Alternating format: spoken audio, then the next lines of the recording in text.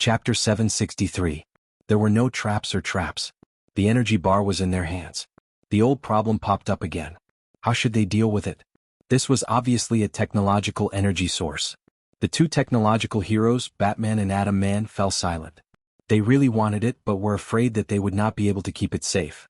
If news of it leaked out and some villain stole it, it would be an earth-shattering event. Especially Batman, he immediately thought of the clown. If the clown knew that he had a weapon that could blow Earth to smithereens, it would be a disaster. Forget it, I'll bring it back. Thea reached out and took the energy bar that was floating in the air. The few of them did not object. After all, the battle was over and the hidden danger had been eliminated. There were many things that needed to be dealt with. The disposal of the alien spaceship, the clones that looked exactly the same, the 500 captives who were ready to turn over a new leaf, and the energy bar that could blow Earth to smithereens. Each and every one of these matters was extremely troublesome. Only Thea, who had close ties with various government departments, could handle them. They returned to Earth in the spaceship. The spoils of war were all sent to the administrative committee. The heroes sang their songs and went home, leaving Thea to deal with all the follow-up matters. Diana wanted to run away at first, but under the stern gaze of Thea, she shrunk her neck and stayed to help. Thea felt that the Dynamorians were fated to be Buddhists. According to ancient sayings, they were rather intelligent. Even Highspender had some magical powers. If one ignored his honor, he would have been an eminent monk 1,000 years ago. She went to the highest peak for a stroll. The entire cave was completely sealed by her 2 seals. The 500 captives who had turned over a new leaf were easily dealt with. 200 of them were sent to various construction sites to make full use of their remaining power. The remaining 300 were allocated to Damien Dark. This former Green Arrow Season 4 boss was now a captive of the main female team. He was very talented. Thea took a large piece of land in Nevada. The 300 musclemen were all given to him to plant corn. The 20 or so authentic Demo natives on the spaceship had also been brainwashed by the 2 goddesses. Much of their knowledge was useful to humans, and they were categorized into different categories and taken away by a few science and technology departments. As for the clones that looked exactly like Miss Voodoo, that was a headache. It was unrealistic to humanely destroy them, and it was also impossible to arrange them into human society or government organizations.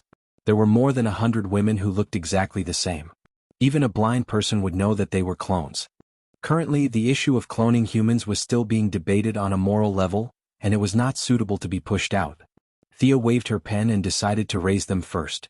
Those who survived would all undergo special agent training.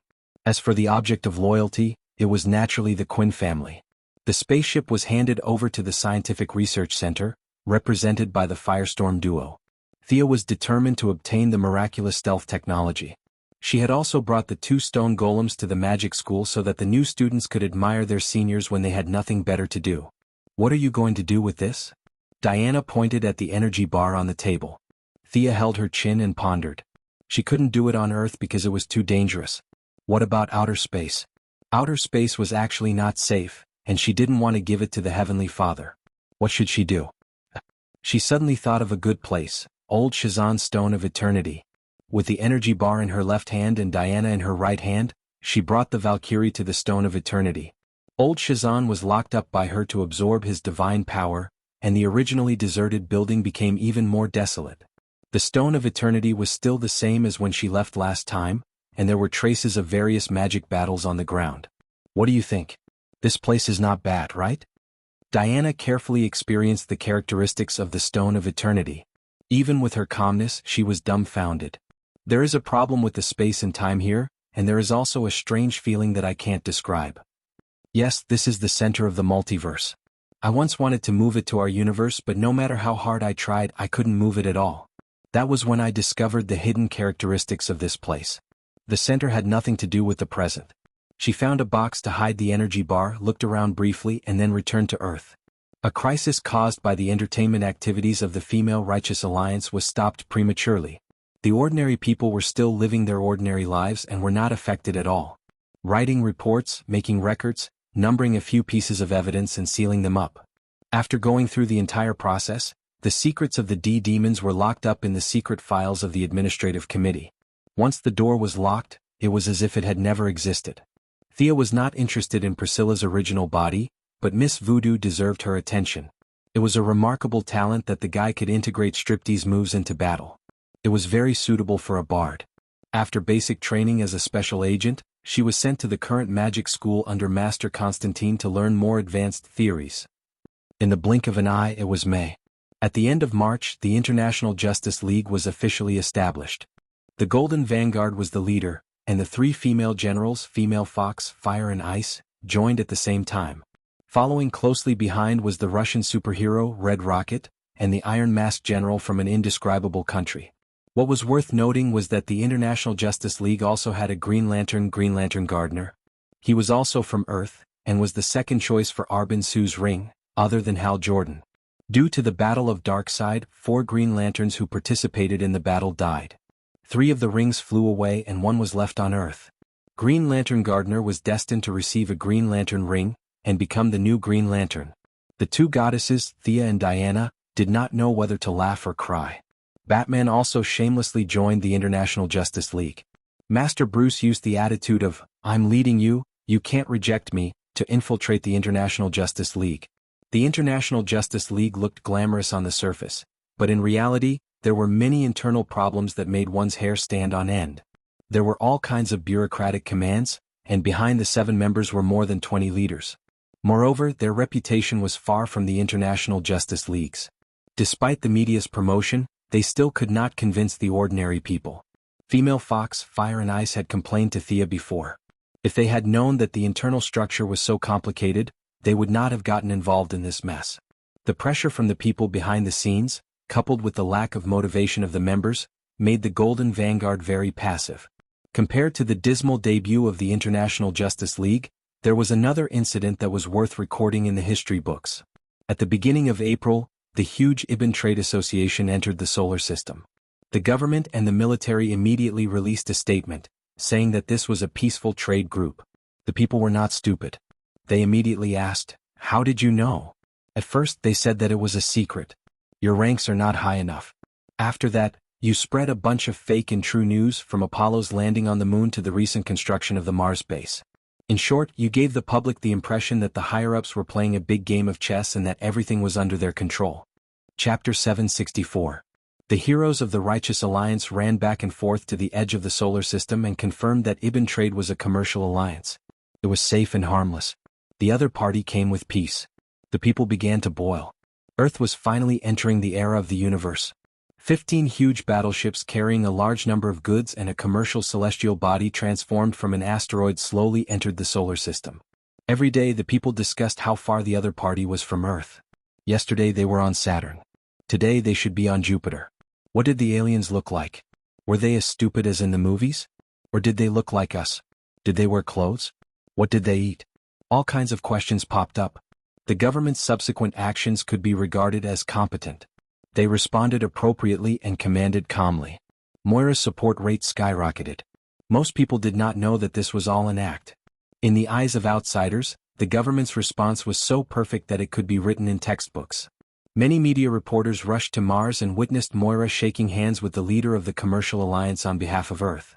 It was worth mentioning that this alien leader looked very much like a gorilla on Earth. Of course, everyone knew that it was impossible. The other party was very kind and knew how to say a lot of witty things. Gorillas on Earth did not have such IQ. Moira knew that this gorilla was her daughter's subordinate. She was not afraid. In front of the camera, she showed the demeanor of a big human country. She was dignified and polite. Jared also knew that this woman was his boss's mother. He was here to act. He put himself in a very low position. His gentle and humble performance won the favor of many media. Superman, who used a reporter's identity to sneak into the scene, felt that this gorilla-like alien was very pleasing to the eye. There was actually such a peaceful alien in this era? The universe was really big and full of strange things. Clark, who had been feeling very tired eating, sleeping and fighting aliens every day, as if the universe was full of bad people, reignited his hope. There were still good people in this universe. The Righteous Alliance did not find any problems. Thea knew far more about the light ring than Hal Jordan. The result of the light ring scan showed that Jared was a real alien. The group of people who did experiments with the U.S. military and reverse lightning had seen Jared before. However, the face of a gorilla was almost the same in the eyes of people. Jared had changed from a small gorilla to a gorilla. Even if he kept his original size, the Americans would not be able to recognize him. Jared landed on Earth with a small landing ship and gave a keynote speech on the peace of the universe at the United Nations headquarters. This was in line with the spirit of the current theme. The representatives of the two sides quickly negotiated a bunch of trade agreements. The IBAN Trade Association established 3 trading points on Earth, one in Asia, one in America, and one in Europe. Large amounts of extraterrestrial resources, technological equipment, and weapons had entered the human race's field of vision, and they only traded various minerals, steel, and fuel. In an ancient manor located in the embrace of trees, today's tranquil time was broken by the continuous sound of brakes. Many small animals among the trees did not know what was happening in this area today.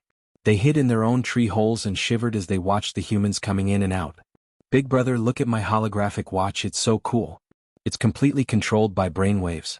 I dare say that Earth's technology won't reach this level in 20 years. A young man was showing off his new watch to the people around him. This kind of thing happened more than once. Many people in the manor were talking to each other. Large amounts of extraterrestrial technology had entered their field of vision, and the first to benefit were naturally the wealthy. You're still buying yachts? How lame. I'm already using the magnetic airship. What? You said that this dress was personally tailored by an international master? My dress can make people fly, can you do it? Young people who loved to show off gathered together and showed off the new items they had obtained, enjoying the admiring gazes of others. This caused them to unknowingly become intoxicated and unable to extricate themselves. The younger generation gathered together and chatted. Those who were popular were talking loudly, and those who did not have much knowledge were clapping and cheering. In contrast, the older generation closed their doors and discussed the future. We received news from IBAN Trade that they are preparing to sell 10 space battleships from a level 5 civilization. What do you think? The white-haired patriarch of the family asked a few elders of the branch. Families that had lasted for hundreds of years would always have a lot of nonsense to deal with. In order to avoid meeting each other with submachine guns and drinking water, they lived in different places. When there was a big matter, they would gather together and pretend that they did not know each other. This was the only way. However, the arrival of IBAN Trade had broken many traditions. It was very necessary for them to gather under the same banner and discuss the future together. The family needs to move forward. If we don't, we will die. I feel that we should wait and see. The current situation is not clear. Wait and see? Have you seen the star map provided by IBAN Trade? There are only a few planets near the solar system that are worth attacking. Let's wait and see. Have you thought about the other families? The group of elders had not finished speaking and were about to quarrel. The old patriarch who was leading the group sat steadily and did not move. He waited until they finished quarreling before slowly saying, "We may be able to wait, but our descendants cannot wait." The family's policy of controlling the world behind the scenes does not satisfy them. They want cheers, applause, and worship from the people. However, the current system cannot give them these things. The old patriarch's words caused the few elders to fall silent. Their branches all had this problem. The elders considered more and were overcautious when doing things. The young people were born with a silver spoon in their mouths. It was very troublesome for them to sit on a large amount of wealth but not know about it. It was not difficult for the young people to choose whether to continue being a wealthy person on Earth or go to an alien planet to become a tyrant. They could forcefully suppress one or two of them, but if the entire younger generation stood together to oppose, they would have to compromise. After all, they could not kill all the heirs. The DuPont family is one step ahead. I heard that they are mobilizing a large amount of resources. They might even be able to take down a battleship before the military. You must know that our Earth is only a third-class planet according to the universe's standards, but that battleship is a fifth-class one. The old patriarch sighed. A space battleship was too good, so good that he could not sleep. We don't have that many resources. Can we use currency to exchange for some with other families? The old men had wolf-like personalities. When they saw something good, they did not want to let it go. If others had it, they wanted it too. The Quinn family has always been a steel company. Previously, steel was their main business during Robert's time. After that young lady came to power, she wantonly bought many energy companies.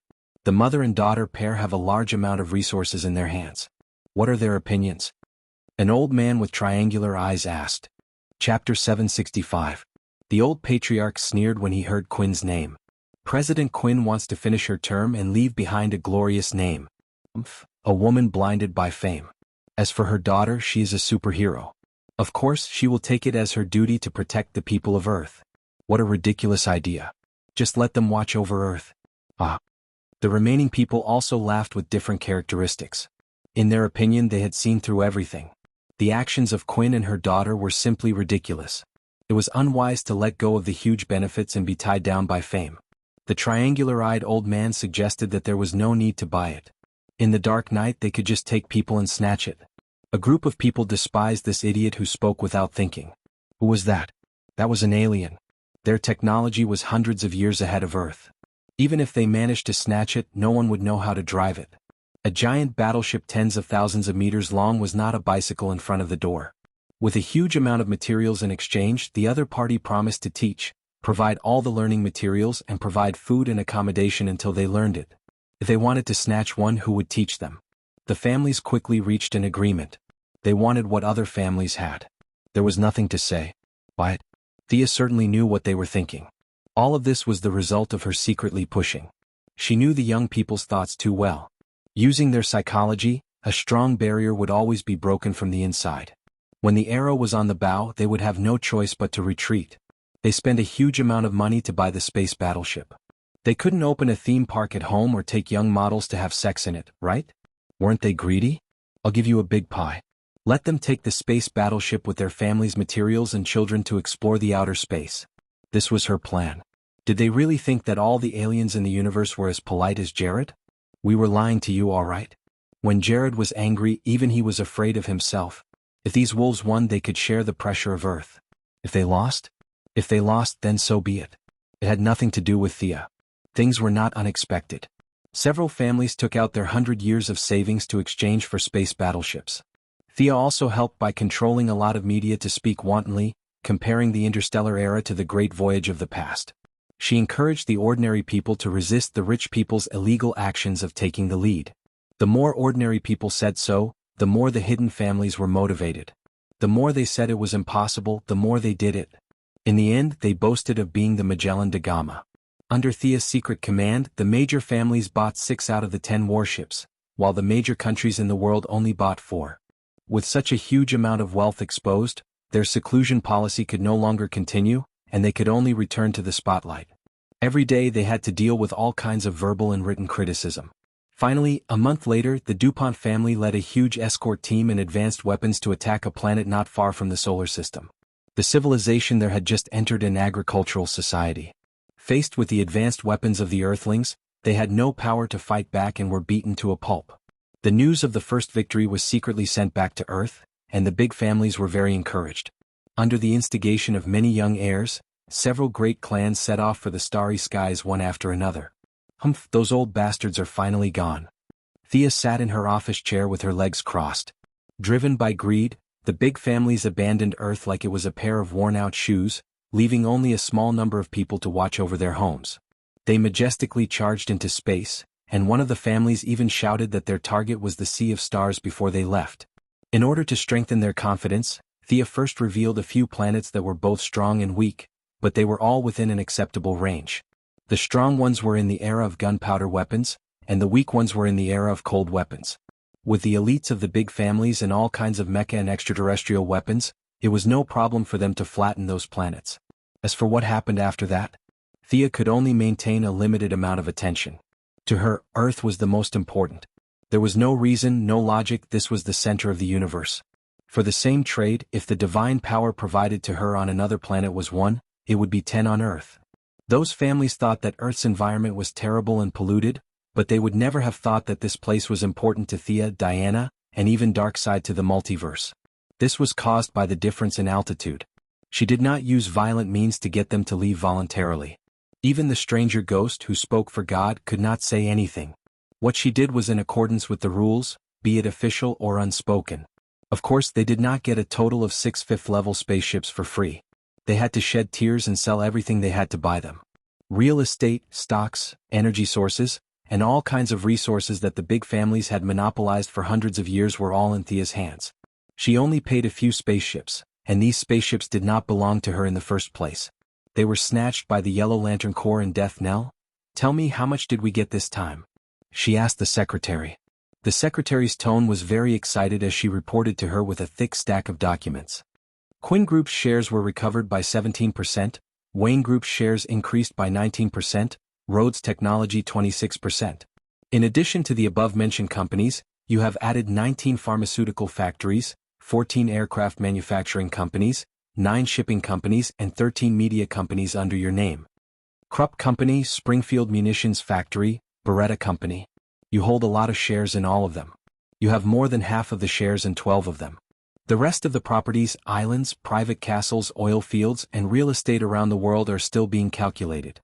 And we paid for all the steel, oil, and rare metals in Quinn Group's inventory. Speaking of this, the secretary laughed softly. She was also a member of the Green Lamp Gang. She had cut off her connection with Luther. Recently, her relationship with Poison Ivy had improved by leaps and bounds. Of course, she knew that Sia had gained something from her left hand to her right hand without any loss to herself. Instead, she tricked a group of greedy fools into risking their lives in the universe. There were too many dangers in the universe and these people would be finished in a few years. All their wealth had changed hands and even if they came back they would be poor. If she told her real thoughts, Thea would laugh at her. Come back.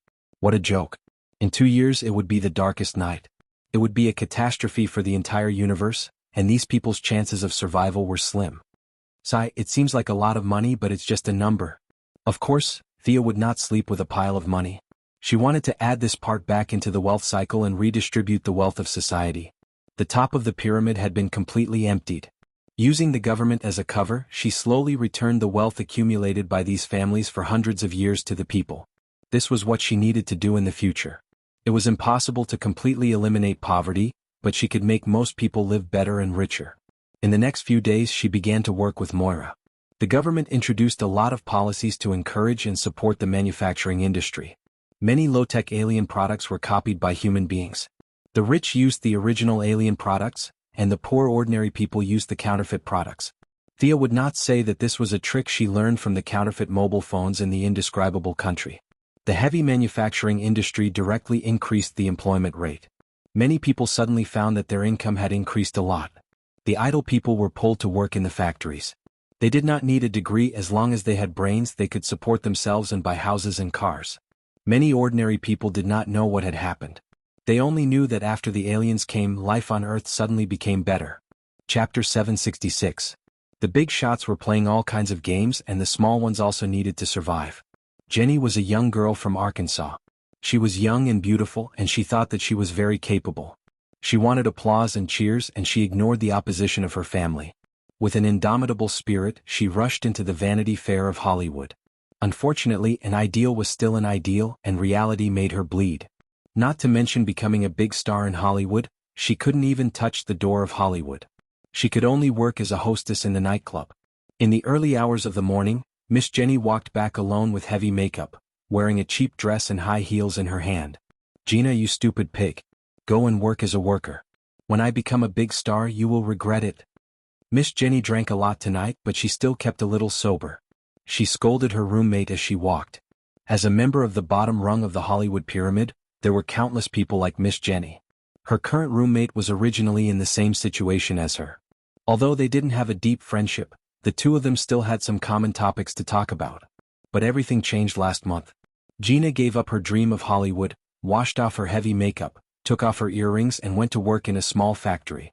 She was as tired as a donkey every day, but her income was 10 times more than Miss Jenny's. This made her both envious and jealous. When the other party invited her to work together, she flatly refused. Are you kidding? I came to Hollywood to be a big star. Do you think I have nothing better to do than to work in a factory? I might as well go back to Arkansas to farm. As an ordinary person, she didn't know why the manufacturing industry suddenly burst out with such a huge amount of energy. Not to mention her, even those promising young people, who often came to the nightclub to have fun, couldn't figure out the relationship behind it. Whenever she saw customers fiddling with alien technology products, she could only look on enviously. She didn't know anything about the big shots. She only knew that she couldn't afford those technological products with her meager income. Miss Jenny, who did not have any academic qualifications and was only focused on getting rich and famous, was even less clear about the complicated logical relationships here. She only knew that due to the huge demand of the manufacturing industry, there was a rare round of labor shortage. Even the nightclub she worked at had a few of her sisters taken away. As the only remaining employee, her workload had increased tremendously. In the past, he could still throw flirtatious glances at people who were suspected to be Hollywood actors, and leave a note. Now he was as busy as a spinning top and had no time for that. Why is this F***king country so busy all of a sudden? What? Everyone was busy, so naturally fewer people came to play. Her daily income, which accounted for a large portion of her daily income, plummeted. She angrily kicked a rock, only to realize that she wasn't wearing shoes the moment her foot touched the rock. The result was self-evident. She could only sit on the ground and rest while hugging her legs. Everyone was exhausted. Most people chose to go home and sleep after a tiring day. Naturally, no one came out to rob them. Compared to a month ago when single women could not walk at night, the security on the streets was unprecedentedly good. Miss Jenny, who had great ambition but little talent, sat on the ground, hugging her feet. She wanted to curse, but she did not know who to curse. While she was in a trance, she noticed that a room was flashing with a faint light, and she could faintly hear someone calling her. He passed by this place every day. Had he ever seen this house before?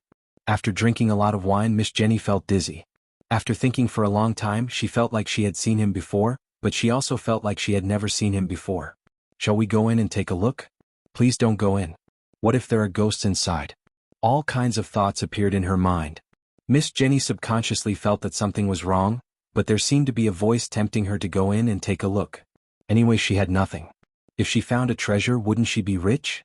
That's right. I don't have anything with me. There's no need to worry.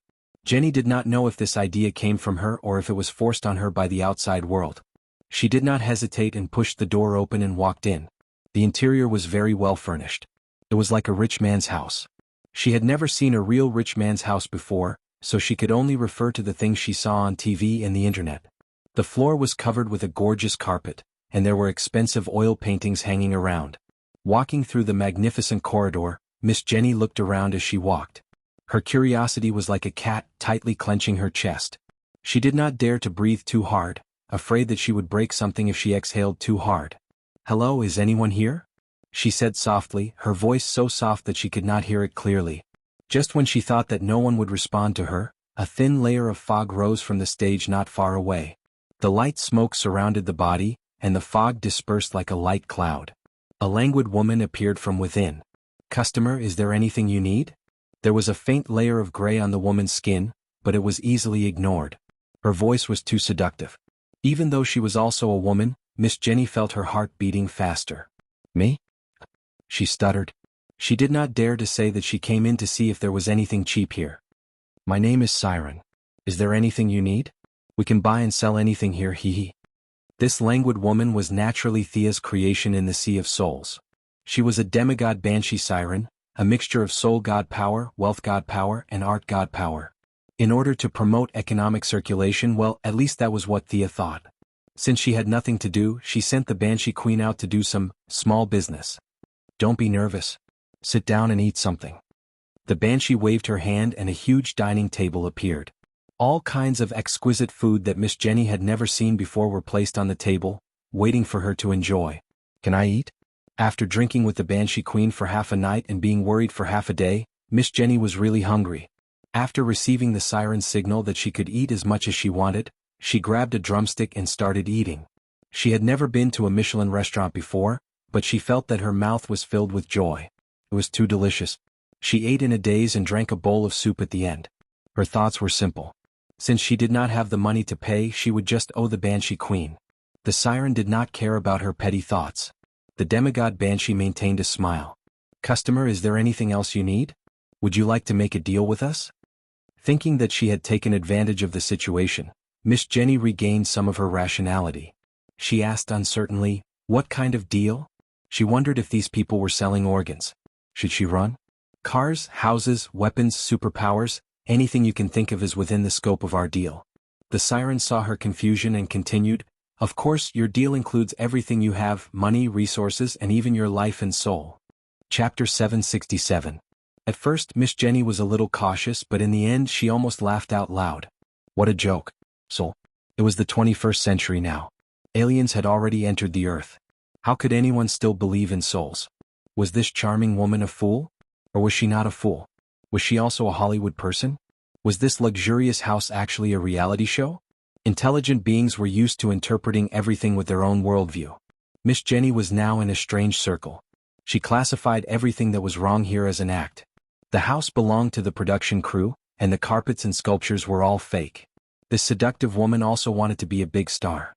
The previous meal was most likely a smokescreen used by the production crew to let him eat a big meal as a reward. In fact, there were countless people hidden in the dark watching his performance. Now that he thought about it, everything made sense. This was a large-scale reality TV show. Realizing that the scene of her eating was seen by so many people, Miss Jenny was a little annoyed. She had to salvage the situation. "Can I really exchange anything?" As if she wanted to show off her acting skills, she was suddenly full of courage and asked fearlessly. The siren was a little surprised. This human was scared like a quail before. Why was she trembling now? However, as long as the transaction was completed, she did not care about the details. She nodded naturally, as long as the customer says so. Miss Jenny lowered her head and pondered. If she said that she was the king of the world or something like that, she would definitely become a joke. She did not want to leave the impression that she was shallow and ignorant. $1 million. Do you have it? She pretended to ask casually. The siren nodded, yes. She took out a check from the drawer and looked at the amount before putting it on the table. Miss Jenny reached out to take it. The siren held her hand with a serious face. "I need your transaction item. What do I have that is worth $1 million? Miss Jenny chuckled. This crew was quite serious. It was most likely a big production. It was easy to be fooled if one did not know the inside story. She thought that she had succeeded and said, "Didn't you say that souls could pay? How many souls do I need for $1 million?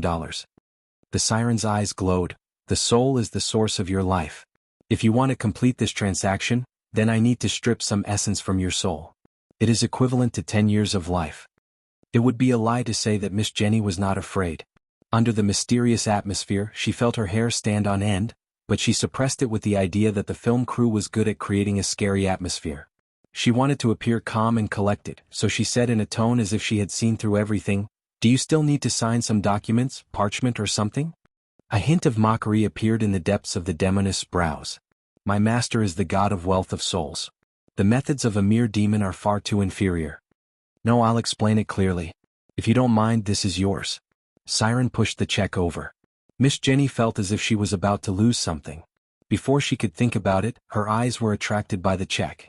She had met a few young talents in the nightclub who squandered money like water. She had seen checks before. She directly reached out and grabbed it. Using her knowledge, she looked at it for a long time. She felt that this check seemed to be real. But how was that possible? "Sir, do you need anything else?" No need. Thank you. I'll leave first."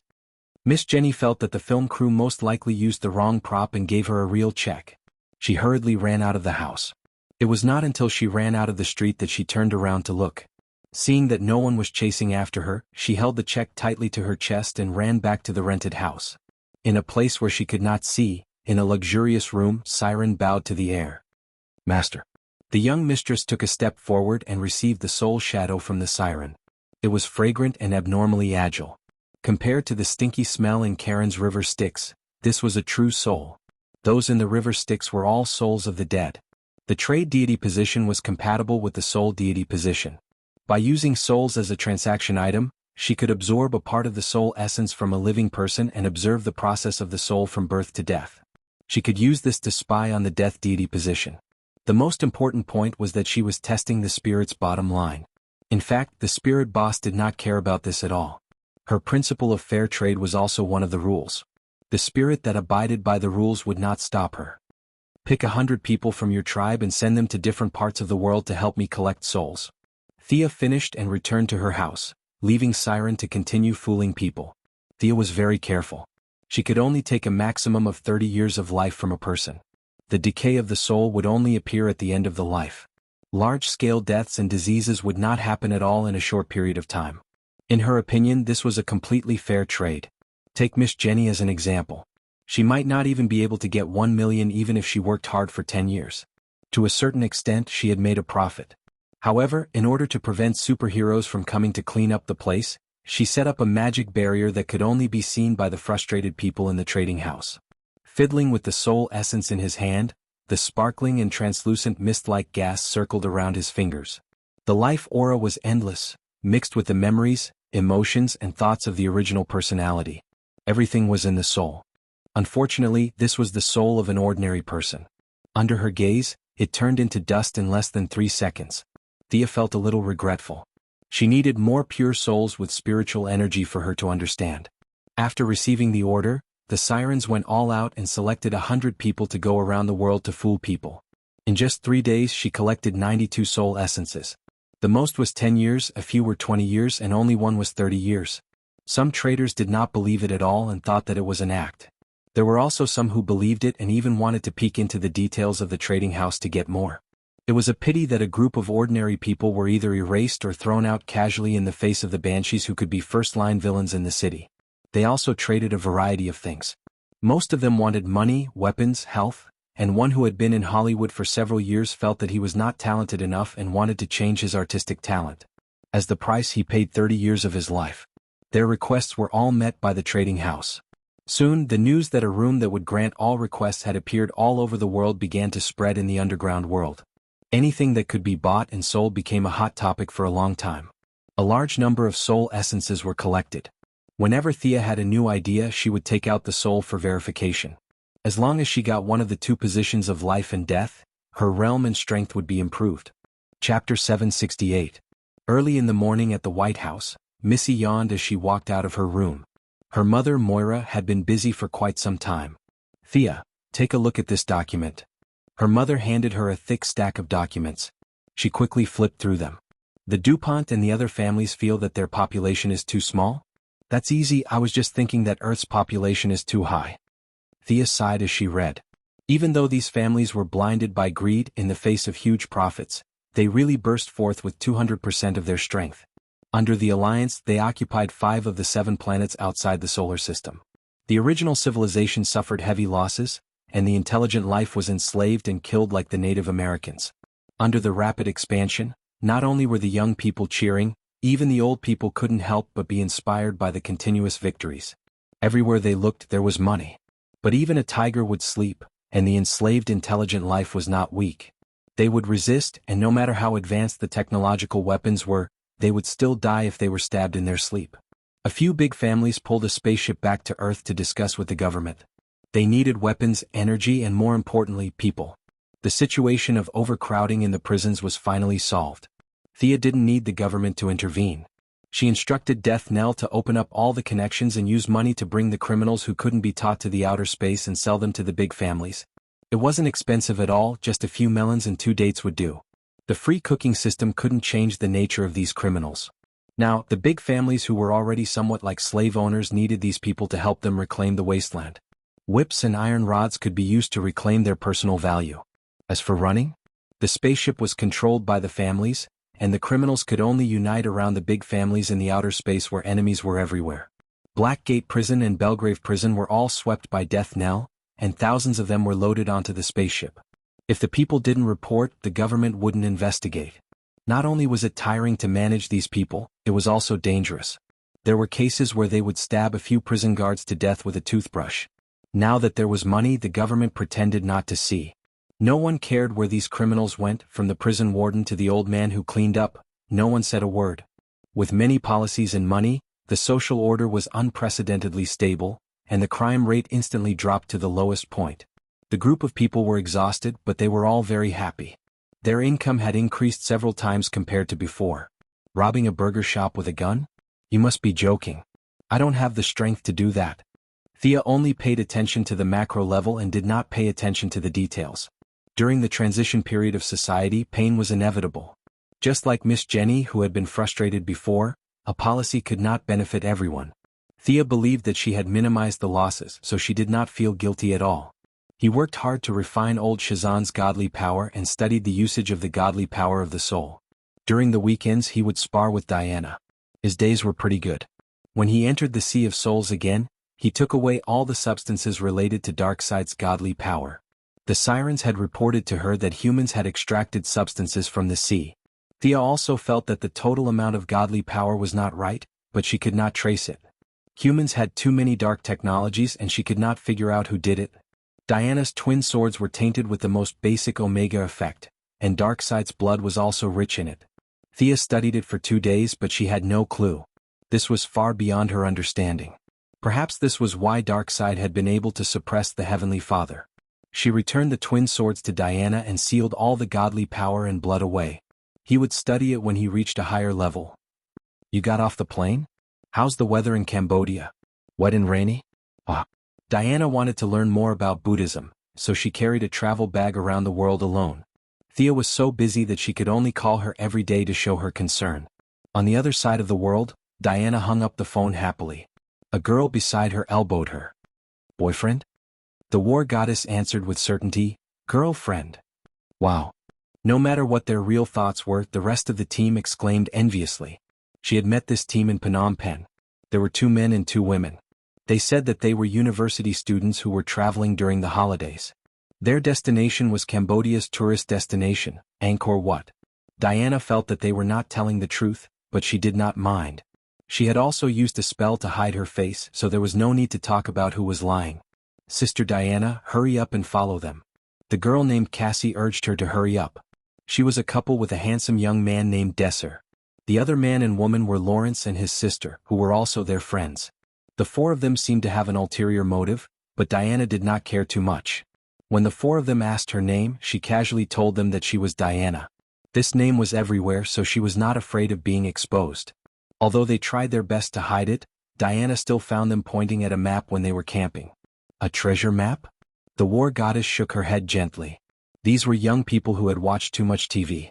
She wanted to leave the team and travel alone, but the girl, Cassie, kept asking her questions. Diana felt that this girl was not a bad person. The 2 of them unexpectedly hit it off, and they could chat for half a day about any topic. Although she was not as knowledgeable as Thea, Diana was still a deity. Her knowledge and experience were vast, so she easily won Cassie's respect. In Cassie's heart, this sister Diana was a complete scholar. The 5 of them drove for 6 hours in 2 cars, and under the guidance of a guide, they entered the Angkor Wat complex. Angkor Wat was built in the 12th century. It was famous for its magnificent architecture and detailed reliefs. At that time, Hinduism was prevalent throughout the Indochina peninsula. In the local language, Angkor Wat was the temple of Vishnu. Vishnu was one of the 3 main deities of Hinduism. Brahma was in charge of creation, Shiva was in charge of destruction, and Vishnu was in charge of protection. His incarnations often changed into various images to save the world. It could be said that his doctrine was the closest to Diana's creed. Unlike the few of them who were just looking at the scenery, Diana carefully observed the rhythm left behind here. As a deity, she could feel that Vishnu had come here before, and most likely held some activities such as lectures. Many of the stone slabs and bricks inside the building were left with the insights of the predecessors. However, few people today could understand Sanskrit. The wisdom of the predecessors was thrown aside, and the magnificent buildings were valued. Diana was not the god of art. She did not care about how beautiful these buildings were. She moved like the wind and looked at the experiences left behind everywhere. She absorbed and learned from those that fit her own path and innovated. She also secretly noted down those that did not fit for future reference. Chapter 769. Sister Diana, come on, these elephants are so fun. The young girl, Cassie, sat on an elephant and waved at her. Thanks to her rich knowledge, she answered all the questions along the way. The other 3 young people who were looking for treasures were also waiting for her. Diana shook her head and chuckled. Thea had 2 small elephants at home, and that was a little fun. The elephants in this tourist attraction were dull and had been tamed to the point of numbness. What was so fun about them? Instead of riding with them on the same elephant, he found one that looked a little more spirited, stepped on the pedals, and with a nimble somersault he mounted it. The power of the goddess was not just for show. The elephant felt a fear that struck its heart, and its limbs went soft. It almost knelt down before her. Fortunately, Diana comforted it with her divine power in time, so it did not attract the attention of the tourists. Let's go to Mount Bacan. In the excited cheer of the young girl, the 2 elephants walked forward slowly. Mount Bacan was a small hill in the main ruins of Angkor Grotto. It was the only commanding height in the vicinity. On the hill was the ruins of a temple of Angkor Grotto. It was the first national temple built in the era of Yasovarman I, after the area near Angkor city of Great Wu became the capital. It laid the foundation of the later architecture of Angkor Grotto. The scenery was unique and the view was broad, so it was the first choice of many tourists. The 5 of them rode slowly up the hill, and the whole complex of buildings was in sight. Cassie's boyfriend, Desai, seemed to care about Diana and asked her if she was tired, whether she needed rest, and so on. In the end, he pretended not to care and asked a few questions casually. In Diana's view, these questions were at least questions that could be asked by a professor who specialized in ancient Hindu history. She was a little curious, but she did not ask more and gave the answers very quickly. Desai thanked her profusely and left, leaving his girlfriend to talk to Diana. What is your boyfriend studying? You guys are not doing anything illegal, are you? In fact, Diana had always disliked Americans.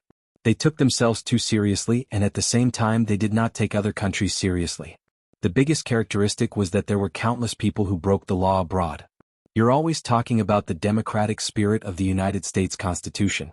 Is there a need to talk about this in someone else's territory? In her opinion, these young people were here to rob Wuxia, split the money and enjoy themselves. This was the habit of many young people in the United States. They were not ashamed of it. Instead, they were proud of it. They thought that it was cool and handsome. Even when they were middle-aged and old, they could still brag to their children about how they were in the past. Bad values were passed down from generation to generation. Diana felt that Casey's nature was kind, and she needed to guide her on the path of kindness instead of slowly degenerating into a criminal. At this moment, Casey also felt that her boyfriend's so-called treasure hunting plan was a little beyond her expectations. She thought that it was just for fun so that she could brag about it with her friends in the future. But now, no matter how she looked at it, it was strange. However, her love for her boyfriend made her suppress the doubts in her heart. She told Diana that everything was normal. The Valkyrie was not an inflexible person. In addition, she had been hanging out with Thea for too long, and her acting skills were somewhat similar to Stanislavski's. Naturally, she skipped the topic and changed the topic. The next day at dawn, seeing that they were packing their bags, Diana said goodbye to them. They told each other to take care and exchanged contact information with the young girl Cassie. Diana carried her bag and walked towards another road alone. When the young people saw that Diana had disappeared at the end of their sight, they packed their bags and hurriedly walked in the other direction. Little did they know that Diana took a detour and walked back. Her magic skills were not as good as Milady's, but she still knew how to use a basic invisibility spell. She watched from afar as they constantly adjusted their direction and finally stopped in front of a very old temple. This was the outermost area of the entire Angkor Wat. Even the children begging for food would not come here, let alone tourists. The young girl, Casey, was anxiously talking to her boyfriend, but Desser decisively pushed her away. He then cut his palm and smeared his blood on a very ordinary stone pillar. There was no earth-shattering noise, nor was there any gorgeous curtain. The four of them simply disappeared into the air. Damn it! It's a teleportation spell. Diana cursed in her heart. She should not have watched. She should have stopped them in time. No longer hiding her tracks, she flew over. Before the teleportation energy disappeared, she took the opportunity to sneak in. After breaking through the water ripple-like spatial barrier, the first thing that came into view was a dim yellow sky and a blood-red ground. The temperature in the air was very high, and in the dense mist, there were faintly discernible strange figures moving not far away. It's like a small plane of hell. Following Thea, Diana was now much more knowledgeable than in the original timeline. She just glanced around and determined her location. She was not worried about herself. Even if she could not find the exit, she could rely on the mother box to return to Earth. She was worried about the few young people. She looked around with her clear eyes. The few young people were nowhere to be seen. She could only search in one direction. Behind a small slope tens of kilometers away, Desser and Casey, the young couple, were lying on the ground. Casey's body was much stronger than ordinary people. She woke up the fastest. She shook her head and slowly got up. When she saw her boyfriend lying unconscious not far away, she hurriedly ran over. Desser was shaken by her a few times and slowly woke up. Looking at the different atmosphere around him, his eyes became more and more spirited. It's here. Yes, it's exactly the same as what was recorded in the book. Desser nodded enthusiastically and kept talking to himself. Casey was frightened by her boyfriend's strange behavior. The air here made her very uncomfortable. It was a warning to her soul, telling her to leave this place quickly. She cried and begged her boyfriend to find the exit. What do you know? This is the sealed land of the gods. If we can get what's inside, we can also become the best. Desser saw that his girlfriend was just crying and he really loved Casey. He thought about his words and took out a palm-sized notebook. This is a record passed down from generation to generation in my family. My ancestor came to this land during the age of exploration. He learned about the legend of the sealed land from many locals. It was said that there was an unparalleled power that could destroy the world. Unfortunately, he was just an ordinary person, and the door to the mysterious world was never open to him. I thought that I would be mediocre for the rest of my life working in a garage. I didn't expect fate to favor me. Look at this. As he spoke, he took out a tattered piece of parchment. The young girl Casey took it in a daze. She looked left and right but could not understand the crooked words on it. Chapter 770. This was exactly the effect Desser wanted. Did you know this is magical text, magical text? This piece of paper fell into the market along with a pile of books belonging to the Rockefeller family. I don't know why these large families would abandon so many of their treasures to the market. I only know that it recorded some of the essays of the great alchemist Magnus. In the eyes of ordinary people it was worthless, but it helped me decipher the secret treasures left behind by my ancestors. Desser held up the notes and parchment.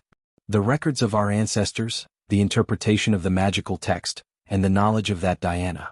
All of these together allowed us to reach this place today. This is the arrangement of fate, you shouldn't resist it.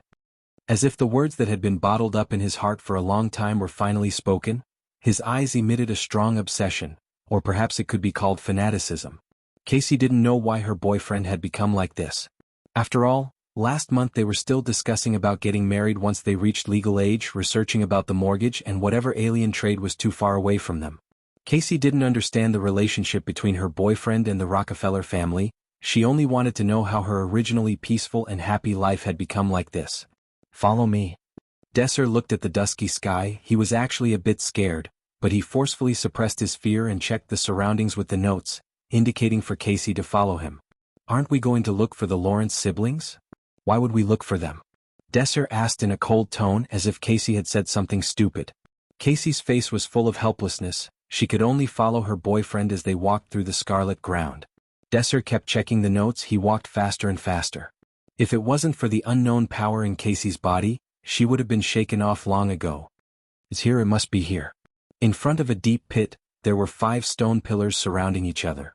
Desser looked at the patterns on the pillars as if he had found some kind of treasure. He used all his strength to kick down a stone pillar, but he was afraid that it wasn't safe enough, so he used all his strength to knock down all 4 pillars. He hurriedly ran down and tripped over a stone on the road, but he didn't care as he rolled and crawled into the pit. Desser. Casey stood at the edge and shouted. The warning in her heart was on the verge of exploding.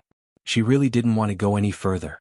Desser turned a deaf ear to his girlfriend's call. He rolled all the way to the center of the deep pit. His hands were like a windmill as he crazily dug into the ground. From time to time he would mutter, My baby, I'm coming." His movements were very fast. In the middle of the deep pit, he dug out a blood-red gem. The stone was as big as a watermelon. It had a bumpy surface, but every edge of the stone was sparkling and translucent. Inside the stone, there seemed to be a dense and splendid cloud of fire moving around. Desser held the stone with a sacred look. His eyes were filled with expectation, as if he was looking at an extremely precious treasure. Neither of them saw that when Diesel picked up the gem, a black mist emerged from the deepest part of the ground and slowly wrapped around Diesel's body. Ah! Desai hugged the jewel and looked forward to his future. Tycoon, president, king, emperor? Who would have thought that a sharp spike would emerge from the gem and pierce his palm with a pu sound, shattering his beautiful dream? He hurriedly let go of his hand in pain. The gem retracted its spike and didn't fall to the ground as he expected. Instead, it strangely floated in the air. The red cloud inside the gem circulated even more intensely, as if a red ink was wantonly dancing in the air. After absorbing a bit of his blood, the ruby became even more resplendent. Fragments of light scattered in the halo, illuminating the area within a few thousand meters. Don't. Desser saw that the ruby ignored him and flew towards Casey. He suddenly thought of something. He was jealous and regretful. His heart hurt as if it was dripping blood. The ruby disintegrated in the air and turned into a set of deep red armor. The surface of the armor was covered with sharp spikes. It was filled with a murderous aura. From afar, it seemed to contain an evil charm. Under Desser's hateful gaze, the armor disintegrated into a dozen pieces in the air and pounced towards the young girl, Casey. Casey, dodge. Casey, dodge. Desser and Diana, who arrived late, roared at the same time. Although their motives were different, their words were unexpectedly the same. The young girl, Casey, reacted half a beat slower. When she wanted to dodge, the ruby had already turned into a meteor and collided with her.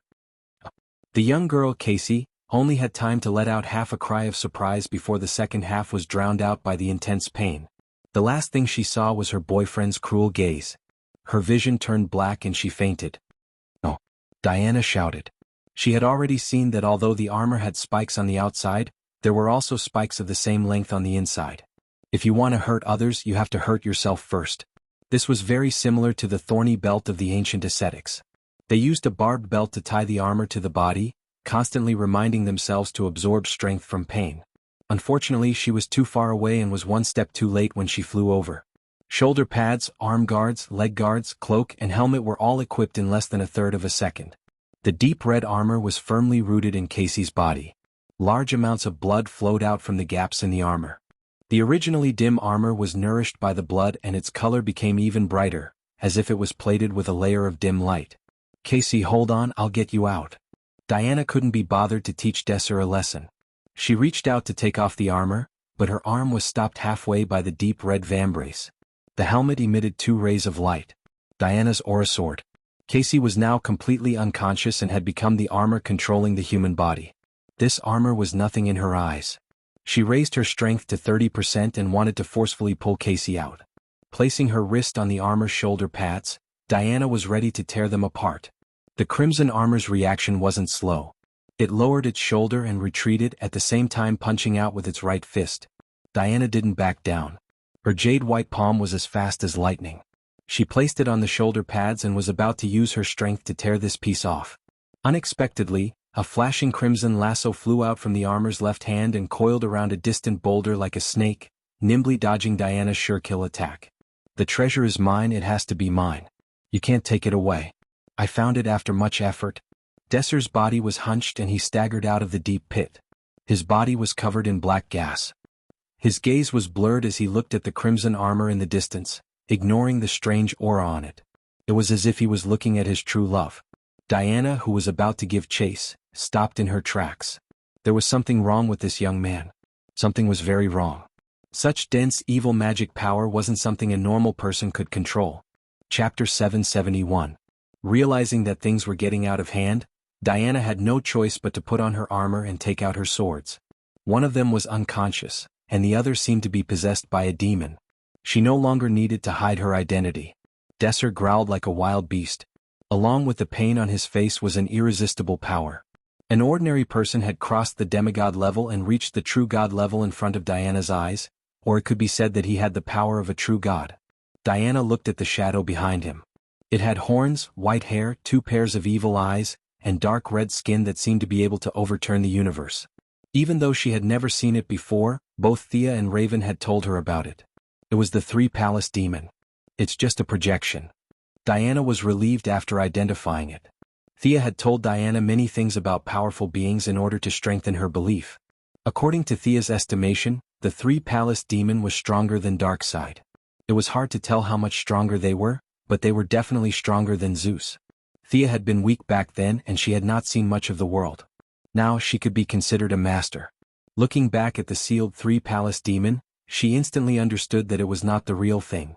It was at most a clone. Connecting the memories, it was impossible to guess that the sealed 3-Palace demon was the clone summoned by the cultists on Earth. If Raven Lowly was the daughter of the 3-Palace demon, it would be more accurate to say that she was the daughter of the clone. If the real 3-Palace demon entered a plane like Earth, it would definitely cause the universe to explode. In other words, the house was too small and its body was too big. Back then, Sia and Raven had sealed a doppelganger, and its strength should be on par with Darkseid's doppelganger. The one before Diana now was at best a projection of the doppelganger's doppelganger. The war goddess was not afraid. She had no problem fighting a mere projection. Of course, the best solution now was to summon Thea to help. But she did not want to do that. The problem in front of her was caused by her, so she had to solve it herself. The only problem was whether the Crimson Armor would find an excuse to escape if he was held back by the 3-Palace magic projection. Fortunately, luck was on her side. The ancient armor that had suppressed the projection of the 3 demonic palaces for thousands of years, even if its spirituality had been tainted by the demonic aura, it still remembered the mission that it was created for. The red lasso swung and attacked the great demon. Desai was completely demonized, and the 3 palaces behind him slowly faded away. This didn't mean that he had worn them away, but that the transformation of Desai's body was almost complete. His originally handsome face was distorted beyond recognition. There were horns protruding from his forehead, and there was another pair of eyes above his eyes that seemed to be struggling to open. The human hand was the first to complete the transformation. A blood-red light flashed, and a giant hand wrapped in black gas moved like lightning. It grabbed the lasso and pulled in the opposite direction, wanting to pull the crimson armor over. Diana naturally wouldn't let go of this opportunity. She pulled out her two swords and slid towards the demon's legs. Divine power covered the two swords. Just by looking at their sharpness, one could feel that they were unstoppable. The two swords danced and cut through the air. The projection of the three demonic palaces didn't dare to be negligent. His shoulders and legs didn't move, and his body moved 3 meters to the left to dodge the attack. As if seeing Diana's power, he let go of the crimson armor's lasso. He waved his hands repeatedly, stirring up a monstrous amount of magic. With a push of his hands, a blood-red light spurted out, and a torrential amount of magic surged forward. Facing a torrential amount of magic, Diana didn't dare to underestimate it. However, retreating and dodging wasn't her style.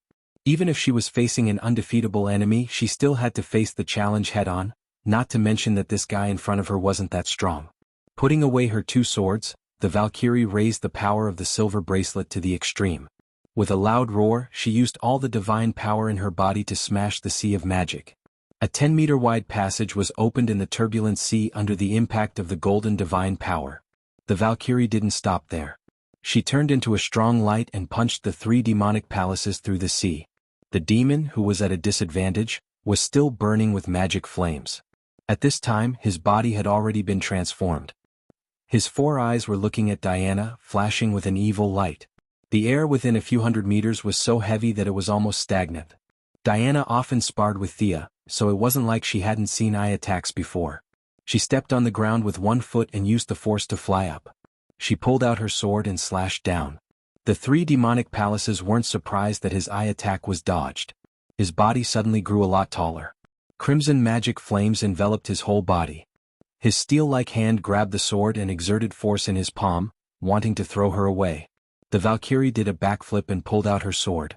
At the same time, she took out her lightning spear and thrust it at his arm. Boom! A crisp sound rang out.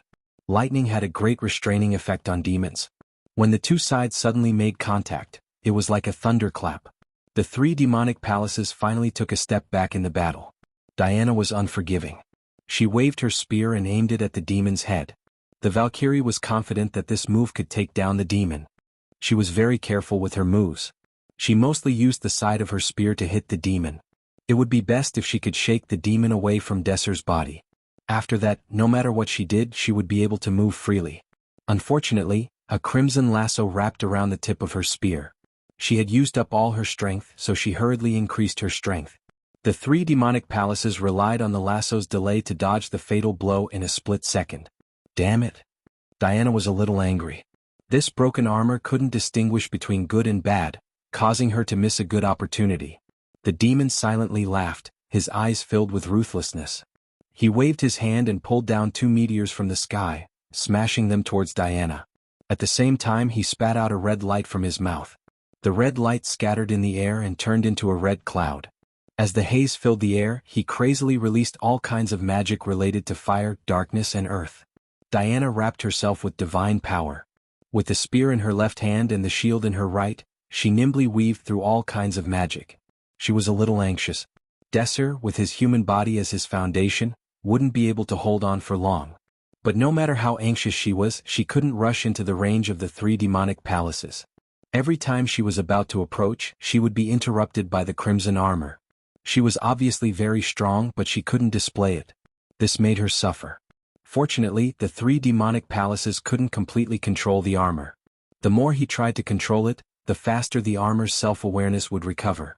At first, Diana was fighting 1 against 2, but slowly, it became 2 against 1 between Diana and the crimson armor. But when the armor's magic power was overused, the 3 demonic palaces' control would gain the upper hand. It would turn around and attack Diana again. This cycle was endless. Chapter 772. Among the 3, Diana was the strongest, but she didn't dare to kill 2 ordinary people. She was clumsy and the fight was a little ugly. The 3-palace demon was the most experienced and also the most cunning. He repeatedly foiled Diana's attacks, and even countered the Valkyrie's attack with a punch. And the crimson armor was swaying left and right in the middle, helping this in that one moment. Diana used the remaining force of the 3-palace demon's punch to fly out of the battle circle. and with a wave of her hand, she sent a ball of her golden divine power into the armor. She wanted to awaken the young girl Cassie in the armor. In fact, Cassie had already been awakened by the intense pain. Every jump and attack of the armor was like stirring her body. Fortunately, she had a different physique than ordinary people, and the armor's barbs were for training, not for killing. The armor would return a portion of her power after every action. Otherwise, if she wasn't an ancient monk, she would have died long ago without a body as tough as diamond. In a daze, she looked at the battle outside like an outsider. Seeing her new friend Diana wearing the armor and wielding a spear and 2 swords, Cassie knew that her new friend was the superhero Wonder Woman. However, Cassie didn't have the intention to ask for an autograph. She only felt that this was a nightmare, and she hoped that she would wake up soon. Diana's divine power helped her. Warmth, sunshine, and many other precious qualities.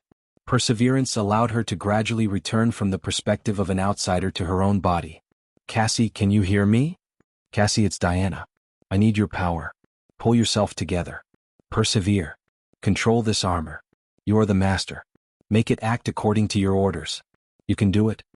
Diana's voice was hazy at first, as if it came from the horizon.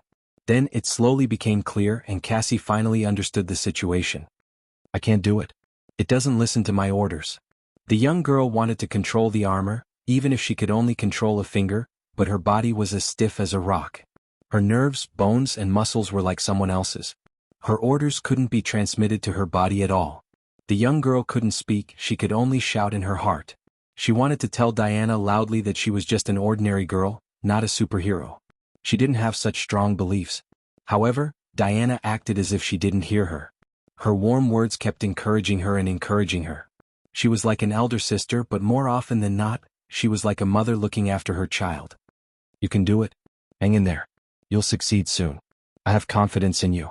Under Diana's constant encouragement, the young lady Cassie mustered the courage to control her body several times, but she also failed several times.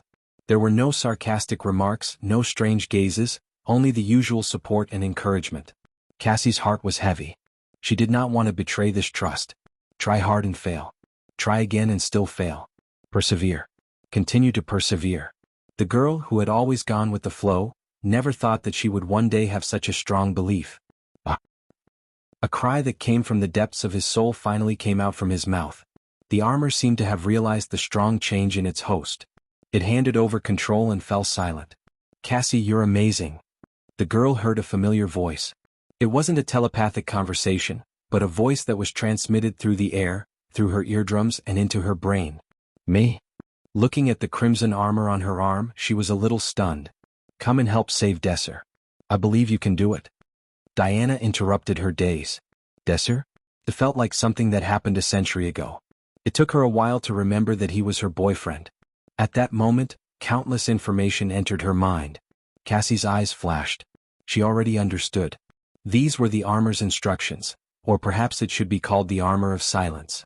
The flashing red lasso drew an arc in the air and wrapped around the Tri-Palace demon. The great demon revealed a ferocious smile. His gaze pierced through the armor, through the flesh, and looked directly at Cassie's soul. What a terrifying gaze. It was filled with monstrous hatred and all negative emotions. Cassie's mental defense that she worked so hard to build was quickly collapsing. Fortunately, the young rookie quasi-hero was not facing the great demon alone. Diana had already seen this scene. She admired this little girl. She took action a little later because she wanted to use this opportunity to train her character. She wanted to guard against arrogance and impatience. The armor was not omnipotent. The key was still in one's heart. A strong heart was the key to victory. Demon, look at me and say your name. Diana threw out her lasso of truth just as Cassie's lasso was about to be broken. She had trapped Desser's body. According to the rules, the Tri-Palace demon could only say the original owner's name. The result was not surprising. The original Tri-Palace demon could resist the lasso of truth. There was no doubt about this. This clone projection was far from it. Desser. The moment the name was said, the Tri-Palace demon projection was kicked out of Desser's body by the power of the rules. Diana did not have time to look at the unconscious youth. She took out the thunder spear and threw it at the projection that had just left the body and had yet to fully condense into a form. Boom. With a loud explosion, the Tri-Palace demon projection was blown into pieces and disappeared from the world. Diana only heaved a sigh of relief when she could no longer see the shadow. Desser. The young girl Cassie could only call out her boyfriend's name from a distance. She was afraid that the spikes on her body would hurt her boyfriend. His body is just too weak. You will be fine after some rest. Diana checked and said with certainty. The air here is very bad. I placed the Lawrence siblings not far away. Let's leave this place first. Diana carried Desser and found the other two people who had been unconscious until now. She opened the sonic tunnel and returned to the place where they had left. They avoided the sight of the tourists and found their own car. Diana used a gem sealed with a powerful healing spell on the three of them. Desser was the first to wake up. He looked straight at Cassie, who was wrapped in armor. Even if he did not see her face, he knew that she was his girlfriend. However, he did not say a word. He looked at her coldly and drove away alone. Looking at her boyfriend, who drove away alone until he disappeared from her sight, the young girl Cassie's emotions finally emerged from the bottom of her heart. She was very sad. She understood the look in her boyfriend's eyes when he left. It was full of resentment. He hated why the armor did not choose him. He hated how she could get something for nothing. He hated her to this extent. The original emotional connection had long disappeared. Cassie did not think that she could go back to live a normal life with her armor. Since her boyfriend wanted to leave, she would let him go. Chapter 773. They're about to wake up. Do you want to talk to them? Diana pointed at her other companion and asked. No, they're all Desser's friends. It's better if they don't see me like this. The girl's voice came from within the armor, a little distorted. Then come with me first. Let's see if I can solve your current problem. She could barely use invisibility, but Diana's teleportation was sloppy and ordinary. Instead of teleporting, she preferred to fly by herself. She didn't dare to teleport with others. The two of them ran towards the dense forest on the other side. Looking at the trees rapidly receding in front of her eyes, and the air being compressed by her high speed, creating wind resistance, Cassie, who was running to her heart's content, felt a burst of joy, but when she thought of her future fate, she felt an inexplicable sadness. Now I'm also considered a superpower user, right? Everyone wants superpowers, even a girl who likes to fantasize is no exception, but the price to pay for superpowers is a little too high, Cassie thought self-deprecatingly. Can I fly? Looking at Diana flying close to the ground, the girl Cassie tried her best to forget her worries and diverted her attention to ask. Diana didn't know the answer to this question, but she explained some of the key points of flying, like Thea, who used magic to fly, and Superman, who used physical strength to fly. The girl's perception wasn't low, as she ran while thinking about the few situations that Diana explained. At first she could only jump, but as she slowly understood the flow of air, her body seemed to become lighter and lighter, and in the end she actually staggered and floated. Haha, I can fly. The girl was overjoyed, and the haze in her heart finally dissipated by half. Diana was also very surprised. This girl's talent was unexpectedly high, and it wasn't unreasonable for the armor to choose her. After a few more experiments, the girl wearing the armor had strength, speed, endurance, reflexes, and flying ability that far exceeded a normal person, and had no shortcomings in any aspect. If trained well, she would be a great hero in the future. Diana once again strengthened her confidence. After running at high speed, the two of them found a secluded forest. Diana sat cross-legged on the ground and gestured for Cassie to sit as well. Do you know who I am? She asked first. After learning how to fly and running for a while, Cassie, who was depressed because of her boyfriend's departure, recovered a lot. She nodded and said, Superhero Wonder Woman Diana Prince, I've seen reports about you on the internet. Then she seemed to have thought of something. I heard that you're the lover of the first daughter? Diana had the urge to cover her face. You're already like this, yet you're still so gossipy? However, this girl was very fond of her, so she couldn't bear to scold her. You're right, but don't change the topic. Let's return to your question. I won't covet your armor, but can you take it back now? The girl's tone was a little dejected. There's only combat information in the armor. It doesn't say how to retrieve it. Diana proposed that she would like to check herself, and the girl said that she could do as she pleased. After checking for a long time, Diana taught her a few secrets to restore her state of mind and tried to help her take off the armor. Unfortunately, the armor was completely connected to her body, as if it was a part of her body.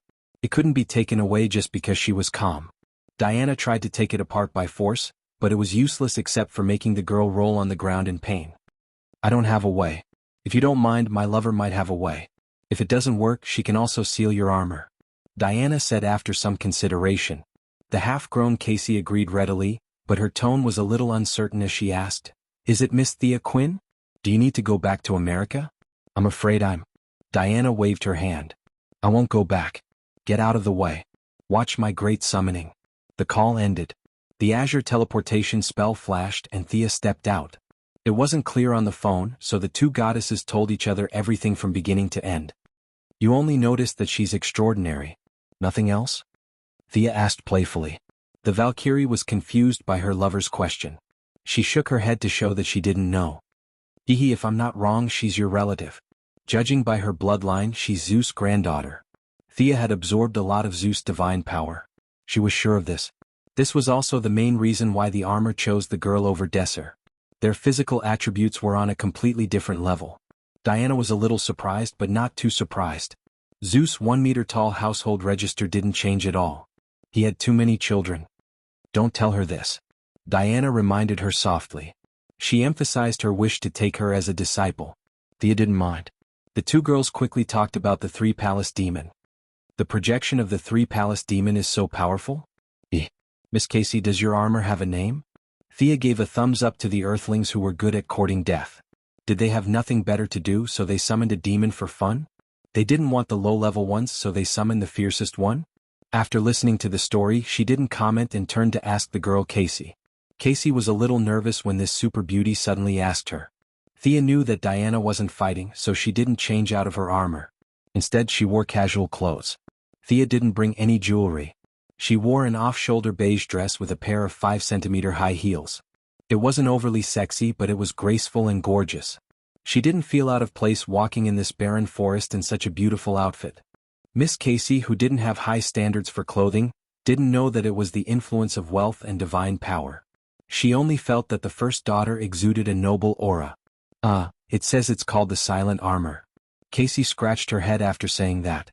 Then she felt stupid like an ugly duckling. She hurriedly put her hands down. Silent armor? So she's Diana's disciple in the original timeline, the magical girl? Thea nodded to herself. The Valkyrie also talked about the purpose of summoning her. She wanted to see if the armor could be removed or retracted into her body. If it didn't work, she would seal it. In short, it shouldn't affect Casey's daily life. Thea used her magic to scan the armor from front to back and left to right. She lowered her head and pondered for a moment. This armor was specially made by the ancient heroes to deal with the three-palace demon. It had a strong sense of sacrifice. In the eyes of the ancient people, once they put on this armor, they wouldn't rest until they died. They had no intention of taking it off. However, this wasn't a problem for her. The characteristic of ancient magic was its grandeur. Its external appearance was that it was tall and full of power. It was far inferior to modern magic in terms of refinement. Even if it wasn't the original method, Thea still found a loophole in the armor. She spent half an hour drawing a modern magic circle for the armor. Casey followed her instructions and successfully retracted the armor, or at least a part of it. Chapter 774. The shoulder pads, chest pads, and helmet of the silent armor were all retracted, leaving only the arm pads and leg pads outside. The rest of the armor became a red tights worn on her body. Your compatibility with the silent armor is not high enough. When you two are indistinguishable from each other, it can be completely retracted into your body.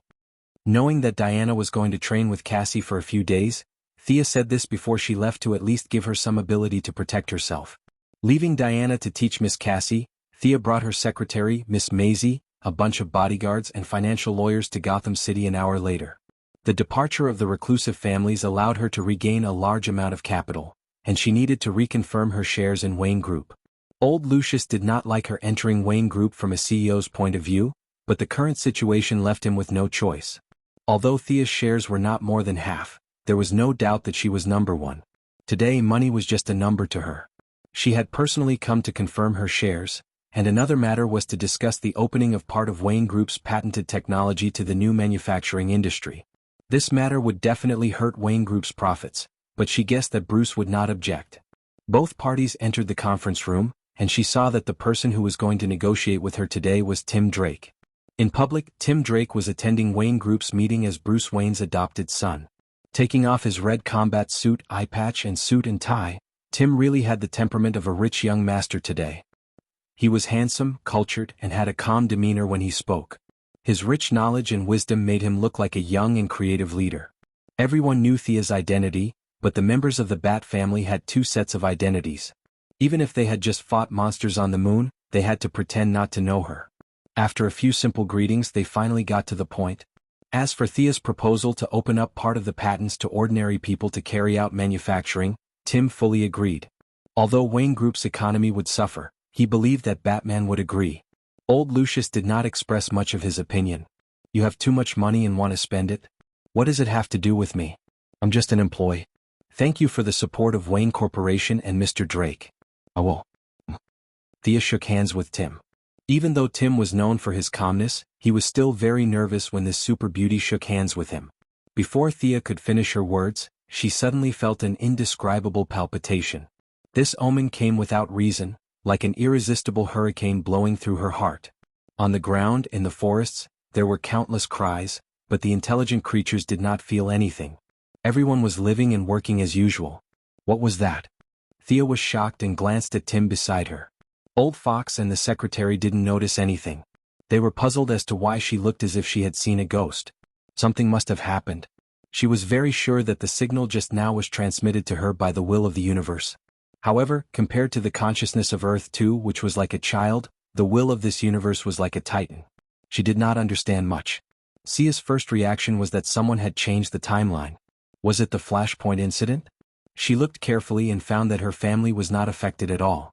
The development of Earth was still the same as it was a tenth of a second ago, stable and peaceful. Barry Allen, who was far away in Central City, was having dinner with heirs and discussing marriage. It definitely wasn't him. What the hell happened? A hurried phone call interrupted her thoughts. Tim gave her an apologetic look and picked up the phone. After saying a few words, he was also stunned. Bruce is missing? What do you mean he's missing? Thea heard the voice of the old butler Alfred on the other side of the phone. She couldn't suppress the doubts in her heart. The old butler had always been as calm as Mount Tai. Something big must have happened, or he wouldn't have made this call. I'll go check on Boo. Oh. What happened to Mr. C? The surface of the Bat Cave was full of lead, so she could only fly over to investigate. In front of a group of business elites from Wayne Corporation and Wayne Corporation, she activated the teleportation spell and reappeared in Wayne's old mansion. Alfred, what happened? She quickly found the old butler in the side hall. The old butler was anxiously making a call. Thank God, Miss Thea. You came just in time. Hurry up. Come with me. The old butler panted heavily and couldn't say a complete sentence for a long time. Thea could only inject a small amount of magic into him to help him stabilize. The old butler panted for a while. Master is missing. Sia's head was full of question marks. Who was missing? How did he disappear? I went to get him coffee. It was only 2 minutes and he disappeared into thin air. There was no battle, no signs of superpowers, at least I didn't see anything. Come with me. With that, he pulled Thea to the secret door. According to the old butler, Batman was studying something, but in the blink of an eye, a living person disappeared. Oh my God.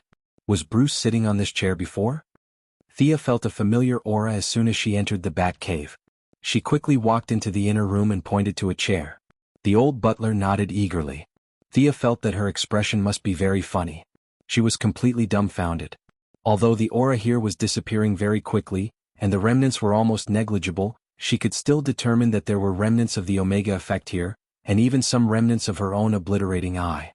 Her ray energy had stopped here before, and she was certain that she was not wrong about this. She looked around in a daze. Are you sure it's not April Fool's Day? Are you all not teaming up to make fun of me? Batman was studying the Omega ray and her obliterating eye. Then he lost himself? Master Bat had dug his own grave. The image of a red light and a green light intersecting each other appeared in Sia's mind, before they smashed into Batman with a boom. The siren had warned her that someone had sneaked into her sea of souls, but she didn't take it seriously. Now the culprit seemed to be Batman. Why was this guy so restless? Even she, who could fight with Darkseid, found the Omega effect difficult to understand and chose to seal it. Where did Master Bat get the courage to study it himself? Even she, a god, couldn't decipher it. Did he think that he could figure it out with a wrench and a screwdriver? There should be a limit to his advanced technology. Looking at the empty chair and the old butler's expectant eyes, Thea didn't know if she should say something. Chapter 775. The old butler looked at her earnestly. Thea scratched her head. She had some guesses, but she was not sure if she was right. Batman Bruce Wayne was rich, had a house, his parents were dead, and he was a handsome middle-aged man. Other than having a son who was a burden, he was perfect in all other aspects. The world's consciousness would not alert him. He was just not qualified. A normal Batman could die 1,000 times. He could be killed by a car, choked on food, or smashed to death by a flower pot. It had nothing to do with the world's consciousness. Thea was sure of that. But it was related to the Omega effect in the Eye of Obliteration. His life and death were at the level of the rules. If it was not handled well, it would be a universal disaster. Thea interrupted the old butler. This is very, very complicated. I need to ask someone who knows. I can't explain it in a short time. If Superman, Diana, and the others come, tell them to wait for me. I'll come back as soon as I get the answer. She went to the new planet. The Heavenly Father was no doubt a wise man. Your Majesty, you know. After a simple greeting, she had just started when the Heavenly Father raised his hand to interrupt her. He looked at the guards around them. The question you want to ask is too big and too unbelievable. Let's not talk about it here. The two of them stepped out of the territory of the new gods. Walking across the abandoned land, he could still see traces of the battle between the Father and Darkseid a few months ago. Their power was ancient and pure, and time could not erase it. Once their power was unleashed, it would last forever. Thea was not as good as the Heavenly Father. Her Sea of Souls could not last more than 10,000 years. It was only a matter of time before it dried up. I'm glad that you can sense the changes in the multiverse. But I still want to ask you something. Do you really want to know the meaning behind this and the truth behind it? The Heavenly Father asked after walking for a long time. His tone was not very firm. How big could it be? Thea scoffed. You don't know that the cultists on Earth summoned the 3 palace demons, do you? Of course, their original plan was to summon Lucifer directly. It was just that he mistook Feng Jing for Maoliang. There were also some South American cult groups that summoned giant beasts. Miraculously, they actually succeeded. A group of heroes were knocked to the ground and called for their fathers. In the end, it was God who stepped in to save them. Courage was the unique talent of Earthlings, and Thea felt that she also had this talent. Her eyes were filled with determination as she nodded lightly, indicating that the Heavenly Father could tell his story now. Only Darkseid and I know about this. You're stronger than the gods, so you're qualified to know. But remember, don't tell the gods, not even Diana. Can you do that? The Heavenly Father asked. I promise I won't say anything, she said sincerely. Goddess Thea, do you know how the multiverse under our jurisdiction was born? Thea thought that she knew, but her actual level was probably not, so there was no need for her to show off. Weren't you and Darkseid the one who established it? Ah. The Heavenly Father laughed heartily. It was obvious that he was very comfortable with the flattery. After laughing, he quickly shook his head. There were too many bosses above him, and it was not easy for him to survive. Some flattery was enough to be enjoyed behind closed doors, but it was not to be taken seriously. How is that possible? You think too highly of me, ha? The Heavenly Father laughed again and said seriously, Darkseid and I are only the representatives of good and evil. We don't have the ability to create the multiverse. The real creators call themselves the Watchers. Their power is far beyond mine, and they have power that neither Darkseid nor I can fathom. Goddess Thea, as the leader of the new gods, we only use our divine power and divine positions. The Watchers have long surpassed all kinds of rules. Their level is far beyond the new gods, and they are omnipotent and omniscient. The Heavenly Father's voice was a little heavy. He had worked so hard to get to where he was today, and it was hard to imagine that there were bosses above him. Thea had reservations about the Heavenly Father's words. The Watchers might be omnipotent, but they were definitely not omniscient. In her opinion, this group of Watchers was similar to Marvel's transcendental gods. Their power was boundless, but they were still one step away from being omniscient. This was evident from Darkseid's deliberate plan to confront the anti-Watchers. She lowered her head and thought for a moment. So you're saying that what happened in the multiverse just now has something to do with them? It has something to do with them, and it has nothing to do with them at the same time. The Heavenly Father looked like he was going to have a long talk. Thea hurriedly pretended to listen carefully. The Watchers created the multiverse to monitor and record everything that happened in it, while the anti-Watchers destroyed the multiverse to maintain the number of universes within a certain range. From what I understand, this is a way to balance the universe. They are both forces of order. Thea nodded to show that she understood. In her opinion, although the anti-Watchers were reduced to dogs in the later stages, they were still the creations of God. She had seen the antimatter universe in a hurry back then, and although it was chaotic, there was still order. As far as I know, there is another force outside of the multiverse. They are called the Third Party. The Watchers, the Anti-Watchers, and the Third Party. These three forces are intertwined. The Watchers and the Anti-Watchers have always been on guard against the Third Party, but the gap between the universes just now gave the third party a chance. A multiverse that represents darkness has been born. The Heavenly Father's expression was a little gloomy. He had not even finished dealing with Darkseid, and now there was another wave of villains. He felt that the task on his shoulders was very heavy. The Dark Multiverse? The third party in Barbados? Thea combined the Heavenly Father's words and her own memories, then connected the whole story with Batman's incident. She finally had a clear understanding of the relationship between the two. If Batman was just an ordinary person before, be it in body or soul, he was very ordinary.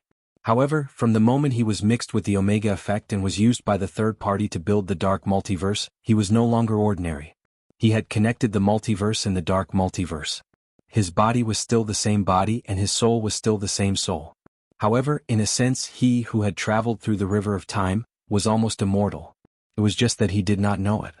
Thanks to him, the scale of the entire universe had automatically increased by a level. From the original parallel universe and multiverse, it had evolved into a composite universe. In the future, it could even become an omnipotent universe. Chapter 776. From the perspective of the universe and even the higher-ups such as the Watchers, this was a cause for celebration. To them, the upgrade of the universe was like the corn in their field. The longer it grew, the better it was. Such a good result naturally had to be recorded and popularized on a large scale in the future. But from the perspective of an individual or a god, it was terrible to have a bunch of enemies for no reason. Your Majesty, can we make a move first? Her so-called goal of making a move first was self-evident. The Heavenly Father sighed. It's not that I don't want to, but that universe is sealed up layer by layer. The flow of time inside is completely different and we can't enter it all. Maybe 10 years, maybe 100,000 years, I can't say for sure when that universe will be completely open. The ability to create a universe is already beyond my limit. After figuring out the whole story, Thea resolved her doubts and prepared to leave. The Heavenly Father was a good boss, comforting her not to feel burdened. The Earthling you mentioned who was teleported away by the Omega effect must be found as soon as possible. The longer he wanders in the river of time, the greater the damage to the timeline. If he returns to the point of time he left by himself, the entire universe will be destroyed. Thea hurriedly asked why he said that. The Omega effect is the power of origin. It follows this human, and every time it teleports, it accumulates energy. If it follows the human's footsteps and returns to your point of time, it will form a paradox, causing an explosion at the source. The energy of this explosion will have no problem piercing through 3 or 4 universes, and the universe that bears the brunt of it will have no chance at all. Do you understand? Thea understood a little. Wasn't this a more advanced causal weapon? The ray shot out from the source followed the flow of time back to the origin, and the cause didn't produce any results. Instead, it returned to the cause. Boom, it all exploded. Now Batman was a human-shaped bomb, the kind that could blow up several universes with one explosion. She said goodbye to the Heavenly Father with a lot on her mind and returned to the Bat Cave. Miss Thea, our master? The old butler saw her and hurriedly asked. That. She replied in a bad mood. The old butler is shocked. Thea doesn't want to embarrass the old man, so she explains carefully, it's more troublesome than death. I don't have any clue. She had yet to figure out the Omega effect. And now that she had the Eye of Obliteration, no one knew what would happen when the two energies came together. Of course, Darkseid might be able to answer her questions, but it would be impossible even if she thought with her toes. The Omega effect would cause Batman to jump around in the river of time. One day he would be in a primitive society and the next day he would wake up on the battlefield of World War II. The effect of the Eye of Obliteration was to erase a person's existence, making everyone forget that person. However, in the long river of time, Batman was the only one who had forgotten himself. He was definitely suffering from amnesia. Thea sighed. She could only analyze on a superficial level whether the convergence of the two types of energy would produce other effects. She really couldn't estimate the deeper effects. Traveling through time irregularly would lead to amnesia every time you traveled through time, and then amnesia again. Ordinary people would definitely die after traveling through time twice, but Thea believes that with Batman's tenacity, he would find his way home. Her mission was to stop him or even kill him in the flow of time. If there was a glimmer of hope, she wouldn't do this. After all, they were old friends. However, she didn't have a choice. Between the universe and Batman, it wasn't difficult to choose. Bruce won't appear again. You should be mentally prepared. She patted the old butler's shoulder and left the Bat Cave. Traveling through time wasn't a problem for her, but it was unknown which point in time Batman traveled to and which timeline. It was completely inadvisable to blindly search for him. Thea didn't inform anyone. The people of the Righteous Alliance couldn't help with this matter. Diana was still teaching her disciple. She told the Valkyrie about a race of watchers. They lingered outside the universe and used the infant universe to power spaceships that were vast and magnificent than the Milky Way. They could destroy a universe with a raise of their hand and disinfect the universe at will. In their eyes, the gods were no different from insects in the fields. This was too much of a blow to their confidence. Fortunately, she had already set her sights on the highest. Otherwise, she would also have been devastated. She slightly released her soul power and all the passers-by ignored her. Thea lay on the lawn in the center of the city. The warm sun shone through the clouds onto the earth. She smelled the fragrance of the green grass in her nose. The busy crowd walked around her. A sense of incompatibility welled up in her heart. I'd better go home and think about it. Just as she was about to leave, a low male voice sounded in her ear. I can help you. That's why I'm here.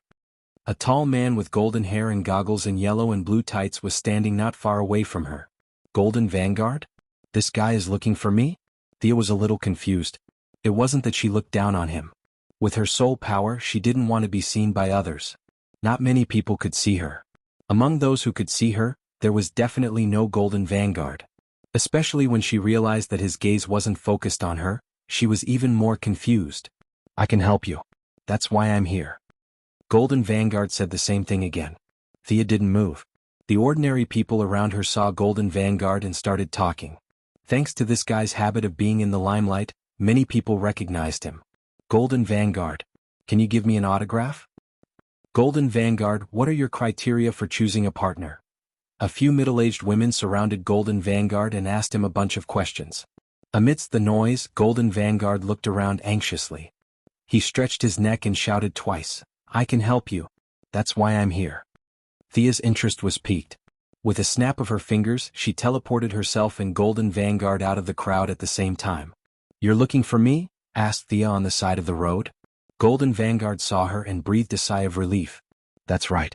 I'm here to look for you. Trust me, I can help you. What can you help me with? With all due respect, I don't think you can solve my current problem. I can.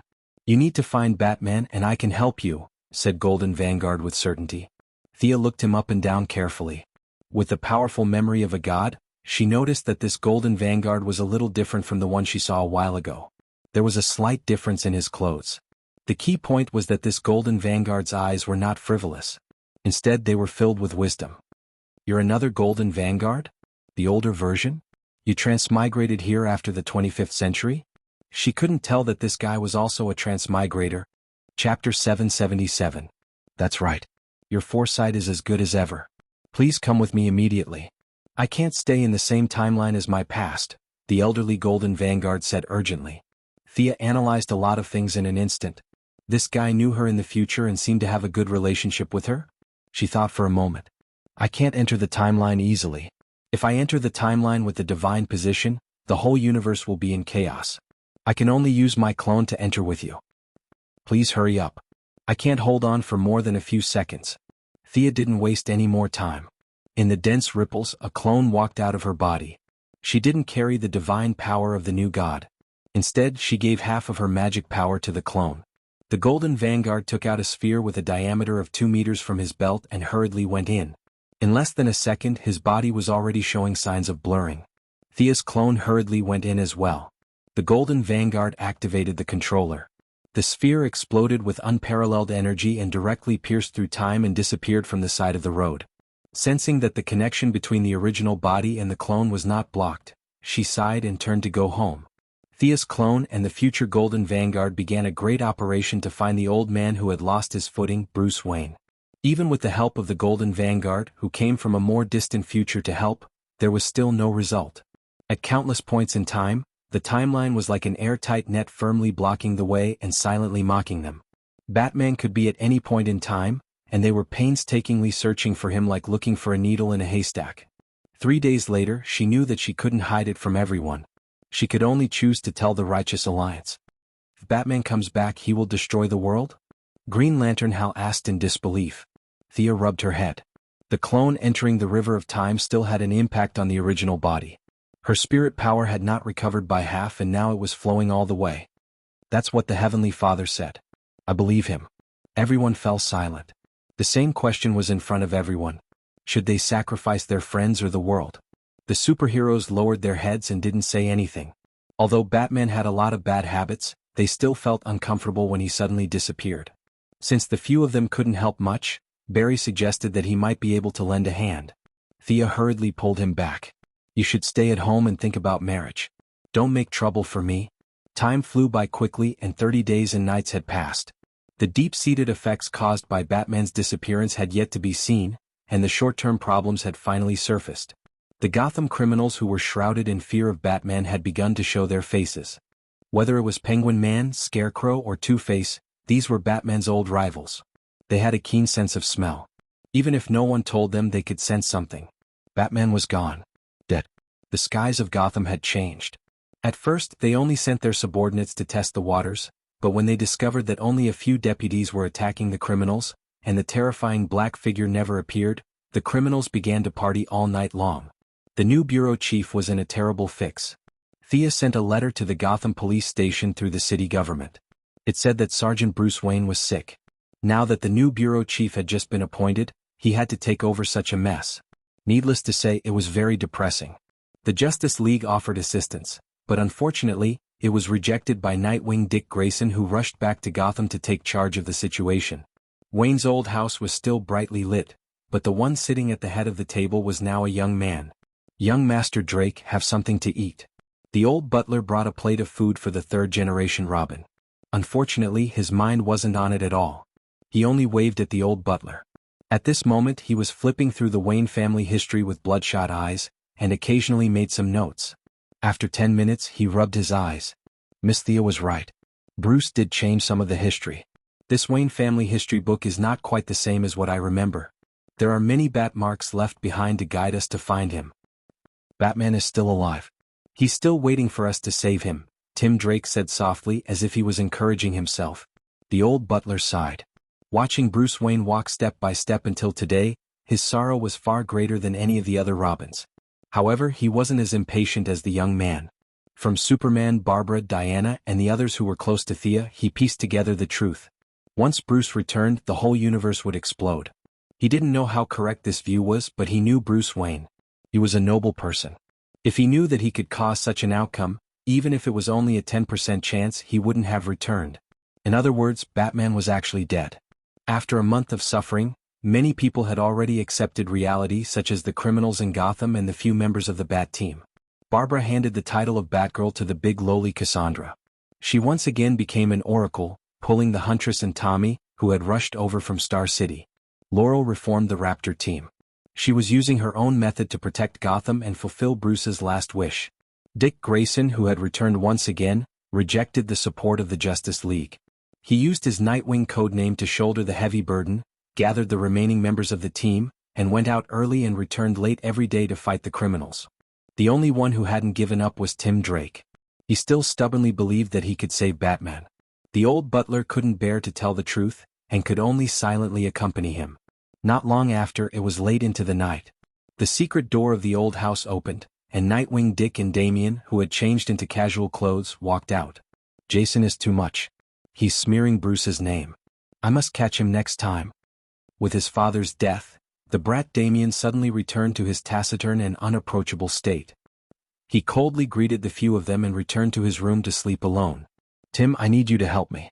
Damian's methods are becoming more and more violent. I don't want him to become another Jason Todd.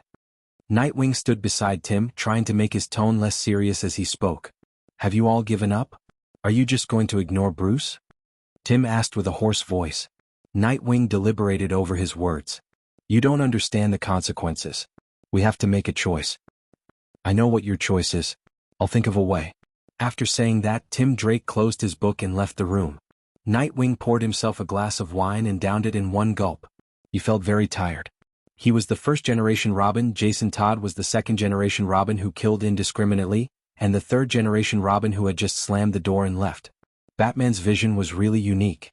Every generation of Robin had a frighteningly strong personality. Each person had a different idea. No one could convince the other. Chapter 778. Tim Drake walked out of Wayne's old house dressed like a nobleman. It was drizzling outside and the rain washed over the city. Faint gunshots could be heard in the distance. In fact, as the third Robin, he was not as dispirited and uneasy as Nightwing thought. He was not a substitute for anyone, and he did not need anyone to command him. He had his own way of doing things. Nightwing lacks courage and he doesn't dare to take that step. But I can. He walked around the Bat Cave and looked at the bat suits on the equipment rack, saying thoughtfully, Gotham did not care who was under the bat suit. He only needed the symbol. He quickly put on an old version of the bat suit and rode out of the Bat Cave on his motorcycle. Nightwing was troubled by Jason Todd. To Tim this was simple. He just needed to take him down and put him in jail. Then he would show the Batman suit to intimidate Gotham and stabilize the situation. Finally he would focus on finding Bruce. This was the best and fastest way to solve the problem. That was what he thought and that was what he did. The motorcycle moved silently through the streets and alleys, drawing arcs in the night. He planned to solve the internal problems first before working together to deal with the external problems. The first problem was to find Jason Todd, the second Robin before him. Unlike Nightwing, Tim had never seen Jason before. When he joined the Bat Squad, Jason had already revived and left Gotham. To him, the name was more like a symbol. Is it here? Tim fiddled with his watch and quickly found the information he needed.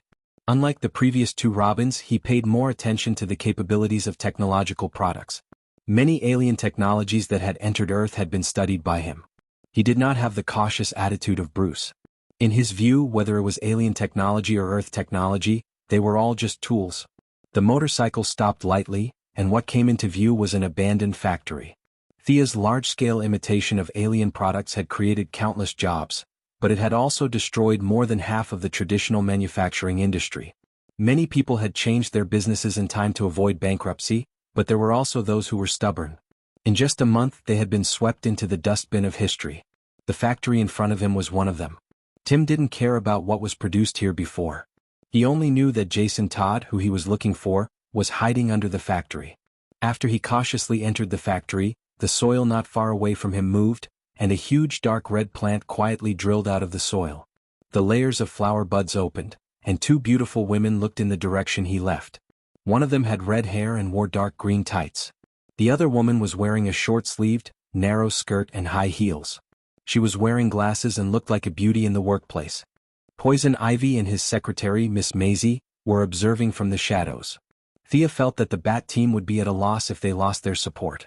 Considering that Tommy and Laurel would also join the fray, she sent Poison Ivy, a local from Gotham, to help them in secret. Hanging out with Sia every day, under the influence of her surroundings, the secretary, who was originally a straight girl but now completely turned gay, happened to be at Poison Vine's house. Since she had nothing to do, she took the opportunity to come over and take a look. Why is it so messy here? The secretary heard the gunshots in the distance and found it hard to believe.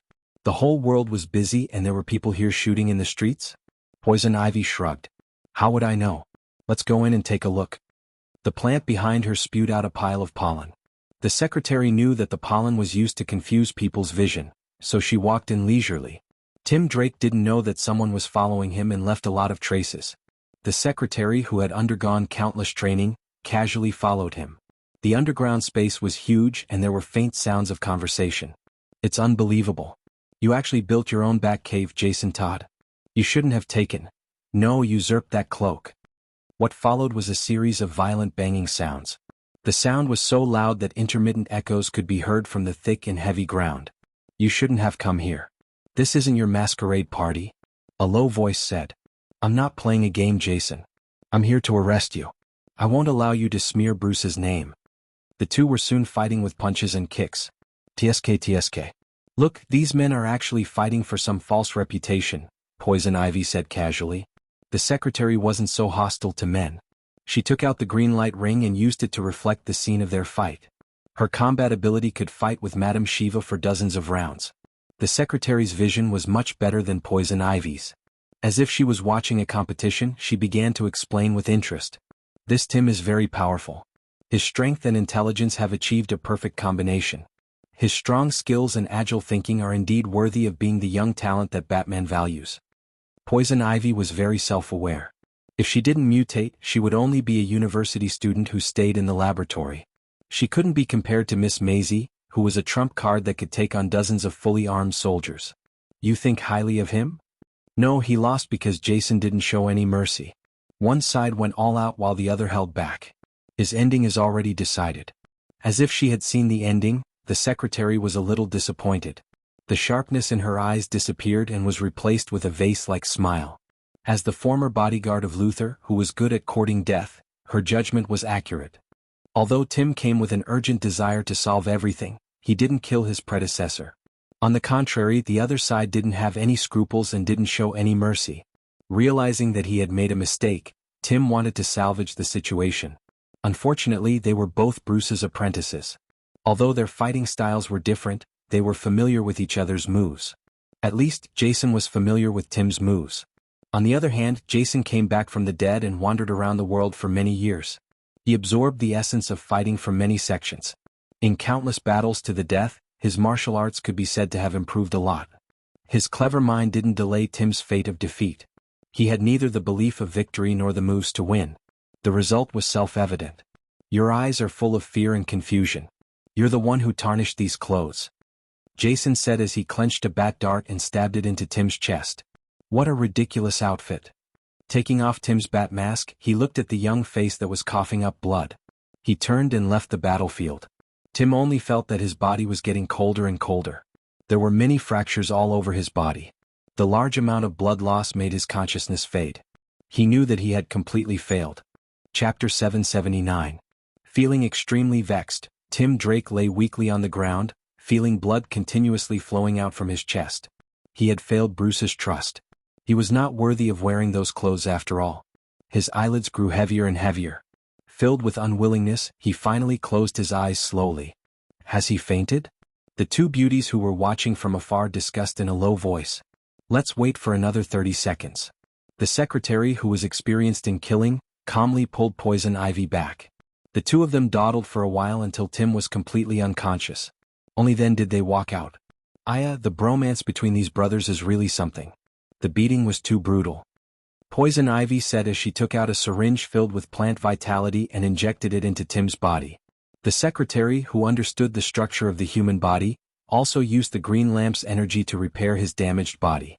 Let's go and save his life. Let his companions worry about the rest. Let's catch up to that ruthless guy.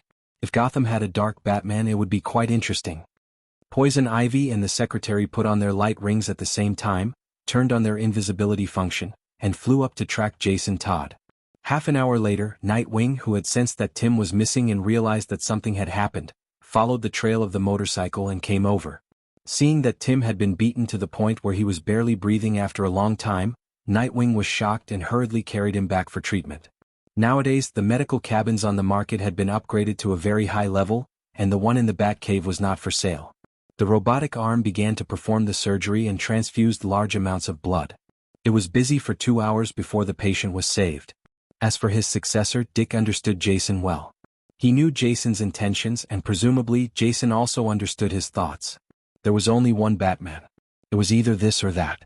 There was no other way. If he did not accept the challenge, Jason would continue to kill. He had to stand up and fight Jason to the death.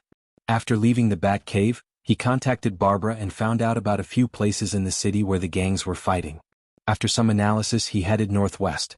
At the same time, the two women who had been following Jason Todd in the sky were also talking. It's hard to imagine that this guy was actually taught by Batman. He watched as Jason Todd went on a killing spree. With 2 guns in his hands, he leaped onto roofs and vaulted over walls. He killed one person with a single shot, turning the gangsters into a river of blood. Poison Ivy was in disbelief. The legend of Batman had been a hot topic among the citizens of Gotham for a long time. As an ex-citizen of Gotham, Poison Ivy had talked about it with her friends over tea before she mutated. The principle of not killing was Batman's biggest insistence. However, his disciples had not followed his teachings. Your marksmanship isn't bad. I can tell that you've trained hard. The secretary didn't care about how many gangsters had died. She just wanted to analyze Jason's marksmanship from a professional point of view. The two of them had nothing to do, so they watched the performances and chatted for a while. Without Luther's harassment, the secretary seemed to have opened a door for herself. In addition, Poison Ivy was also a quick-witted woman. As the two of them chatted, the topic of what kind of props they should use at night went astray. That guy is here. The secretary's mental fortitude was much higher than Poison Ivy's.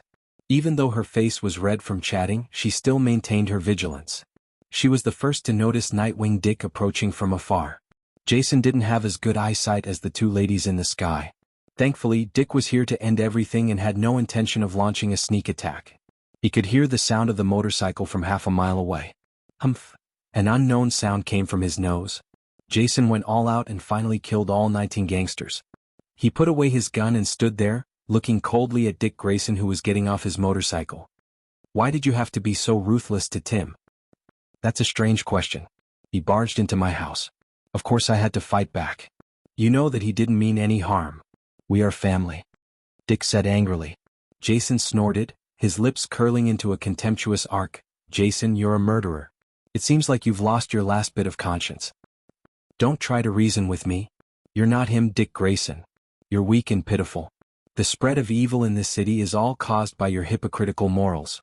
Let me teach you what you should do. With that said, he kicked Dick's face with great force.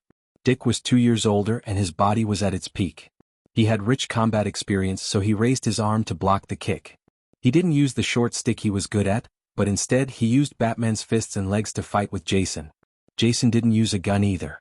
He wanted to earn his own honor and wear that uniform. If there was a chance, he wanted to tell that person that he could do better. You're nothing without him thinking highly of you. Jason punched Dick in the right cheek, then kneed him in the abdomen. Dick's reaction speed was top-notch. When his abdomen was hit, he used the force to pull in his stomach and twist his waist, raising his leg high to kick Jason in the chin. Both of them held their wounds and looked at each other. He's our father. There's no doubt about that. And you've shamed him. Dick faked a move to fool Jason, then tripped him and finally hit him in the face with his strong forehead. Jason felt his vision go black and his vision and hearing were affected. He was still calm. He took out a small bottle and sprayed it in Dick's direction. Dick coughed violently in the pale yellow smoke. Cough, cough, the Scarecrow's fear gas? You must have stolen it from the Batcave, right? You're getting more and more unscrupulous. Face your fear. Jason kicked Dick in the chest, then ran 2 steps forward and punched him in the chest. When he was about to attack a third time, his right fist was grabbed by Dick, who had lost consciousness. Before I came here, I injected the Scarecrow with all the mutated viruses known to him. You didn't expect that, did you? No one he taught is stupid. Jason was caught off guard. He took 2 punches in a row and vomited blood. It's over, Jason. Dick kicked Jason in the chest. The second-generation Robin, who was known for his ruthlessness, was now half kneeling on the ground with a red hood. He didn't stand up for a long time. Dick walked over slowly. He wanted to grab Jason's collar and give him the final blow to end the battle. Unfortunately, he grabbed nothing. Yes, it's over, Dick. Rest in peace. Jason shot out a rope from his right hand and wrapped it around a tall building in the distance. He flew up, and when he was in the air, he pressed a switch with his left hand. Chapter 780. Boom, boom. Dick felt a huge tremor under his feet. How could he not know that the other party had already chosen this battlefield and buried explosives in advance? The previous gang war must have been deliberately attracted by him to numb him. Dick had a new understanding of his successor's treachery. He was not a person who would wait for death. At the critical moment, he threw out a rope and wrapped it around a tree in the distance. He borrowed the force of the rope to escape the explosion trap in a flash. Then the two of them engaged in a mid-air chase. They faced skyscrapers that were hundreds of meters tall and ran through the streets and alleys. They did not have the skills of Thea and Diana. They were 2 ordinary people. If one of them slipped up and fell from a height of 100 meters, there was no chance of survival. However, the 2 of them were brave people. They fearlessly engaged in a race of life and death in midair. In the end, Dick, who came from a family of flying circus artists, was more skillful. The 2 of them stopped at the top of a high-speed train. Dick was 1 step faster and knocked away Jason's claw gun. The 2 of them stood still. Under their feet was a speeding train. The tracks that carried the train made loud clanging sounds. The sound was a little dull in the empty tunnel. The battle between the 2 of them had reached its final moment. "Circus performer, you've got some skills," Jason said. Unfortunately, the noise was too loud and Dick did not hear him. Jason chuckled and turned around to run in the direction of the train. Dick hurriedly chased after him. Before he could take 2 steps, he saw Jason take off his cloak and throw it in the direction of the wind in the tunnel. Dick panicked when his vision was suddenly obstructed. However, he quickly calmed himself down. This was his opponent's plan. The noise in the tunnel was too loud. His sensitive ears could no longer detect his opponent's whereabouts. Coupled with the cloak blocking his vision and hearing, he was in an extremely dangerous situation. Should we save him? Poison Ivy, who was flying over from afar, asked. After all, he was not good at fighting. No need, the secretary said firmly. The two women chose to stand by and watch. At the critical moment, they saw Dick suddenly explode with all his strength. He jumped up and kicked in the direction he estimated. He gave up on defense and gave up on his worries. Because they were on a train, if this kick missed, he might even lose his life. Fortunately, his judgment was accurate enough. As he expected, Jason chose to fight head-on. Just as he pounced, Dick kicked him with all his strength. No. Dick felt that he had kicked a human body. He took the opportunity to remove the cloak that was covering his eyes and saw that the train had rushed out of the tunnel and was traveling on the Gotham Canal. Jason Todd had lost his balance and tumbled into the river. That guy won't die, right? The two young ladies continued to whisper. He won't die. Look carefully at his movements when he enters the water. I dare say that he has already predicted this. I couldn't tell. Batman's successor has finally been chosen. Then the chaos in Gotham should come to an end. Let's go take a look at the Raptor squad on the other side. The two girls did not alert anyone and flew to the other side of the city. Nightwing touched the transparent door of the medical cabin. Looking at Tim, who was sleeping inside, he muttered to himself. You think that I refused to wear the cloak because I was afraid or because I couldn't bear to do it? Actually, both are wrong. I refused to take over the role of a mentor. He asked me to do so. In the message he left me, Bruce hoped that Nightwing and Robin could protect this city. I did so. Unfortunately, he is not an omniscient saint. There are times when he makes mistakes. Bruce underestimated Batman's position in the hearts of the Gotham people. Nightwing sighed and took off his mask, revealing a pair of tired eyes due to years of running around. After leaving the Batcave, he had been trying to get rid of the influence of this place on him. He wanted to leave the mentor's protection and go out on his own. Unfortunately, his efforts were in vain. He had to make a choice today. Would he continue to be Nightwing in Bridhaven, or would he be Batman in Gotham City? Looking at Tim Drake, who was relying on a ventilator to maintain his life, he knew that he had no choice. He resolutely took off the combat suit that represented Nightwing, revealing his strong muscles. Dick Grayson took a deep breath, clenched his fists, and reached out to take off the combat suit of the original owner of the Batcave. The idol of his early years, the shackles after that, and the recent pain were all thrown to the back of his mind. Wearing this suit, he was no longer Nightwing. Instead, he had become a symbol that would strike fear into the hearts of the criminals in Gotham. Bruce, no matter where you are, please protect me. After saying that, he put on the cloak with devotion. From today onwards, he was Batman. Tim Drake woke up a day later. With the poison vine lady's plant essence and the various treatments in the medical cabin, he recovered very quickly. After adapting slightly, he was able to walk. The blow this time was a little too big for him. After knowing that Nightwing had inherited Batman's mantle, he could not describe how he felt. He looked at the ceiling of Wayne's old house. Did he still need to stay here? Nightwing had already found his own path. Where was his own path? Walking out of the door, he saw a graceful figure walking slowly towards him from afar. Miss Thea, is there anything I can help you with? Mr. Drake, Alfred said that you're injured and not in a good condition. He asked me to counsel you. Tim Drake tried his best to stand up straight. He had countless things he wanted to say, but he did not know where to start. However, his mind was indeed agile, and he quickly thought of a question. Is Bruce really hopeless? Is there no hope at all? Thea was silent for a while. I hope the final answer is yes. I've known Bruce longer than you. Although we have different views, he's a person worthy of respect.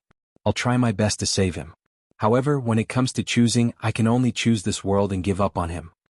Hearing that there seemed to be a glimmer of hope, Tim Drake hurriedly asked what he should do. If he could not find his own path, it would be a good idea to ask this mentor. Thea interrupted him and pointed to the old house behind her. Let's go in and talk. Nightwing, oh no, Batman now. Actually, they don't miss Bruce any less than you do. You're all right, but the starting point is different.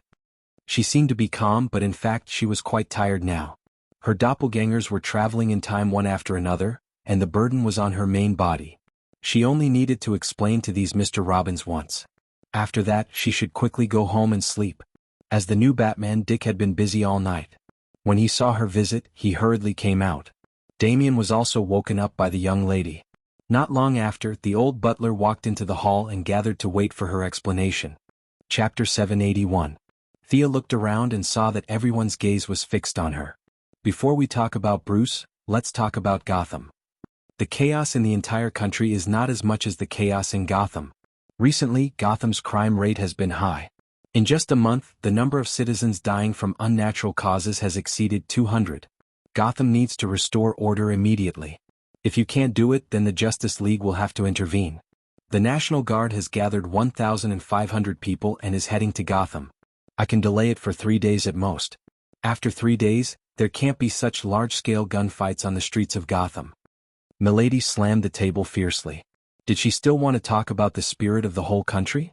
Gotham is dragging my wealth and divine power down. After explaining the current situation, Thea saw that everyone nodded in agreement, so she let it go. The number of criminals on the streets of Gotham was less than 10% of what it used to be. The reason why the Penguins and Two-Faced Men could survive until today and not be dragged to other planets to dig coal was because of Batman's interference. Throwing a living person to another planet was not something that could be done too openly.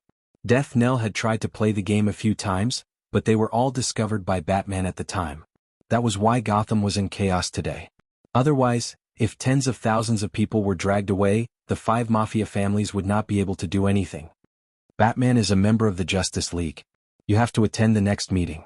Thea pointed at Dick and said. Dick nodded. This was something that he should do.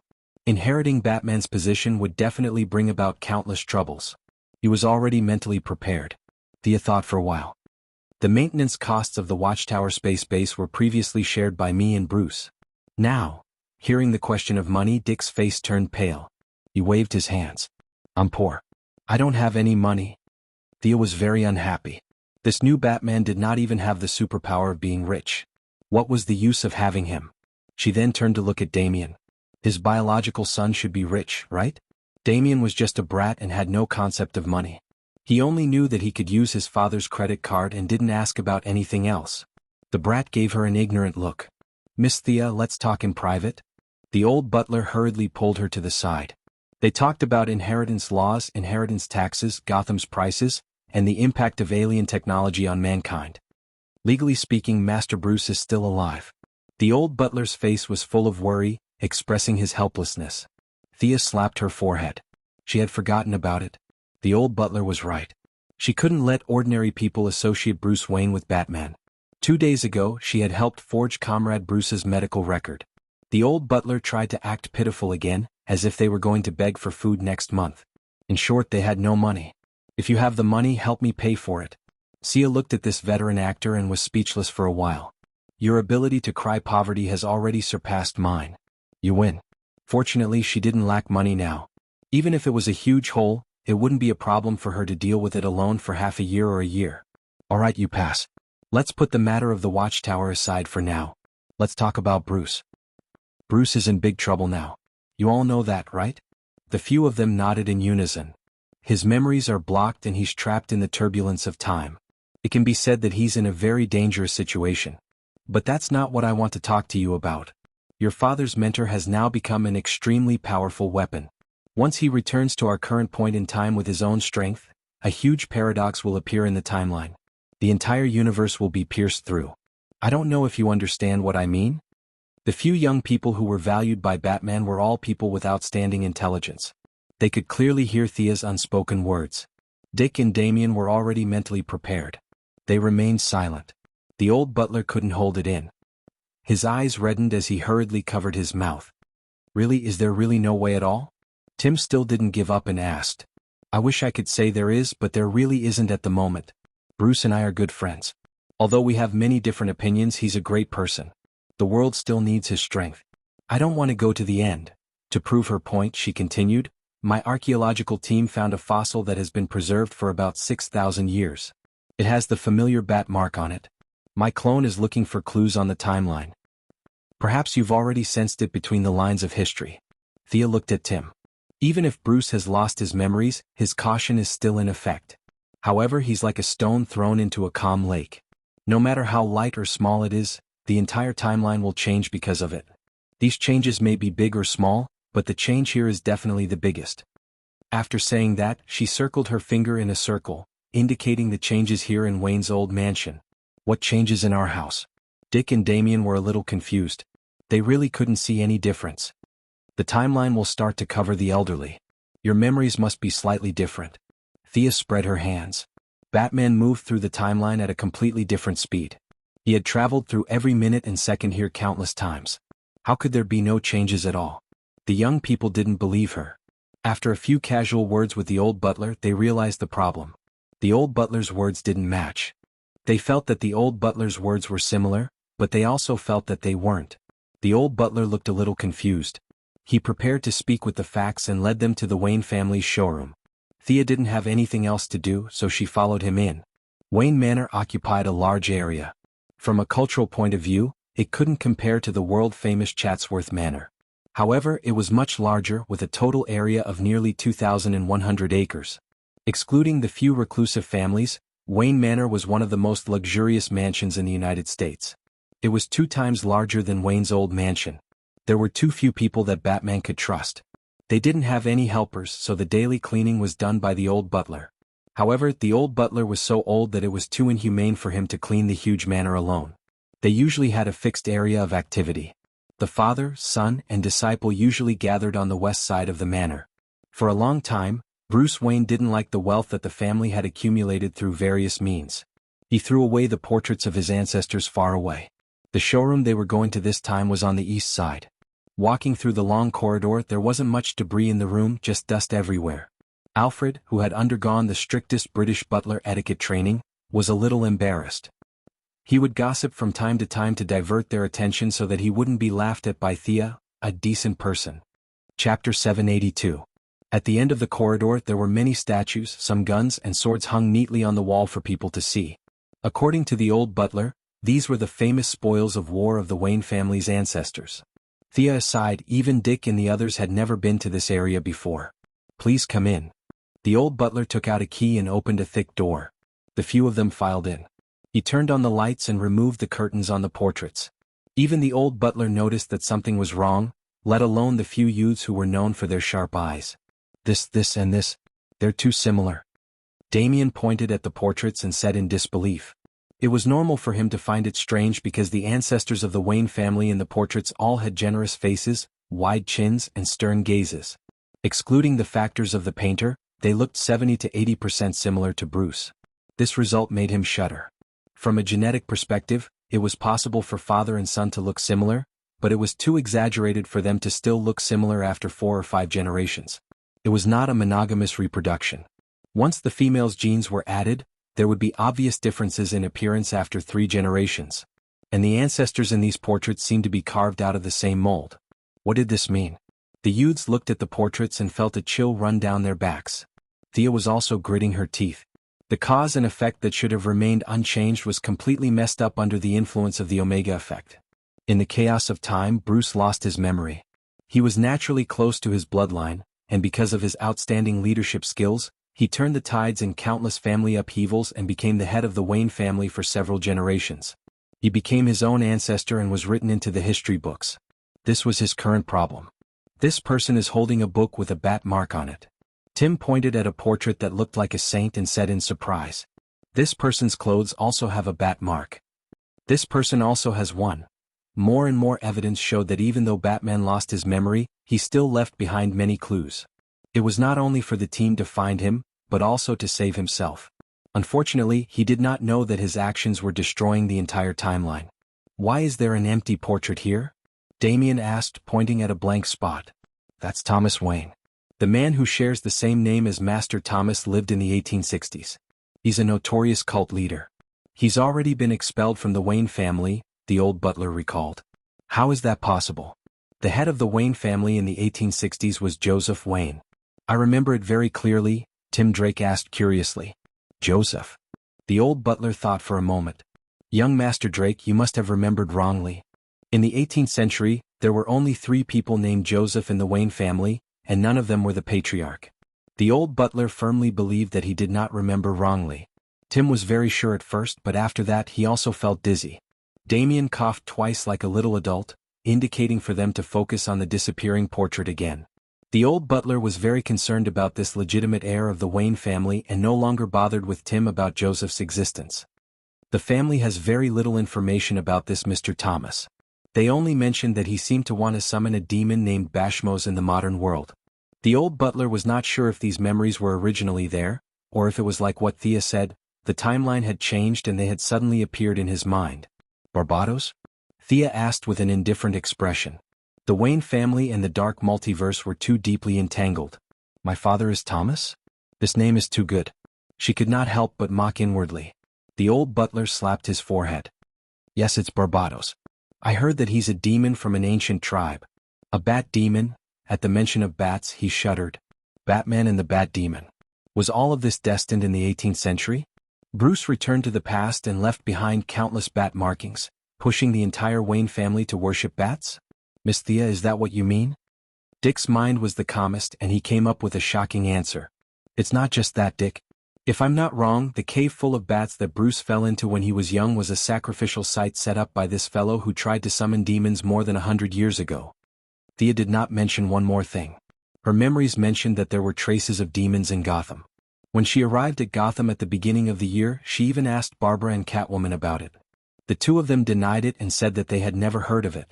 Now that she was a new god, even if the timeline exploded, it would not affect her. She felt that if she asked about the demons now, they would have an impression of it in their memories. There was no need to add to their psychological burden. Barbados was still very far away from this universe. She said softly, Eastern cultivators pay attention to cause and effect. From the analysis of this matter, Bruce is his own cause and effect. His fate was determined the moment time began to flow. You know the seriousness of this matter, right? This matter should be a wake-up call for you. Don't casually study things that you don't understand. Okay, I'm leaving. The world is very peaceful now. Gotham cannot continue to be chaotic. You should hurry up and return everything to normal in these 3 days. Thea said as she opened a portal to go back. Big sister. Damien called out to her. The naughty child hesitated. Can I go and find him? Thea was not bad to this eldest disciple. She rubbed his hair. If you enter the river of time, the Wayne family will be even more chaotic. Trust me, I will think of a way. After saying that, she took a step and returned home. Her doppelganger was still searching in the river of time. The burden on her mental strength was very heavy. Her main body could not do much. After taking a shower, she fell asleep. The Bat Team's actions were quite fast. Dick Grayson put on the Batman suit and reappeared on the streets of Gotham. Damian also put on the Robin suit and became the 5th-generation Robin. Batman's deterrence was not to be underestimated. In just 2 days, the criminals all quieted down and went home to be good citizens. A week after Gotham was restored to order, a tombstone was placed in the Wayne family cemetery. It was a small and inconspicuous tombstone beside Thomas Wayne and Martha Wayne. There was no name, no date of birth or death, no burial.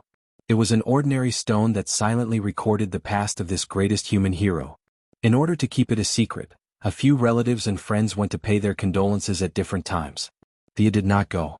After all, she still had to find the person in the river of time and even kill this person as a last resort. It would be too ironic for her to go, so she let Diana represent her. Tim Drake couldn't accept sitting around doing nothing. After he recovered from his injuries, he called himself Red Robin and left Gotham alone. In the American continent 6,000 years away from the main body, Thea, doppelganger, was running with the Golden Vanguard, elderly version. There was a group of barbarians with wild beast fur chasing after them. Woo woo woo. The barbarians shouted with unknown meaning. At least, Thea did not understand the content.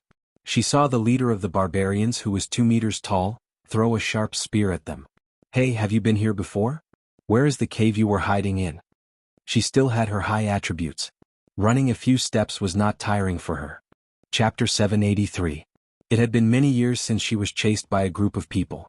Her divine power was left in her main body, and her doppelganger had a large amount of magic power. She could destroy a few primitive natives with a wave of her hand. Unfortunately, this was the past, and she didn't know which of these natives' hundreds of generations of grandchildren would be a big shot, so she could only choose to run. She originally wanted to use an invisibility spell to fool them, but she didn't expect the tribe leader who threw the spear to be so sensitive that he saw through her and chased her for half an hour. It should be here. The Golden Vanguard controlled the watch on his wrist and said with uncertainty. Thea sighed. There's a ghost cave in this flat land. You and your younger version are as unreliable as your son. She didn't care about shocking the world anymore, grabbed the Golden Vanguard and flew up. Under the worship of a group of barbarians, they flew to the top of a nearby mountain. The Golden Vanguard controlled the watch and looked at her speechlessly. The time deviation increased by another 0.0012%. Thea waved her hand indifferently. The ancient people would be weird if they saw something but they wouldn't die. Their destruction of the timeline was far worse than Batman's. You know my son? That's right, of course I've seen the famous Time Master Rip Hunt. She looked around. This Batman was quite persistent. Every time he crossed over to the American continent, he would wander around the palm-sized future Gotham. His obsession was really deep. Hey, this is the 15th time point we've searched. Can the reinforcement of the timeline really work? Thea asked with uncertainty. Of course you're the new god. Only the timeline that you walk through will be frozen. Even if we can't find Batman, we can still minimize the damage he does to the universe. The frozen time is very stable and won't change. We need to continue moving forward. The Golden Vanguard said as he took out the spherical time machine. Thea sat in it as well. With a boom, it broke through time and entered the river of time. Frozen time? That means there's an irregular time? How do you know all this? Thea couldn't see through the Golden Vanguard. In the past, there was only one universe in this world and its timeline was fixed. After that, with the rebirth of the multiverse, or rather the rebirth of the 52 coexisting universes, some rippling wormholes were created, and many transmigrators entered the timeline through the wormholes, the Golden Vanguard said unhurriedly. Thea was shocked. The fact that the other party could accurately say the number 52 surprised her. The multiverse was not a neatly arranged display for people to see. They were intertwined and connected to each other.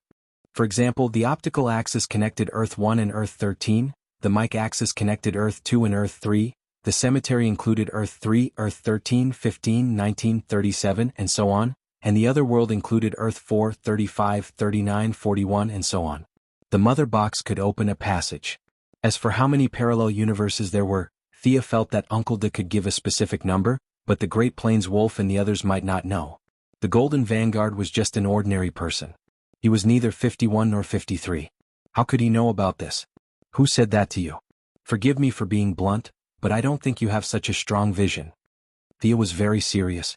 The fact that the Golden Vanguard could say this meant that there was a big shot behind him. Who was it? Was it from heaven or hell? Or was it a sleeper? The Golden Vanguard had a strange expression on his face. He stuttered for a long time before squeezing out a sentence. This part of my memory has been sealed. I only know that I am not your enemy. The control system suddenly chimed. The Golden Vanguard was overjoyed. I found the Omega's reaction. This time we will definitely catch up. Thea was expressionless. This man had said the same thing during the previous 15 tracking attempts. Unfortunately, he had failed every time. When he was lucky, Batman had just teleported away. When he was unlucky, it was already more than 10 years after he had transmigrated. In short, the time machine that the Golden Vanguard controlled was just like him, unreliable. This should be the beginning of the 19th century, the era when cowboys were just starting to reclaim the land. Here, take it. The Golden Vanguard said as he took out a flintlock from under the seat. Remember, we can't use weapons that exceed the limits of this era. Thea played with the revolver in her hand. She had a hunch that she wouldn't need it. Sure enough, after leaving the River of Time, she opened the door of the cockpit and walked out, only to hear the Golden Vanguard exclaim, "Oh my God, where is this?" The two of them were on an island floating in the void like a small boat on the sea. Up and down, left and right, there were slow and uniform dark blue waves, which were tributaries of the River of Time. The land on the island had been completely desertified. It was abnormally dry in their hands.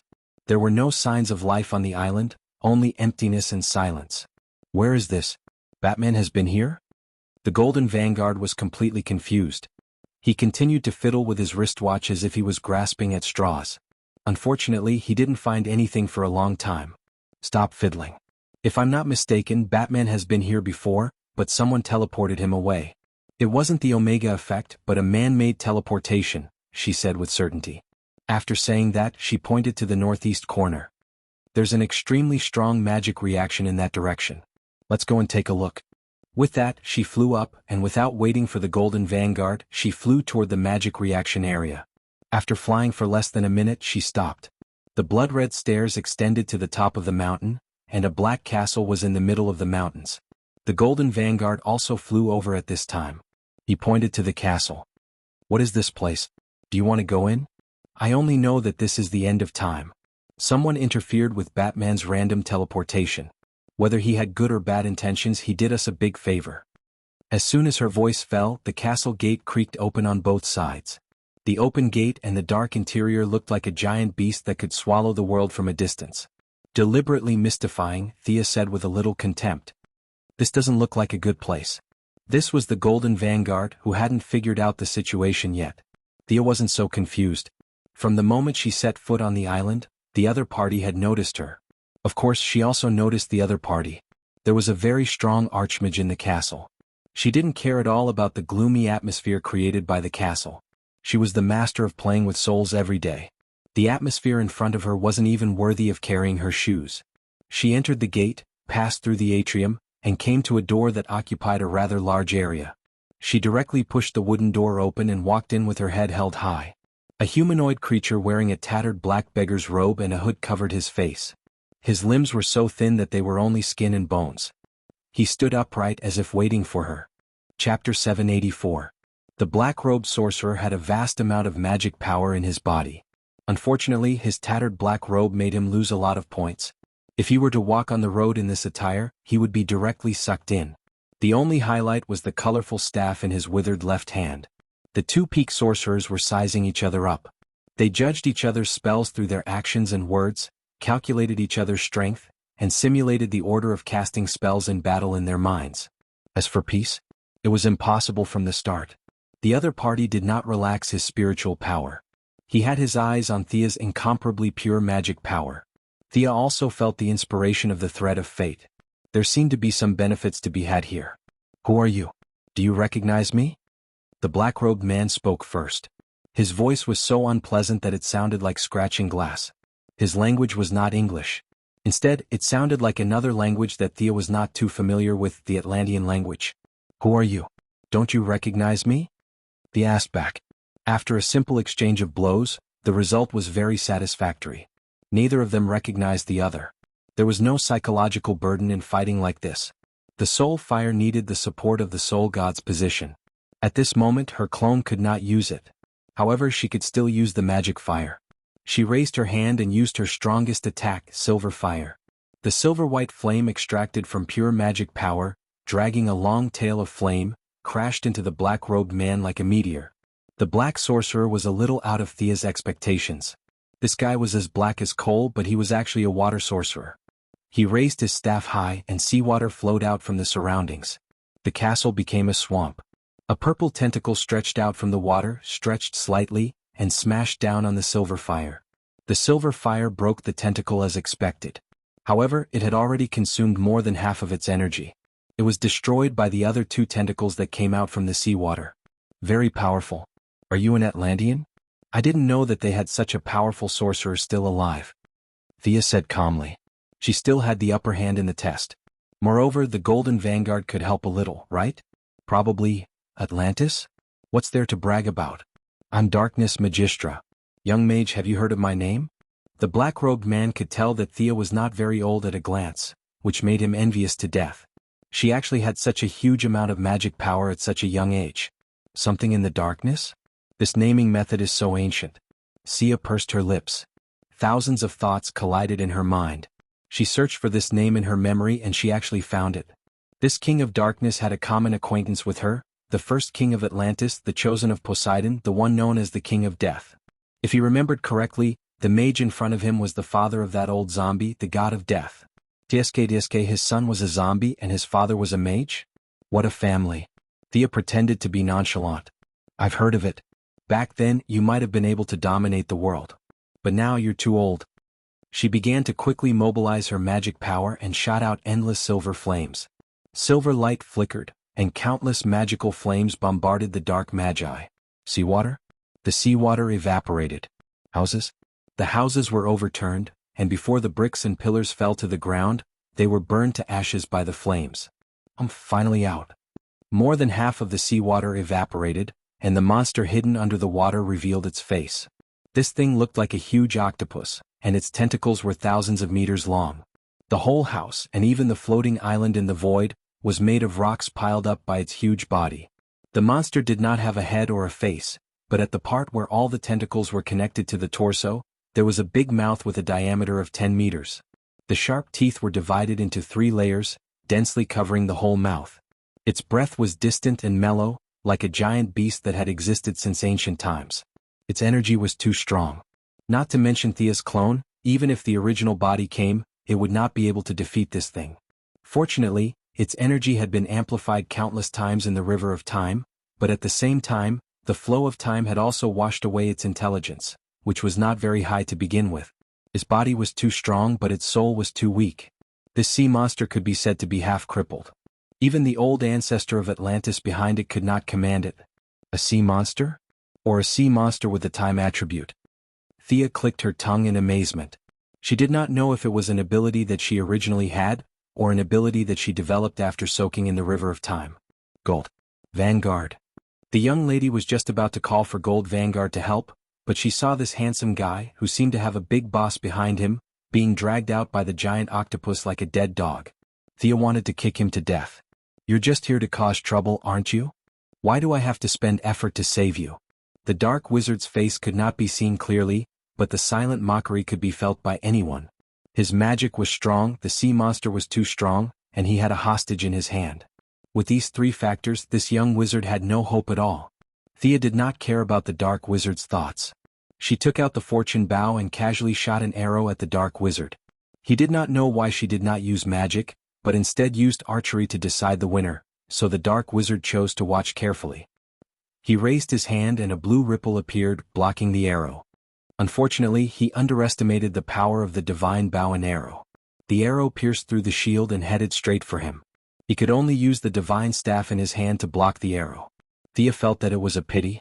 She had already seen that the dark wizard's key to controlling the sea monster was the staff. Her trade deity position was not above her doppelganger, and she only relied on the divine power in the bow. The probability of this forced trade was a little low. However, she was not in a hurry. As long as there was a chance, it was fine. If one arrow was not enough, she would shoot 10 arrows. If 10 arrows were not enough, she would shoot 100 arrows. What happened next completely confused the dark wizard. It was supposed to be a battle between wizards. How did it become a battle between an archer and a wizard with a pet?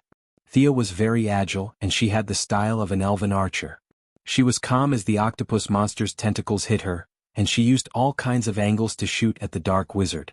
The sea monster was very powerful, but its brain was already muddled. Even the dark wizard, the original owner, could not control it. The most he could do was to issue a general order, such as attacking a certain area. Only then could he mobilize some of the sea monster's power. The sea monsters were so stupid that they only knew how to attack in a dull manner. They did not care about the effect or the terrain. The castle, which was originally in good shape, was torn to pieces. Thea was very agile. In just 10 seconds she had already shot hundreds of arrows at the enemy. The divine arrows were so powerful that ordinary magic shields could not block them. The dark wizard could only hide behind the sea monster as if he was playing hide and seek. It was supposed to be a high-level magic battle, but it felt like a third-rate shooting movie. The giant sea monster was a natural cover. One person jumped out from the gap and shot 2 arrows. The other person hid behind the cover and waited for the right time to come out and cast 2 spells. Although they were fighting back and forth, Thea still had the upper hand. Her reaction speed and all her attributes were higher than the dark wizard's. Moreover, her arrows were endless, and the dark wizard's magic power was limited. The dark wizard secretly analyzed the situation and also analyzed this disadvantage. In his opinion, Thea wanted to use this method to exhaust his magic power. At first, the dark wizard would attack from time to time, but he did not fight back. He hid behind and ordered the sea monster to attack fiercely. Chapter 785. He was trying to save his mana, and the opponent was not able to defeat him for a long time. She would definitely change her mentality. As long as she made a mistake and got hit by the sea monster, the situation would be completely reversed. The wizard thought that he had seen through the opponent's plan. He could not follow her rhythm. In addition to strength, he also needed to compete with wisdom and mentality. He had lived for so many years, so his mentality was definitely better than Thea's. He was very calm. The magic shield was useless against the divine arrows. In order to save his mana, he did not use the shield to defend himself. He could not block it anyway. Whenever an arrow was about to hit his head, he would hide behind the sea monster. If he could not dodge, he would block it with his divine staff. He wanted to see who could outlast the other. Thea saw that the opponent was very cooperative. She was stunned for a moment, but she did not think too much about it. She continued to shoot arrows like a meteor chasing after the moon. The wizard thought that he had succeeded. He waved his staff like a windmill, blocking left and right. His gloomy eyes were full of mockery. Thea ignored him and continued to attack according to her own rhythm. The wizard was also very calm. The two of them attacked and defended. It was very boring. What was the opponent planning? After blocking 5 or 6 arrows in a row, Thea's attack was like quicksilver flowing down the ground. The wizard muttered in his heart. He had never seen such an unpredictable opponent in his life. He had a bad feeling in his heart. Should he attack twice at the right time? The wizard thought to himself. Soon he gave up the idea. No matter what the opponent was planning to do, he would be in an invincible position. He made up his mind to fight a protracted battle and blocked another arrow. Suddenly, his hand became lighter. Where was the staff? The wizard was shocked. The staff that was originally more than a meter long was in the opponent's hand, and he was holding a gem in his hand. What was this? He used his power of the will to examine the gem carefully. With his attainment as a great wizard, the principle of gem magic was as simple as looking at the lines on the palm. He understood everything at a glance. But how did this thing get into his hand? How did the staff get into the opponent's hand? He was very puzzled. Sia chuckled. Exchanging a gem with a 30-year lifespan for a tattered magic staff, the other party was actually making a profit. To this dying mage, life was priceless. He scanned the magic staff with his power of the will. It had a very crude design, and its value could not even be compared to the god of death's magic staff. Its only function was to control this huge sea monster. In order to prevent himself from falling into the flow of time, the wizard had transferred his power of the will to control the sea monster into the magic staff. However, because the sea beast had been washed away by the river of time, this staff, which wasn't made of the best materials, had been badly damaged. No wonder the control effect is so poor. Thea curled her lips. She did not immediately erase the wizard's power of the will imprint. Otherwise, the sea monster would lose control and even Thea would be in trouble. Fortunately, she had gotten her hands on it in advance. Otherwise, it would be a big joke if the other party died together with her at the critical moment. I'll keep it safe for you. Thea kept the staff in her space ring as the other party roared in anger. I'm going to kill you. The wizard casually threw away the gemstone and no longer cared about the consumption of magic power. Like a shrew, he opened his arms, and the surging sea water surged as he charged towards Sia. You're talking as if I'm afraid of you. Thea ordered the sea monster to retreat. Her 5 fingers moved lightly, and one by one lifelike giant silver-white firebirds were created. Then the firebirds danced in the wind like a group of elves. They cheered, jumped, and were full of rich magic power as they rushed forward. The wizard's spell was indeed unique. Countless strong lights flashed in the sea water under his control. With just a sweep of the light, the firebird was reduced to the purest magic power. Then with a big wave the magic power was sucked back into the sea water. Very good. Thea nodded. The opponent's magic was both offensive and defensive. It also had the magical effect of absorbing the opponent's magic power. It could be said that the understanding of magic was at its peak. However, she was not afraid at all. Ordinary mages could not do anything, but she was a god. She could not use her divine power, but her vision and knowledge were still the same. Thea softly uttered an obscure syllable, and the wizard's sea began to flow back uncontrollably. The waves rolled and rolled back to its original owner. The wizard was shocked. He checked his magic mark and found that there was no problem with the casting steps. He knew that it was the enemy's doing. He made a prompt decision and cut off the part that was out of control. He controlled the rest of the sea to reform into a huge sea snake. The sea snake was more than 100 meters long. Its dark green head was aimed at Thea, and it was going to swallow her. Boring. Thea's clone did not bring the holy sword, but she did bring the father's short sword. She held the short sword tightly and aimed at the snake's head. A huge light screen as bright as the sun appeared. The light screen turned into a crescent-shaped slash in the air. Thea felt that if she shouted something like "Crescent Moon Tensho," she would be very childish. The sea snake's head was directly cut off by the crescent-shaped slash. The wizard did not care. It was not difficult for a magic creation to grow a new head. Unfortunately, he cast 2 spells and nothing happened. He then looked at his sea snake. The cut was very smooth and there was a faint silver flame burning in the dark green water. The wizard did not see the difference between the father's fire of justice and Thea's fire of magic. He was still trying to extinguish the fire with conventional methods, but no matter how much magic he poured on it, it was useless. The fire of justice was stimulated by magic, and it burned even more vigorously. Another divine artifact? The wizard was a little confused. Previously there was a divine bow and arrow, and now there was a divine short sword. Were there so many divine artifacts in the outside world now? Thea did not care about what he thought. She killed the sea snake with one slash and aimed her left hand at the wizard. She wanted to end the battle with one strike. Several complicated incantations were spat out from her red lips, and her eyes shone like stars. This was a sign that her spirit had reached its peak. Wizards were not idiots, and they would not just watch her cast a spell. The remains of the sea serpent were decomposed into seawater. The dark green seawater was mixed with the wizard's magic power and became as dark as ink. The black water emitted a foul smell, and the air became green. A tsunami of poisonous fog rushed towards her. Thea did not block it. Every time the poisonous fog was close to her, she would teleport away. In just 10 seconds she teleported 31 times. Under the wizard's anxious eyes, she was finally ready to cast the spell. With a soft crack, the several layers of magic shields that the adept had prepared were shattered into pieces. A faint thread connected the two of them, and the wizard only felt that his consciousness was a little scattered. Chapter 786. Necromancy? The sorcerer was worthy of his title as an archmage. There were differences between ancient magic and modern magic, but the essence of magic was unmistakable.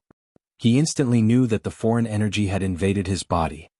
He did not expect this young girl to be a master of the school of necromancy. He was the scrawny one with a black robe covering his face. Are you kidding me? You're not playing by the rules. That was the last thought in his mind before he completely lost consciousness. Sucking dark side might take a lot of effort, but it's not hard to deal with you. Thea opened her hand and grabbed a translucent blue soul in her palm. She extracted the soul of the archmage named Dark Magistra. The extraction process was a little difficult. Firstly, the difference in level between them was not big. Secondly, she could only use her mana to simulate the waves of the soul. After all, this was not a real battle. She did not have the ability to do it. Fortunately, the result was not too bad. The archmage, who could have fought her for a long time, was killed in an instant. The sorcerer's soul was violently extracted, and his consciousness was in a mess. Thea ignored him and threw him aside. She was not worried that the sorcerer would return to her body. As the goddess of souls, she only cared about killing and not burying. She did not think that an ancient Atlantean sorcerer would have the ability to do so. Thea suddenly realized that the sorcerer's soul was a little different from ordinary people. At first, it was a little cloudy because it had just been extracted. After the impurities dissipated into the air, the part that was closest to the soul was revealed. The sorcerer's soul was blue. He looked at Thea blankly as if wondering why the two of them looked different. Did souls have attributes? Thea was stumped by this question. Previously, the siren had stolen many souls, but they were all colorless and transparent. This was the first time she had seen a colored one. It's worth researching. Thea found the best gemstone and stored the soul in it. She would give it to her main body for research later. After dealing with the trivial matters, she kicked the golden vanguard lying on the side like a salted fish. This thing kept saying that it was here to help. It was killed by a sea monster in an instant and had yet to wake up. What a pity. Wake up, it's daybreak. She kicked him again. In the end, there was no reaction at all. The young miss sighed. The sea beast's own power of time could be said to be terrifying. The golden vanguard was just an ordinary person, so it would probably faint for a while. Thea activated her supervision and looked at the wizard's body. This guy was just a poor guy. He was only wearing a tattered black cloth. Thea burned the body with a fireball. The castle had been torn apart by the aftermath of their battle. The current setting was a little better than the open field, but there was a limit to how much better it was. She looked around for a long time, but the floor was full of junk and worthless. Pauper. The young lady looked at him with disdain and finally took out the wizard's magic staff. The interior of the staff was full of cracks, to the point where it could not be mended. If he wanted to repair it, he would have to use his ability to alter reality. If Thea had this ability, why would she look for Batman? However, she was also very envious of the sea beast's enormous power of time. This guy had stayed in the long river of time for a long time. It had completed the most difficult step of integrating time and body with its strong vitality, which was homogenization. Unfortunately, it did not have divinity.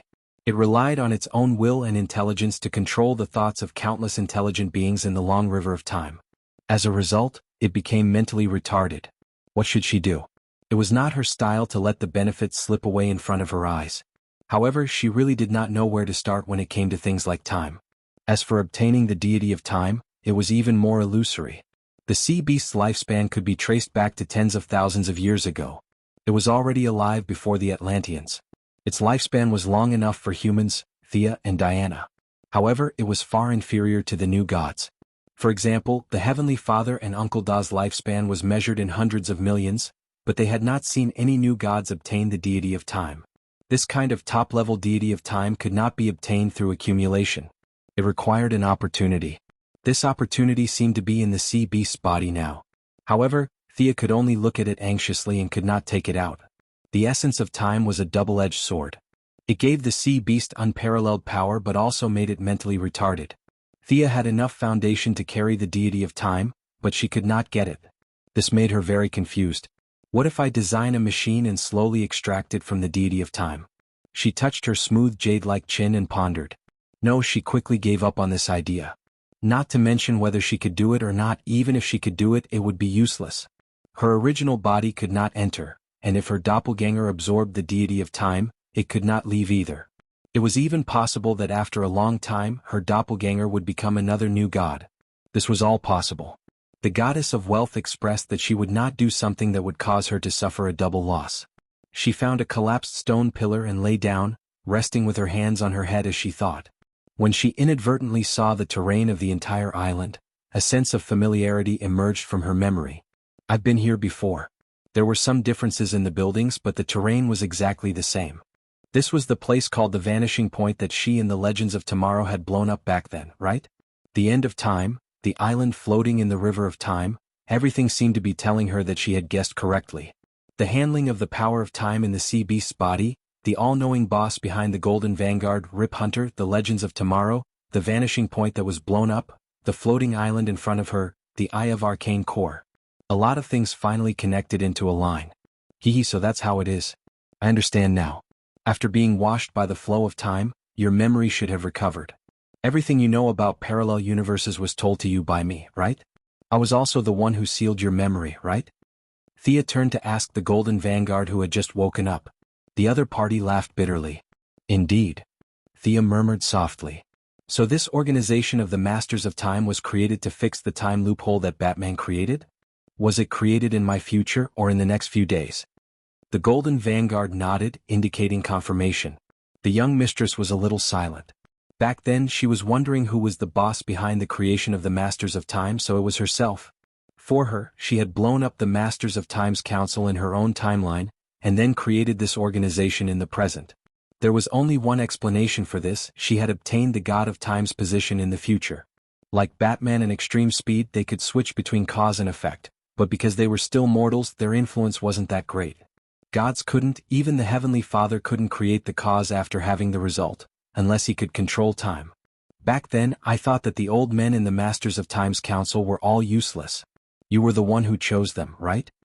The young mistress continued asking. The Golden Vanguard laughed bitterly. It was because the younger version of me saved many people who should have died, but in my timeline these people were already dead, so... Chapter 787. Thea found it a little funny. Oh, in order to prevent these people from affecting your timeline, you ignored them and brought them all to the Time Master Council. Back then, I felt that there was something wrong with the structure of this organization. There were hundreds of old bureaucrats but only a dozen of them. So that's why. With all her doubts gone, Thea finally understood the cause and effect. The Golden Vanguard wasn't lying when he said that he could help her. Even though this logic was a mess, she still happily accepted this result. The time deity position. Just thinking about it made her excited. It was related to her current deity position, wealth, and soul. Even though nothing was set in stone yet, the young mistress was still motivated. The reason I created this organization is to fix the time loophole that Batman created, right? It felt weird to ask someone else about her own purpose.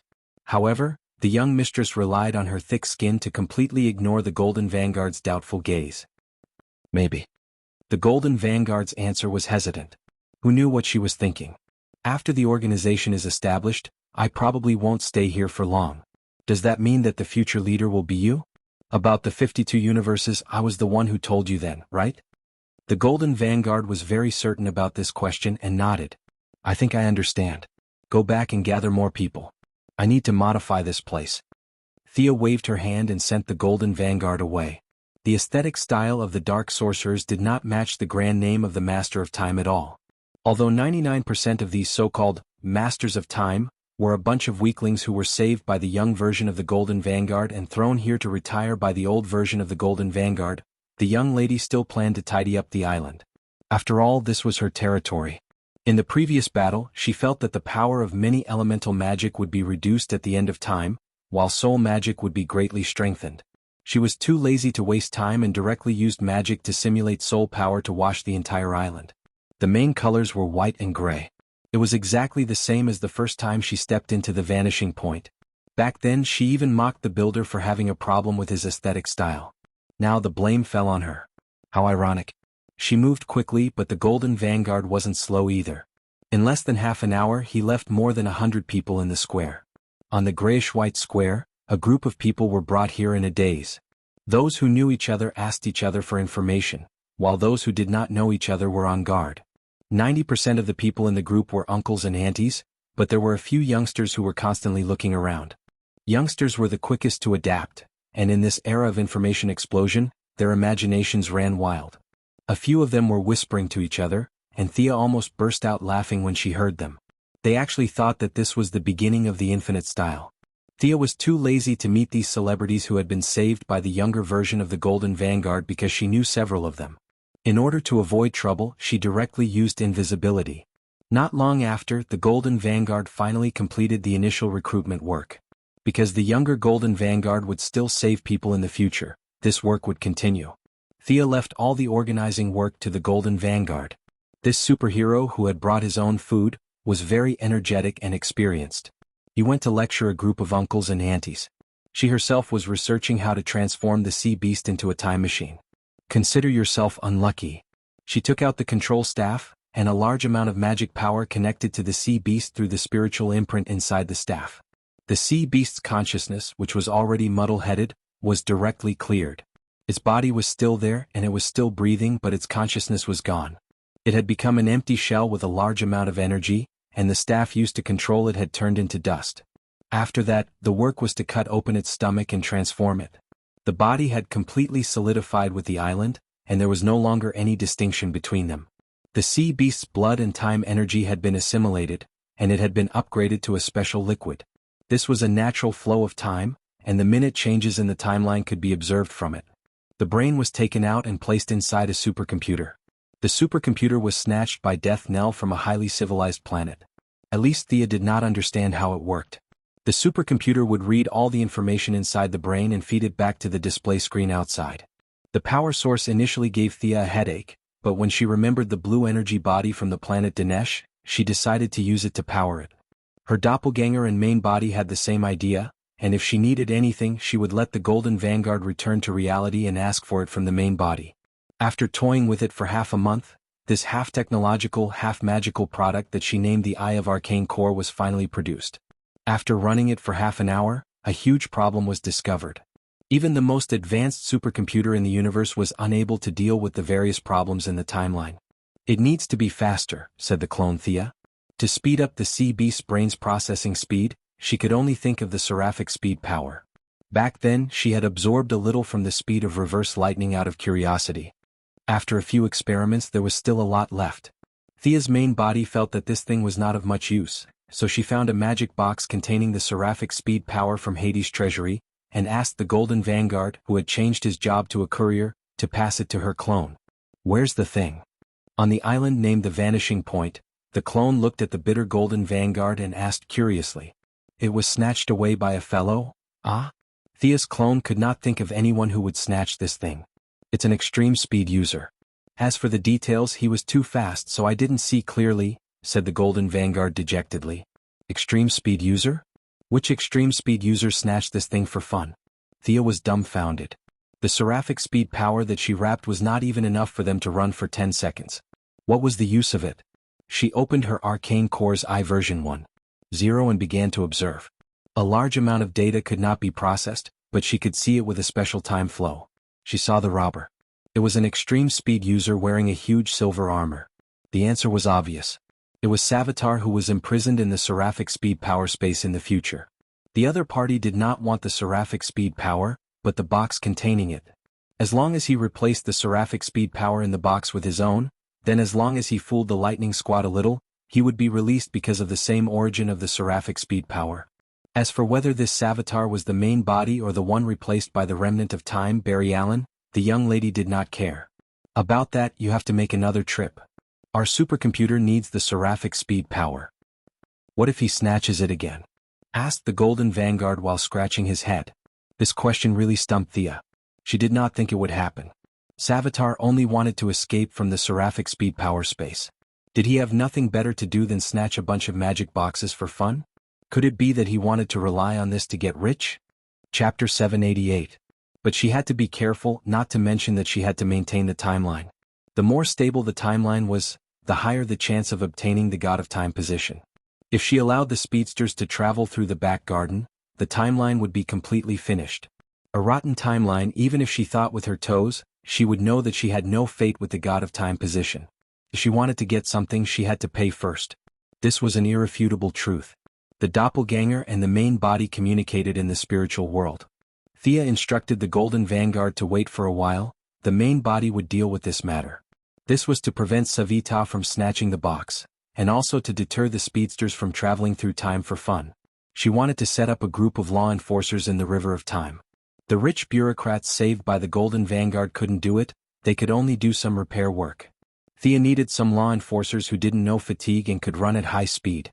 They were the time undead from the original spacetime. The main body was lying on the big bed in the White House. The feeling of having 1 foot in the timeline and 1 foot outside the timeline was extremely satisfying. If she wasn't a magic god, she wouldn't have been able to support this kind of mental energy consumption. The problem of Savita could be temporarily put aside. In the future, Savitar would kill heirs west. After that, the explosive Barry would create a group of his own time remnants to push him. In the end, Savitar would be thrown into the power of speed. The plan was completed very well. Barry never expected that one of the time remnants would have a bold idea. This remnant, who had the same memory and ability as Barry, went back to the past and turned himself into Savita. It was similar to Batman, who was blown into time by the Omega Ray, but the result was reversed and became the cause. Sia even felt that this set of theories was something she had explained at the Righteous Alliance meeting. The remnant of time Barry naturally had this memory, and according to this theory, he had turned himself into Savitar. Then, one day in the future, he would kill heirs and Barry would create the remnant of time, forming a cycle. This man didn't rob banks, set fires, or subvert governments. Other than killing Black Girl, he was almost harmless. If he didn't steal her things, Thea wouldn't have bothered with him.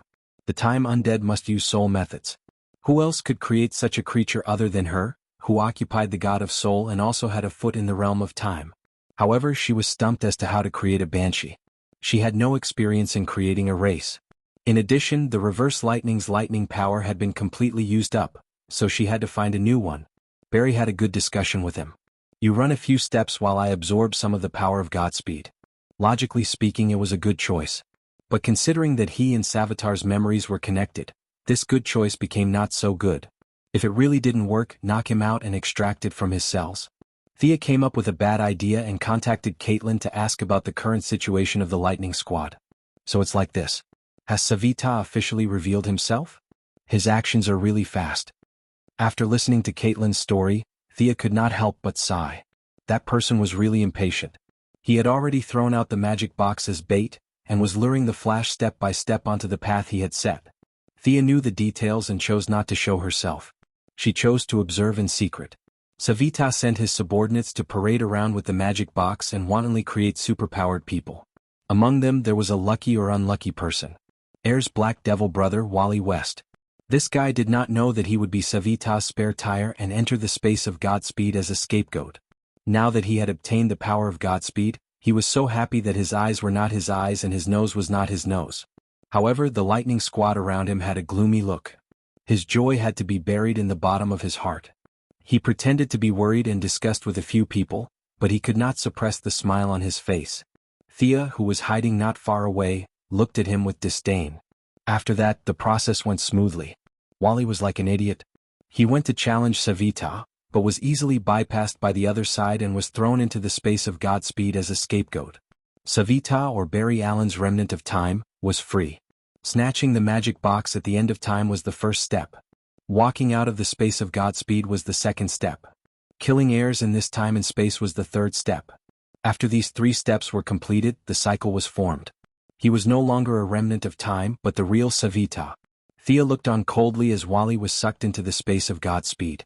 Whether he would become a superhero or not, the current predicament was a lesson. She was too lazy to save a smug black devil. Not only did she not save him, she also hid in the surroundings and absorbed a lot of the overflowing Godspeed.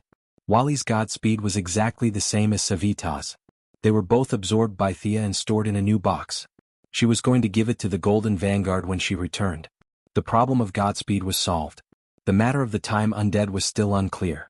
She had a premonition that there would be a harvest in the next 2 days in Central City. Sure enough, his brother-in-law was caught by the enemy and thrown into the space of Godspeed. This made Barry feel terrible. He thought that it was caused by his own lack of ability. Thea hid in the dark and watched. Suddenly, she found that the siren was calling her. After thinking about it, she left a message for Caitlin to inform her at any time. She turned around and went to the Soul Trading House. What's the matter? It must be a big matter for the demigod Banshee to pay attention to it. Master, a woman with a deep obsession has entered the trading house. The Banshee said very respectfully. Thea saw the Banshee's serious look. Her interest was also piqued. She indicated that she should go and take a look. Both of them used invisibility magic and came to a small town in North Carolina. Other than the flagship store in Hollywood, their soul trading houses were basically in some small cities. Thea saw the person seeking to trade this time. She was a white woman in her 30s. She was wearing sunglasses and a hat. It seemed that she did not want people to see her true face. Judging from the exposed skin, this woman was not ugly. Honorable guest, we have a lot of wealth and knowledge here, but you don't want them all. I have to say it's a pity, a Banshee who looked like a siren said pretentiously. It was the young woman's first time entering such a strange place. It would be a lie if she said that she was not afraid. However, when she thought of the great price she had paid to find this place, she still mustered up the courage to ask. I have already made my request. I will pay whatever price you want me to pay. I'm so tired, so tired. I just want people to value me, to value my perfect research results. The Mercury Laboratory can't give me that, nor can the Quinn Corporation. Only here can I have everything I've been dreaming of. The young woman was panting heavily. At first she spoke gently, but later on she became angrier and angrier. Thea, who was watching from the side, was stunned. After so long, this woman is my employee? Chapter 789. Was this young woman a member of the Mercury Laboratory? Thea had an impression of Mercury Laboratory. It was a powerful R&D organization that was not inferior to Reverse Lightning's cutting-edge technology laboratory. The laboratory was indeed under her name, but she had millions of employees all over the world, so she did not know this woman. As the store manager, the Banshee knew that her boss and her boss were secretly observing her. She asked the question again cunningly. Dear customer, if you want to attract attention and pursue an extreme, you need super speed? Is that right? The Banshee asked. The woman's voice trembled. That's right, extreme speed, the fastest speed. Afraid that she would be deceived by the employee, the woman was very cautious. She said word by word, I want the fastest speed. Don't try to fool me with the super speed of a normal mutant. I'm also a researcher. I can judge the details myself. In fact, she was just using words to pave the way. If the trading house could not meet her requirements, she felt that she could choose not to pay the price. This woman is a little cunning, Thea and Siren whispered. Do you need me to teach her an unforgettable lesson? The Banshee Queen, who was born with no sunshine and justice, began to condense a soul arrow in her hand. Don't be hasty. Let's keep her in suspense. It's a fair trade. I want to see how determined she is. Thea stopped Siren and the two continued to watch the show. Do you know the Flash of Central City? The young woman felt that the store manager in front of her was a flirtatious B***T. She suspected that the store manager was not in the same dimension as Earth. In the end, she was proven wrong. The Banshee store manager nodded. We know the Flash. The young woman was a little surprised.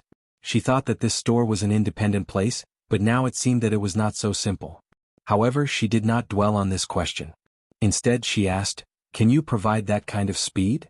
Yes, but the price is unimaginably high. I'm willing to pay as long as I have it. The young woman's eyes shone with a kind of conviction. Even if it was only for a second, she wanted to show off in front of others. Thea looked at the woman calmly. After being ignored for a long time, her vanity had reached an unimaginable level. No wonder Siren said that she was the most stubborn. After her glory days, she was destined to embark on a different path. She was the person he needed to find. Thea raised her hand and performed a partial time stop, slowing down the young woman's consciousness by 1,000 times. I'll be back soon. After saying that, Thea returned to Central City. She called Caitlin out. When they were on Earth 2, Caitlin and Dr. Wells had researched the speed potion V9. It was because of this potion that extreme speed was able to surpass Barry by a large margin. However, Thea had intercepted the world's speed and defeated extreme speed. The two speed potions that were originally created had been kept in Caitlin's hands. Knowing her intentions, Caitlin hurriedly made 5 bottles and gave them to Thea, including the 2 bottles she already had. After returning to North Carolina, Thea had to package the potions slightly. Test tubes and solutions looked like technological products, which was not conducive to the mysterious atmosphere of the Room of Everything. She removed the modern elements and took out a tree heart from the tree outside. She hollowed it out and poured the potion inside. Considering the young woman's physical endurance, she was not extreme speed or Barry. She was just an ordinary person. Even if she relied on the potion to increase her speed, her body would not be able to withstand the long-term consumption. She made 3 bottles of the tree heart version of the potion and gave them to the Banshee shop manager. With a snap of her fingers, Thea canceled the partial time stop. The young woman's consciousness was still in the conversational stage. She continued to ask with uncertainty, "Can you let me have that kind of speed?" The Banshee shop manager knew that the boss of the Banshee shop manager valued this woman very much. She restrained her attitude and answered seriously, "Yes, absolutely. But your body can't withstand that kind of speed. If you use it, we're afraid that you..." The young woman interrupted her. "I'm a scientist. I know the consequences. I just want to know, what is the price to pay for that kind of speed?" "Your soul. After your death, your soul will enter my master's country and will serve him for a very long time," the Banshee shop manager said eerily. The young woman was skeptical. The scientist part of her did not believe a word. What soul? She must be lying. But if the other party could really use the speed of the Flash, she felt that the other party was not bluffing. She was both skeptical and expectant. That was how she felt at the moment. After a little hesitation, she thought of the legend that a third-tier Hollywood star suddenly awakened an incredible talent overnight. Her thoughts became firm again. "No matter if it's true or not, this is my choice. Come on." Seeing that she had made up her mind, the shop manager took out 3 fist-sized tree hearts and put them on the table. Such a fantastical design really surprised the young woman a little. Did the Flash also use this thing to obtain his superpowers? Drink the liquid inside and you will gain super speed. It will be comparable to the Flash's speed. The young woman picked it up and looked at both sides. The design was quite human-like. There was a gap at the side of the tree heart. When one wanted to drink it, one could just tilt one's neck and fall down. Shaking it, there seemed to be the sound of water. Looking through the gap, one could vaguely see that there was a blue liquid inside. It will take effect for about 3 seconds. Is there anything else you need? Actually, it only took a second for the intravenous injection to take effect. Thea's oral version was slower, but the effect was the same. Keeping the 3 strange tree hearts, the young woman left the shop without looking back. That night, at a charity banquet in Central City, the young woman named Eliza Harmon finally took her first step. Under the watchful eyes of the crowd, she transformed into a yellow bolt of lightning and stole everyone's wallets. Using the codename Ballistic, she committed several crimes consecutively. The entire city was spreading the news that the Flash had finally turned bad. Hearing the news, Barry hurriedly chased after her. A pirated version of her super speed was definitely not as good as her own son. Harmon fell behind by a large margin. The woman was ruthless and drank another bottle of reagent. Only then did the two of them catch up. Barry's words did not dispel her obsession. Instead, it made her walk to the edge of being more radical. Miss Ballistic chose to drink the 3rd bottle of reagent. At the crucial moment, Thea could not bear to see her turn into ashes. With a flick of her finger, she knocked away the magical bottle in her hand. Miss Ballistic clearly recognized her. She glared at her and wanted to scold her. "Let's stop here." Thea pointed her finger in the air. Miss Ballistic, whose body was already on the verge of collapse, had no strength to fight back and was knocked unconscious. "Barry, this fellow seems to have obtained her super speed through magic. Leave it to me to investigate." Barry had a basket of matters to deal with. He had to beat up Savitar and rescue his brother-in-law. He really did not have the mind to care about this extreme speed that appeared out of nowhere. However, when he saw Thea, he recalled the matter of dealing with extreme speed. Can the method of collecting super speed be used last time? Thea very honestly communicated with the will of the world and shook her head. "Sorry, the will of the world ignored my request. This is different from Earth 2. Our world did not encounter any danger, so it will not participate in the struggle. Unfortunately, the method from last time cannot be used. Barry was helpless. He asked about Batman and learned that there was no clue. He sighed and waved goodbye to her. Chapter 790. After separating from Barry, Thea dragged the unconscious woman to a house. Yep, the properties under her name were all over the world. She looked at the woman without saying a word. This Miss Ballistic didn't have any potential to be a hero. Once she obtained superpowers, she robbed the rich. Could be explained as robbing the rich to help the poor. However, she then went on to rob the Mercury Laboratory and the Midtown Police Station. This was definitely revenge. If she wasn't a woman, Thea would just hide and watch her turn into ashes. The other party's consciousness was still immersed in the high-speed running state. Thea examined her for a moment and helped her stabilize her soul. Miss Ballistic slowly woke up. "It's you." From her tone, she still remembered what happened. "Looks like you know me. That's good. You were in danger before if you drank this." Thea shook the tree heart potion. "You would have turned into ashes because your speed exceeded the limits of your body." "I'm happy. When did you rich people pay attention to the lives of ordinary people like us? You enjoy everyone's cheers. You're the chosen one, a superhero, and the world's love. What do you know?" Miss Ballistic bared her fangs and brandished her claws as if she wanted to eat her. "Miss Eliza Harmon, I've seen your income and expenditure records. In the Mercury Laboratory, there are currently 29 ongoing research projects. As the person in charge of one of the projects, your annual salary is $750,000. After the laboratory was under my name, everyone's annual salary was raised by 10% to 3%. Your income doesn't seem to be at the bottom, right?" Thea snorted. "You can't even find the right point to criticize." Miss Ballistic was indeed speechless. She was tongue-tied and didn't know what to say. Thea continued. "Do you know how much an intern in the Mercury Laboratory earns? I'm afraid you don't even care. It's less than 3% of your salary.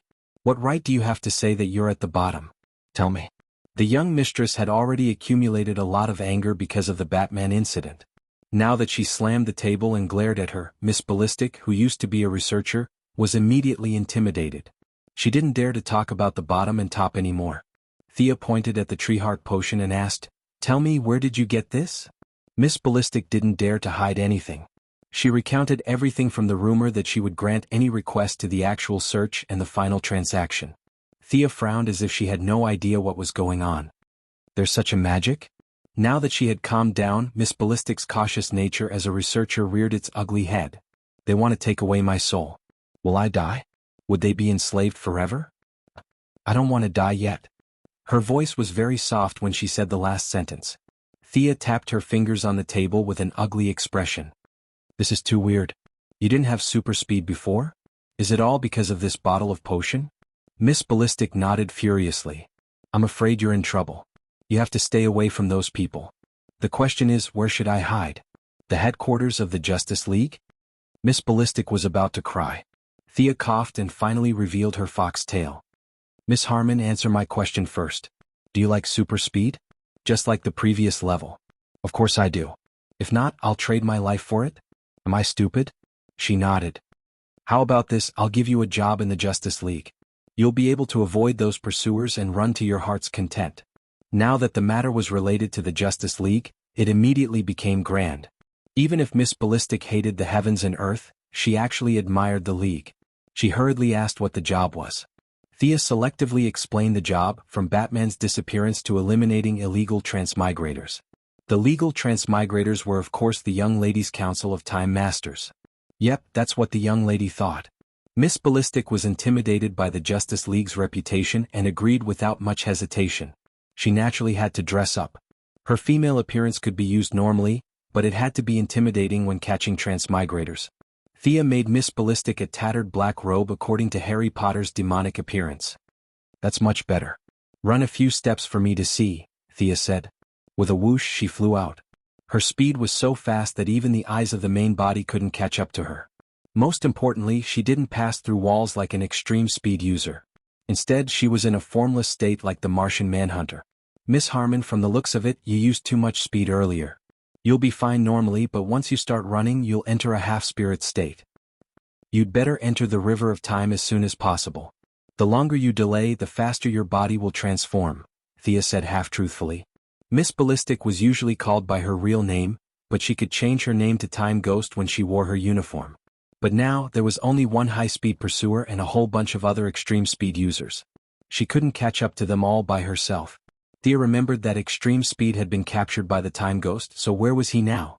If extreme speed was in her hands, it would be like adding wings to a tiger. The young mistress injected a strand of pure divine soul power into Miss Ballistic's body. According to her classification, soul power was divided into dead souls and living souls. The dead were all dead souls and they had a lot of resentment and impurities. The souls traded from the living were all living souls, so they were much purer. What she was injecting now was precisely the power of living souls. Thea was exhausted from injecting such a strand of divine soul power, but it was worth it. Miss Ballistic had used the power of divine speed, and according to the rules she should have entered the divine speed space to lie dead. Now that Sia had intercepted her, she had been tainted by the divine power of the soul, and her ownership had changed to the time system of her soul wealth. It could be said that she and the divine speed space represented by speed were two different units. The young mistress sighed and opened a teleportation gate that led to the vanishing point. She left the rest of the arrangements to her clone. Go on in and complete your mission. With that she sent Miss Ballistic in. Check your memories. Before Miss Ballistic could even look at this strange place, Sia's doppelganger ordered. The divine soul power didn't just give her some abilities, it also covered her own timeline with Thea's timeline. All the past was based on Thea's timeline. Miss Ballistic, who had already become a demigod, had an indescribable look in her eyes. The timeline stopped in the present, the future was still shrouded in fog, and the past was both clear and blurry. Why are my memories so blurry? Miss Ballistic couldn't tell the difference between the clone and the main body. She thought that Thea had come with her. Because there are too many powerhouses in the universe. They walk through time and leave behind traces, but you can't see their true faces. Thea said mysteriously. She had only opened up a portion of the time port's authority. Her words were one reason, and another was to prevent Miss Ballistic from knowing the whole story of her purchase of the medicine.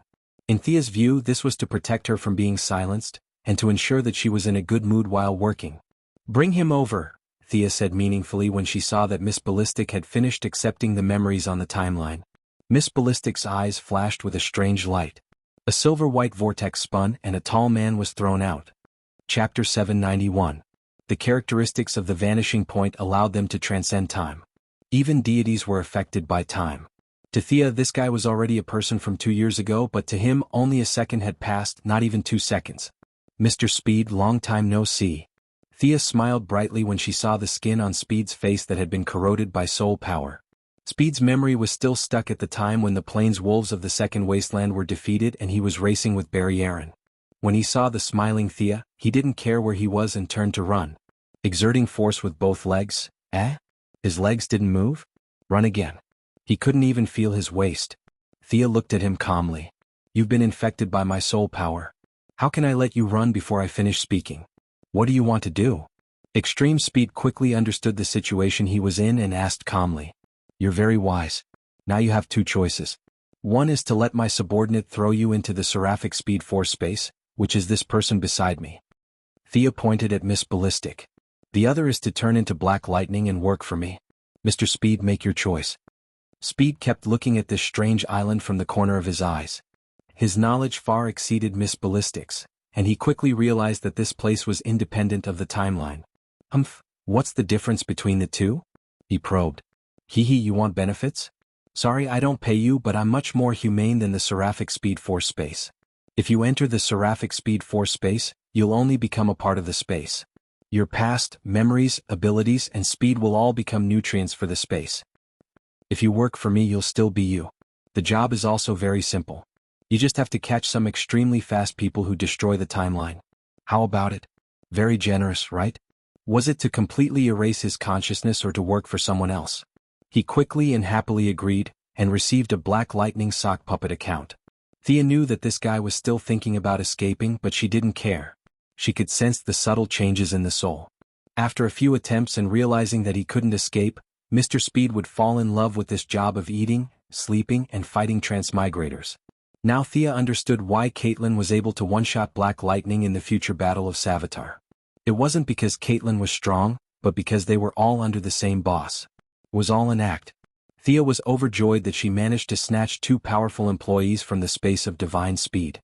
Miss Ballistic handed over the Godspeed device specially made for her main body to her clone. Thea's doppelganger saw that she and Extreme Speed had nothing to do, so she grabbed them to help out.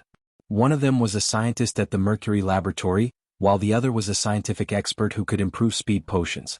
The three of them were busy for a few days and the super machine named Arcane Nuclear I-20 was finally up and running. The huge changes in the timeline were categorized and marked. The super high computing speed and powerful energy source, as well as the behemoth's special trait of being immersed in the river of time for a long time, finally stopped them from having to search for Batman like headless flies. After Extreme Speed failed to escape several times, he decided to behave for the time being. In order to test the performance of Arcane Nuclear I-20, 2 powerful fighters were sent out to find transmigrators, and then there was only one word: fight. For a while, a bunch of speed users in the River of Time met with bloody misfortune. Thea sat behind the screen and watched as the two of them chased the speed users around like chickens and dogs. From Barry Allen, Don Allen, Bart Allen, Sheila Allen. The heroes of the 3 great speed user families, the Allen family, the West family, and the Swan family, were chased to the point of no return.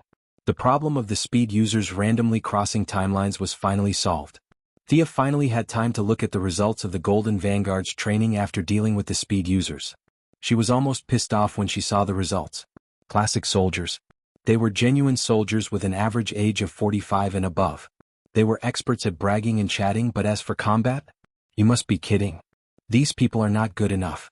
If we throw them into a primitive society, I'm afraid they will starve to death before the time error is corrected. Thea pulled the Golden Vanguard aside and said with some dissatisfaction. The Golden Vanguard was also very distressed. He was a quarterback and had no problem playing football, but it was really difficult for him to train soldiers, especially under the premise that the quality of the soldiers was so poor. Well, let's arm them with high-tech weapons? In the end, he said this after hesitating for a while. Oh, you're willing to provide high-tech weapons? Thea was a little surprised.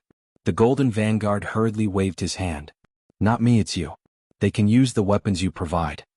Thea looked at his serious face and did not know what logic was in it. After thinking about it, she still had to contact the main body. 3 days later, the main body got a lot of weapons and warships and directly atomized them into a package, which was sent to the vanishing point by the Golden Vanguard. They were once again atomized and distributed. Looking at a group of uncles and aunties holding energy guns and touching the warships, Thea did not know who to complain to. Of course, the equipment was from the Alien Administrative Committee. The warships were copied from the one on the moon of planet Dynamo. Its stealth ability was top-notch, but its combat ability? Let's talk about something else. Not to mention the energy guns. Back then, Thea had wondered why the technological weapons of the Master of Time Council were so weak. Now the truth was finally revealed. These were all knockoffs made according to the alien weapons, which were not more than 20 years old compared to the current human technology level. I'll leave this to you. I'll go back to Earth. The team was set up. The doppelganger did not explain much and handed the task of searching for Batman and eliminating the time error to the Golden Vanguard. Her spiritual power was divided between 2 places, and it was too much for her. She had to go back and rest for 2 days. After lying in the White House for 2 days, she was kicked out by Moira. According to her mother, she was so busy that her feet hit the back of her head, but she was sleeping by the side? Just stay where it's cool. Walking alone on the street, Thea was a little distracted. In fact, she still had a lot of things to do, but she did not have the energy to do them. Now she just wanted to lie down. On the other side of Earth, Diana was working hard to teach her disciple, and Thea did not want to disturb her. The people of the main alliance were either fighting monsters or on the way to fighting monsters. They were all busy. The young lady was sitting on a bench on the side of the road in a daze. While her mind was wandering, she saw a familiar figure walk past her. Kara? The young lady hurriedly grabbed the distracted Supergirl. She was just walking when a living person suddenly jumped out from beside her. The young lady was really shocked, and only when she saw that it was Thea did she breathe a sigh of relief. The young lady, who was also a little unhappy, sat down beside her. Chapter 792. Seeing that Kara had something to say, Thea did not want to sit on the side of the road for onlookers, so she interrupted her. Let's go for a drink. The 2 women went to the base of the Star City Female Alliance and found a bar under her name. Come on, try this. It's the strong liquor of the Turians. Even a Kryptonian like you can't stand it. Don't believe me? Try it. Thea put a glass of liquor in front of Kara and motioned her to drink it quickly. Then she quickly told a story. She was going to drink while listening to other people's bad luck. Earth's alcohol was indeed useless to Kryptonians. Kara had secretly drunk it a few times, but it tasted tasteless and she never drank it again. Now, seeing that Thea wanted to try it, she picked up a glass and poured it down her throat. The golden liquid went down her esophagus and into her stomach. The little girl felt a burning heat rushing from her stomach to her mouth. It's not bad. Kara was a little surprised. This kind of alcohol was very suitable for the Kryptonian stomach. Thea took out a small delicate bottle and poured a glass for her. Try this. It's the fine wine of Dionysus. This is the collection of the god of wine. Ordinary people can't drink it. Kara was a bad student. She knew Apollo because she had fought with him twice. She did not know who the god of wine was. Even though she had seen him in the Underworld War, she did not know who he was. But this time the wine was refreshing and the aftertaste lingered. Even Kara, who did not know how to taste wine, thought it was good wine. As for what was good about it, she could not tell. Let's continue. There's more here. Thea had collected a lot of good wine in her dimensional ring. The bars here were her private properties. No one dared to stop her from bringing her own wine. After drinking all kinds of fine wines, the Kryptonian's body could not take it anymore. Thea did not drink as fast as Kara. Instead, she drank slowly. After a while, Kara's mood finally recovered. She began to tell her story intermittently. Of course I had to take care of the plane crash, right? After that, we were attacked twice. I didn't know she was from the Luthor family. I don't think the Luthor family is all bad people, right? Clark's a busybody, burp. Lena's not a bad person, burp. The little girl was indeed a little drunk. Many things she said were incoherent and messy. However, eldest Miss's ability to understand was amazing. She slowly pieced together the truth. She didn't know if it was because of the Black Hand in the business war or an accident, but one day when Lena Luthor was on a plane, the engine stalled and she suddenly fell. Kara, who was passing by, stepped forward and caught the plane. Lena, who was sitting by the window, saw Kara's back as he flew away. Their strange fate began. After that, a bunch of aliens attacked Supergirl and the battle involved Lena. It was yet another melodramatic experience. The two young ladies worked together to defeat a strong enemy. They went through thick and thin together, and after the battle they left each other's contact information. In the end, Kara chatted with Lena a few times using her sock puppet account, Supergirl. Kara and Lena, who didn't have many friends of the same age, unexpectedly hit it off. This girl said that she had an evil brother who was under heavy pressure every day. This girl said that she had a cousin who was like an uncle who was restricting her freedom. The two mature and rebellious young ladies started chatting. Lena admired Kara's courage and Kara envied Lena's wisdom. The two were already very good friends. It was at this time that Superman found out about this matter. Good Samaritan Clark, on the other hand, didn't slam the table and glare at Kara. Instead, he spoke the truth and laid out the truth. He earnestly talked nonsense with Kara for an entire day. In conclusion, there were no good people in the Luthor family. Little Supergirl naturally resisted strongly. In her heart, she was her cousin. How could she be educated by her cousin? Superman's temper was unusually good. What's more, Kara was his only remaining Kryptonian relative. He didn't say anything harsh, but he implied that his son was already 10 years old, and she was only a few years older than him. So she should listen to him. Kara was very unhappy, but she was amenable to coaxing and not coercion. Superman's gentle words didn't make her refute. She could only run out in a huff and was picked up by Thea, who had nothing to do. Thea considered her words. I've seen Lena.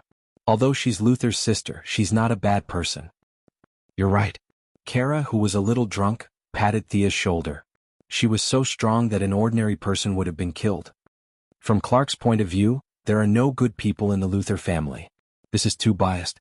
Lena has never done anything bad, and Luthor isn't simply a bad person either. I've dealt with Luthor a few times. Although he's arrogant, vain, and ambitious, he has a bottom line.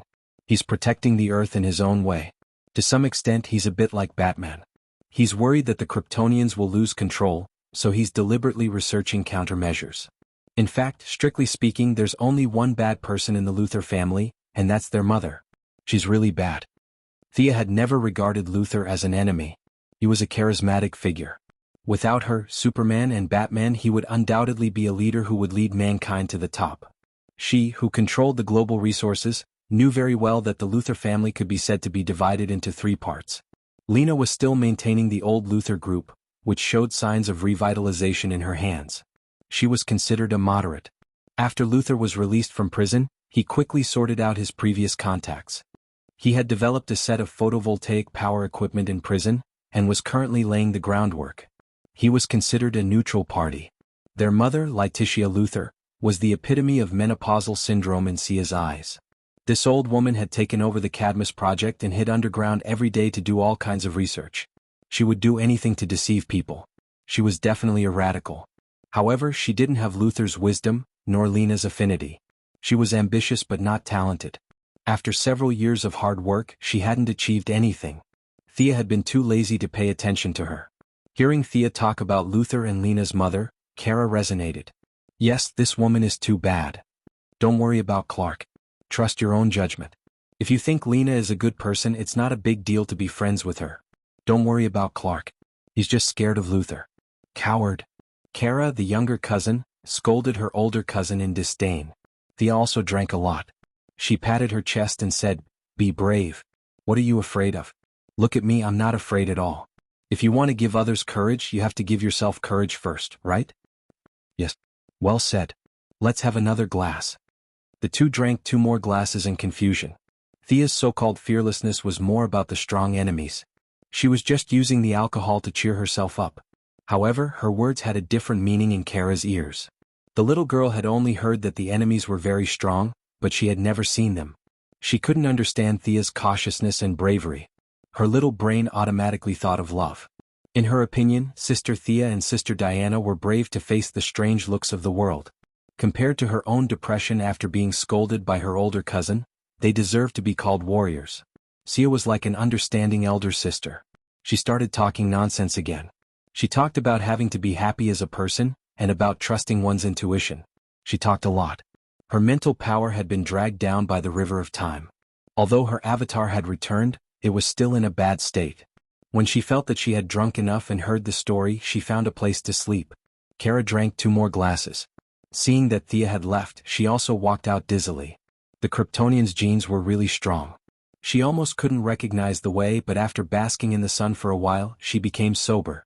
Supergirl, who was still a little dizzy, changed into a blue bodysuit and a red cloak. She found the right direction and flew towards Nakanil City. She wanted to find Lena and clarify things. The Iyer family and the Luther family were not mortal enemies. Even if the Luther family and Superman were still enemies, it should not affect their friendship. They still wanted to continue being good friends and best friends.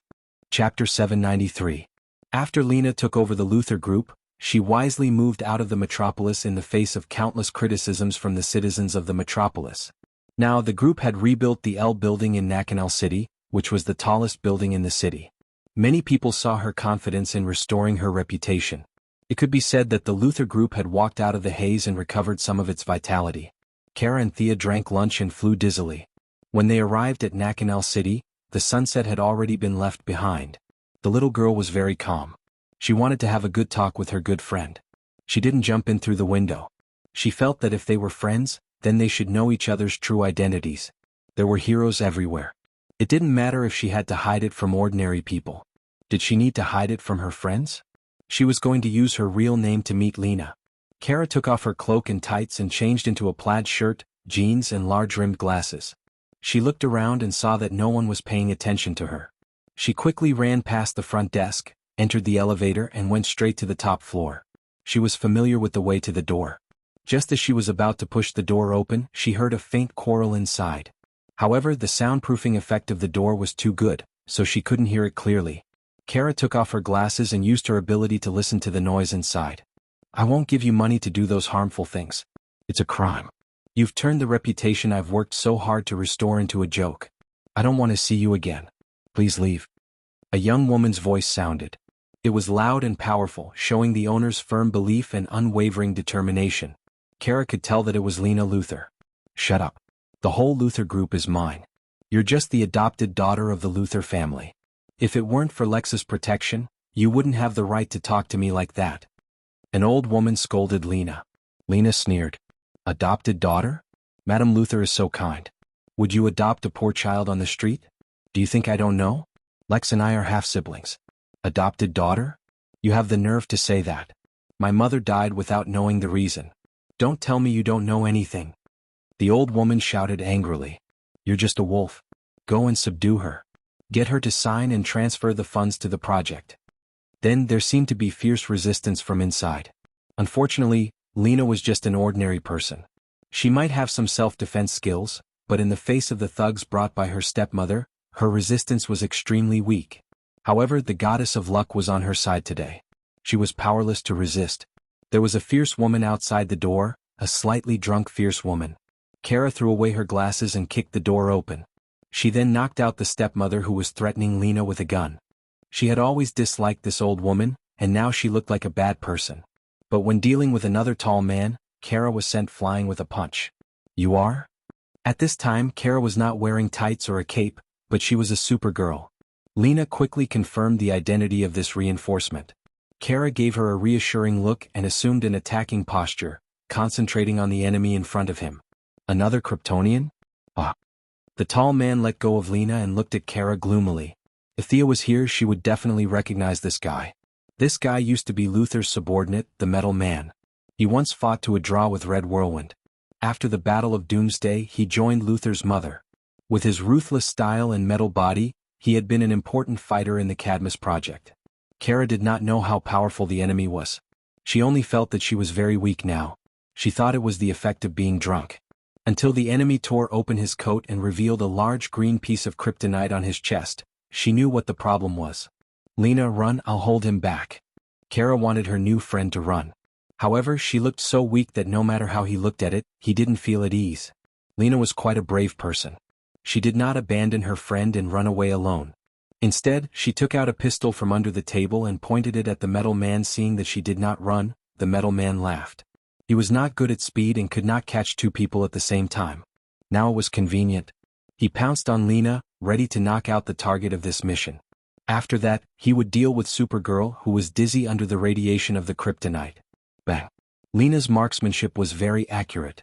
She shot the Metal Man in the forehead. But as Luther's weapon against Superman, how could he be hurt by a gun? The bullet hit the left side of his forehead with a crisp sound of metal hitting metal. It only left a hole in his skin before the bullet fell out. D*MN bionic skin? Is this the Terminator? Lena's legs went weak when she saw the 2-meter-tall giant pouncing on her. At the critical moment, Kara flew up and kicked the Metal Man's waist. Kryptonite weakened her greatly, so her kick didn't even have 1/10 of her usual strength. Fortunately, Kara's close combat skills were much better than Kara's after being ravaged by Fiora and Alex several times. She used a clever move and borrowed the enemy's strength to kick him down. The Metal Man patted the dust and stood up indifferently. He had a metal skeleton and a kryptonite heart. These were his trump cards. He might be strong against ordinary people, but he could easily crush the Kryptonians. The Metal Man was like a bison, pressing down on the two girls. Lena was stronger than ordinary women, but there was a limit to her strength. The mission to defeat the enemy was still up to Supergirl. Miss Thea had to be mentioned. She had built a red radiation room in the Female Alliance's base. Kara had been dragged in by Thea several times and beaten up by her. Kara was not too disappointed by the sudden loss of her superpower. It could be said that the weakening of the kryptonite did not disintegrate her fighting spirit.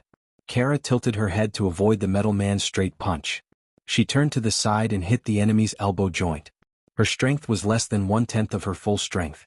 But if an ordinary person was hit by this strength, it would be like being hit by a train.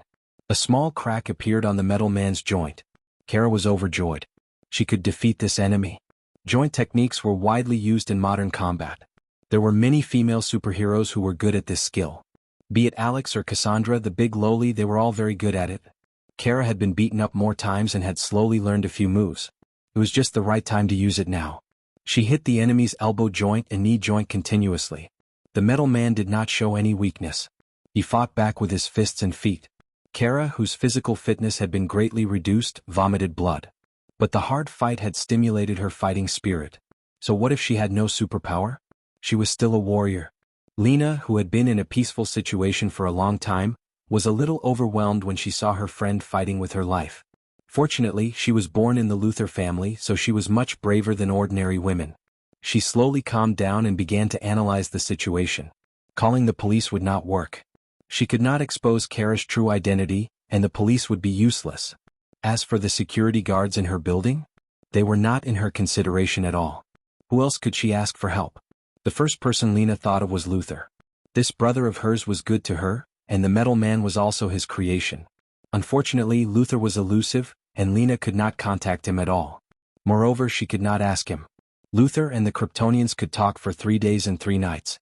How could she ask him to help the Kryptonians defeat the metal man? It was unrealistic. Chapter 794.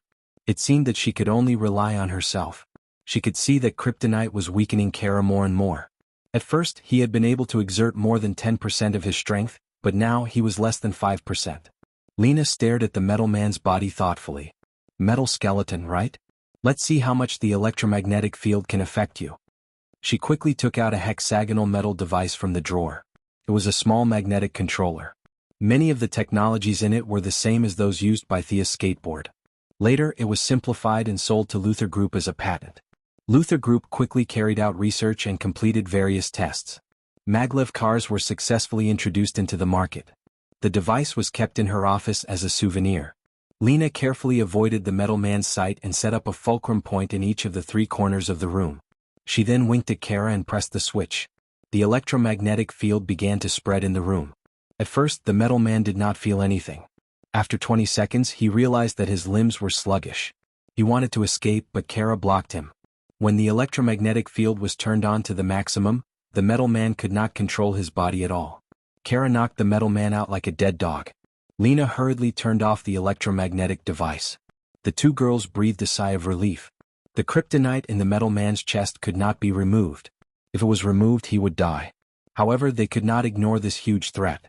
Lena was indeed Luther's sister. She took out various high-tech devices and tested them. Finally, she covered the metal man's heart with a box made of lead and set a complicated password. If someone tried to crack it by force, the box and the heart would be blown to pieces.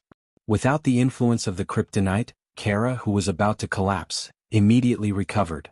He called the Martian hunter, who quickly sent a DO agent to take the metal man away. As for Lena's evil adoptive mother, she was taken away by the police for attempted kidnapping and extortion. Lena knew that her adoptive mother was very powerful and would probably be released in a few days. She just wanted to annoy this old woman. Kara and Lena planned to find a place to have a good chat, leaving the warlike office to be cleaned up by the staff tomorrow. Lena had the spirit of making the company her home. She had 2 bedrooms on the same floor as her office. Kara was badly beaten up. The radiation of the kryptonite had disappeared, and his body's self-healing ability began to take effect. Although his head and face were covered in blood, his body had already recovered by more than half. As his sister, Lena had seen many of Luther's experiments and knew a lot about the Kryptonians. She asked Kara to change her clothes. "I'm fine. All right. I'll go wash up." Kara was just about to say that he was fine, but when he turned his head and saw his face in the mirror, which was covered in blood, he hurriedly took back his words. After a simple wash, Carla tied her hair into a bun. Her clothes were all torn, so she could only wear Lena's long dress. She was much taller than Lena. Her long dress was like a short skirt, and her thighs were exposed. "Wow, you're completely fine?" Even though he knew that the Kryptonians had a freakish recovery ability, he was still so surprised that his mouth was wide open. Was he the one who had been beaten to the point of vomiting blood? "Haha, of course I'm fine." Kara was so happy that he puffed out his chest like a proud peacock. Seeing that the atmosphere was good, Kara began to talk about his purpose of coming here. Hearing that this new friend valued her so much, Lena was very touched. In the business world where everyone was trying to cheat each other, sincere friendship was simply a luxury to her. She did not expect that she could also receive such a generous gift. "Come on, we're acquaintances now. Let's celebrate." Lena had good taste. Even though it was just a temporary residence, she had a small bar with many world-famous wines on the wine rack. She was going to open a bottle of good wine to celebrate with her new friend. Kara thought of something and rummaged through his clothes. Finally, he took out a small bottle. Shaking it, it seemed that there was still a lot of wine in it. Kara was very happy. "Come and drink this." Lena took the small bottle, which looked only the size of a fist. How much wine could it hold? She was a little bit amused, but she did not say it out loud to save her friend's face. Well, this bottle is very delicate. It looks like a work of art. I got it from Sister Sia's place. I heard someone brewed it?" Kara tilted his head and scratched his cheek for a long time. She really could not remember the smelly and long name of Dionysus. She only remembered that the wine was very delicious. Thea said that she would give it to her to drink slowly. At that time she was dizzy and directly put it in her pocket. She did not expect that the small bottle was still intact. Hearing that it was Thea's, Lena was a little bit moved. Luther and Batman were quite similar in some aspects. Luther had collected a lot of information about Milady. As his sister, Lena also knew a lot of legends about Milady. Soon she discovered the magic of the small bottle. After filling 2 glasses and shaking the bottle, the wine was still in the bottle. Even the weight of the bottle did not change. Drink it, drink it. As a poor student, Kara did not care about the weight of the bottle or the scientific problems involved. She just wanted to let her new friend taste the wine. Lena also put down her doubts about the wine bottle. She didn't try to be mysterious. Instead, she took a look at the golden liquid and drank it slowly. Well, it's delicious. The mellow liquid slid across the tip of her tongue. This was a kind of wine that quietly warmed the blood. Lena was sure that she had never drunk such good wine. Come, let's celebrate today's victory. Kara also drank a glass. The two of them drank 1 glass after another. At this moment, the enmity between the Iyer family and the Luther family was thrown to the back of their minds. The dispute between Earthlings and aliens was no longer the main point. They were just 2 young girls under tremendous pressure. How dare he control me? Who does he think he is? I must teach him a lesson next time. Kara had drunk too much. The wine of Dionysus was famous for its lasting effect on Mount Olympus. If she fell asleep like Thea after drinking it, it would be fine. Unfortunately, Kara had a big fight with the metal men first. When her blood was boiling, she drank a second round. At this time, she was a little out of control and spoke incoherently. Fortunately, she remembered that she could not expose Superman's name, so she referred to him as him. Compared to Kara's strong body, Dionysus's wine was even more unbearable for ordinary people like Lena. She was known for her calmness and wisdom. At this time, she had forgotten her surname. Hearing Kara's self-righteous words, she echoed loudly, "Yes, they are a bunch of nosy people. We are good friends. Burp, don't worry about them." After saying that, she put her arms around Kara's neck drunkenly. "Supergirl, tell me the truth. Do you have a boyfriend?" Kara drank another glass irritably. "There are too many people who care about me. The boys in school are so tacky. They only care about appearance." "Have you ever kissed?" Lena whispered in Kara's ear like a demon. "No, have you?" Carla answered honestly. "Neither have I. Do you want to try?" "Try. Or not." After all, Kara had a strong body. In fact, there was still a trace of sobriety in her heart. Lena's words made her hesitate a little, but when she thought of the courage that Thea had talked about, she finally decided to try. Lena was a trustworthy friend. It would not kill her to give it a try anyway. The 2 women were self-taught. They tilted their necks and smelled each other's breath. For a moment they were a little intoxicated. 500 words are omitted here. Chapter 795. The sun shone through the thick curtains and shone into the room.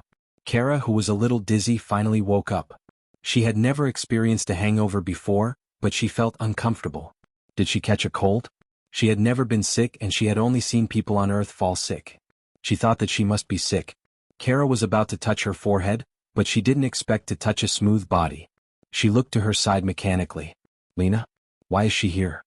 The fearless Supergirl was so scared that she almost screamed.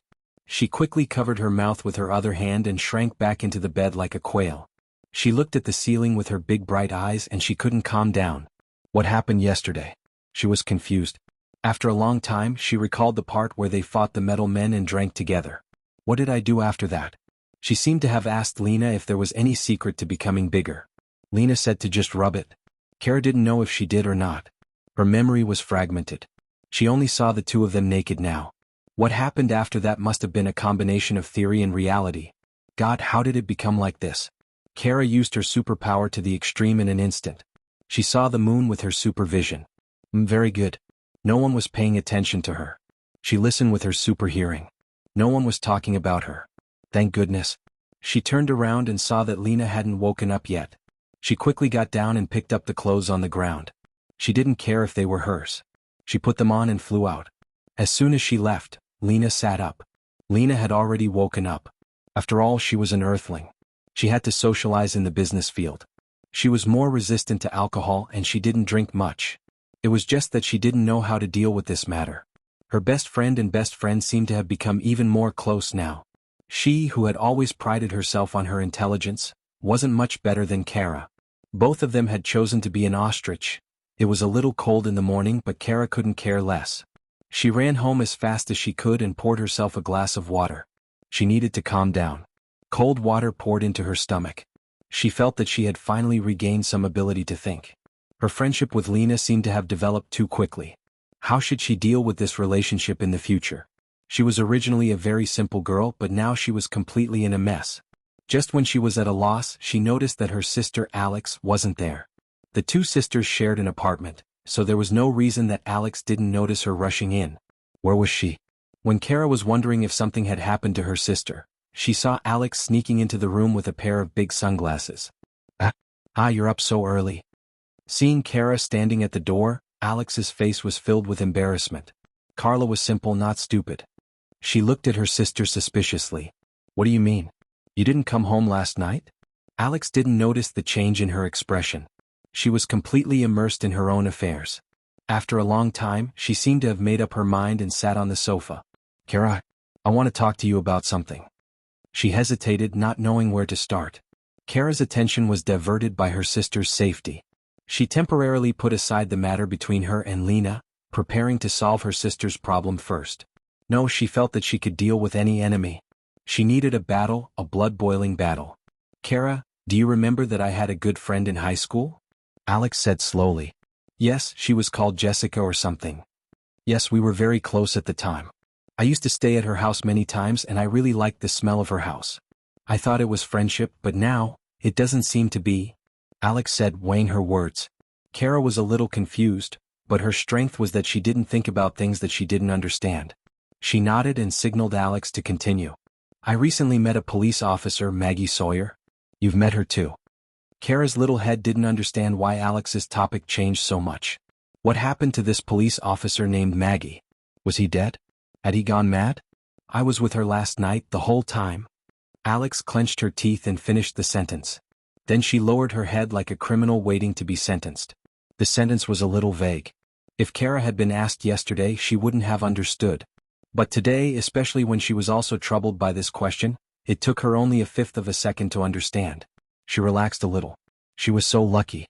The troubles of the two sisters happened on the same day. As for hiding it, Kara naturally thought about it. But when she thought of Thea's courage, she felt that since Alex had the courage to talk about it, she should have the courage too. Moreover, it wasn't a heinous thing. In the era when most Kryptonians chose to have test tube babies, it wasn't a big deal. At most, the Al family was a little more traditional. She had to admit that the good traditions of the Kryptonians gave her confidence. Plus, with the previous incident with Thea and Diana, she really didn't think it was a bad or ridiculous thing. She just felt that it was a little difficult to know where to stand when facing Lena. Alex, listen to me. Last night I also... She roughly told her what happened. Alex was stunned. She never thought that telling her family about her coming out of the closet would bring her such news. She wanted to scold Kara, but she realized that she was in no position to say anything. Do you love her? She's a member of the Luther family. Kara scratched her hair, looking very distressed. We were just very good friends. I don't know what's going on now. The Danvers sisters were in a daze. Lena spent the whole morning in a daze. She arranged a bunch of tasks for her assistant and chased her out. Lena picked up the phone and was about to find someone to ask about it indirectly. The evil old lady had just been locked up in prison, so she gave up on this option. What about Luther's brother? Lena thought. If she talked to him about it, he would explode. She gave up on this option too. After thinking about it again and again, she called Miss Maisie. As Luther's former bodyguard, they naturally knew each other and had a good relationship. For a while, she even thought that Miss Maisie would marry Luther's brother and become her sister-in-law. After rambling for a long time, when she seemed to be chatting casually about women, something unexpected happened. The secretary was full of praise. Generally speaking, it was very good, and indescribably happy. Lena hung up the phone dumbfounded. She couldn't help but ask herself, was it really that happy? She thought about what happened last night. Her memory was blurry, but she seemed to be quite happy. There was no burden or pressure at all. She turned on the computer and searched for Supergirl's majestic photo. She touched the screen gently. Her heart was filled with that living person. She was strong, optimistic, and cheerful. Kara had all the qualities she wanted but couldn't have. Lena twirled the pen in her left hand and fell into deep memories. From the first time they met, to the few times after that, it was as if there was a thread of fate that connected the two of them. She thought about what happened last night. She felt like she was flying on the clouds. That intoxicating and dreamy experience was still lingering in her mind. That didn't seem too bad. Chapter 796. Lena, who was staring blankly at the computer, heard a tapping sound on the window. She saw Supergirl looking at her with a serious expression. Lena quickly closed the computer. She didn't know if Supergirl had seen her touching the photo. She was nervous and hesitant. But she had been in the business world for many years, and she was much better at handling interpersonal relationships than Supergirl, who only knew how to argue. She opened the window with a strange expression and wanted to ask what was going on. Kara, who came to her window, had mustered up the courage of her life. It took her 30 minutes to fly to the window. Under normal circumstances, this amount of time was enough for her to fly to Mars. "Well, I want to talk to you." The little girl's voice was normal at first, but she started to tremble a little. Both of them were preoccupied, so they didn't notice. "Let's go to the roof?" Lena tried to suggest. "Okay, I'll wait for you," Kara said and flew up with a whoosh. Lena was also nervous. She patted her cheeks gently and tried to relax, trying to regain some confidence. Unfortunately, no matter how calm she was still a weakling in the face of this matter. Not everyone could be as calm as Diana and Thea. She ran to the roof as fast as she could. The whistling wind made her a little unstable, but she didn't care at this time. Kara was sitting on the eaves looking into the distance. The background was lonely and pitiful, like a small injured animal. Lena wanted to call her over, but she swallowed her words after opening her mouth twice. What was there to be afraid of? It's just the eaves. She took a deep breath and walked over with firm steps. Lena was confident that even if she fell, Kara would save her. This had nothing to do with their relationship. It was purely her kind nature. "Wow, why are you here?" Kara was shocked to see Lena sitting next to her. She was a Kryptonian, so she was not afraid. She would be fine even if she fell from the moon, let alone this height. But Lena didn't have that ability. If she fell from this height, even her parents wouldn't recognize her. To be honest, Kara was a little touched. She didn't know about love, but she knew that someone cared about her and her feelings to the extent that they were willing to risk their lives for her. For a moment, words seemed to have lost their meaning. The two sat side by side, enjoying a rare moment of peace. "Do you like me?" At this moment, Lena, who had the bloodline of the Luthor family, was the more manly one. The two of them sat quietly for a long time before she finally broke the silence. Being rational to a certain extent was madness. Lena, who had always been rational since she was a child, was ready to go crazy today. Jianghu was shocked by her straightforward question and her eyes widened. "Shouldn't we say something to ease the atmosphere first? Why is it so explosive right from the start?" Lena looked at her confused eyes and felt as if her heart had been stabbed by a knife. She loosened her hands, leaned forward and fell to the ground. Kara's mind was blank, but his body still reacted. He grabbed her arm. "Let go." Lena's tone was very calm. "Don't, Lena, why?" Carla was so anxious that she was about to cry. It was as if she was the one hovering in the air and Lena was the one saving her. Her mind was filled with helplessness and panic. All she could think about was Sister Thea, Sister Diana, or Uncle Martian Hunter coming to save her. "Do you care about me?" "Nonsense. Come and hug me." "Not on the ground but in the air," Lena ordered domineeringly. Kara hugged her waist mechanically, afraid that she would fall. The two of them floated in the air together. It was already working hours. The pedestrians on the street noticed them. Some took pictures with their phones, some called the police, and most of them were discussing. However, they were too far and too high to see clearly. "Are you willing to be with me?" "Kara Danvers." "Sorry, I don't know your Kryptonian name." "Kara Zoair." "Kara Zoair. Are you willing to be with me?" Lena asked domineeringly again. She could see that this guy was a little out of ideas.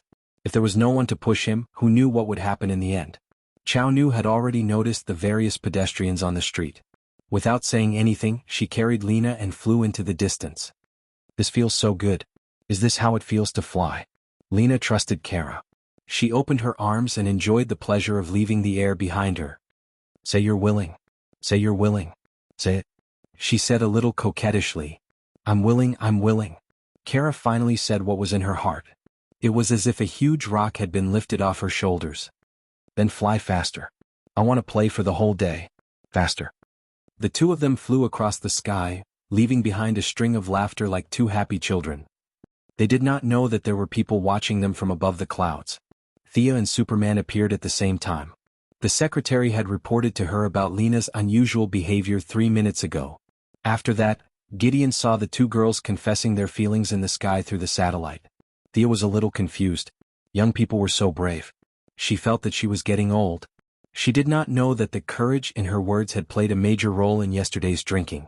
The secretary had also helped her in time to strengthen Lena's conviction. Perhaps there was also the rebellious mentality of a young girl. In short, there were several factors that led to today's incident.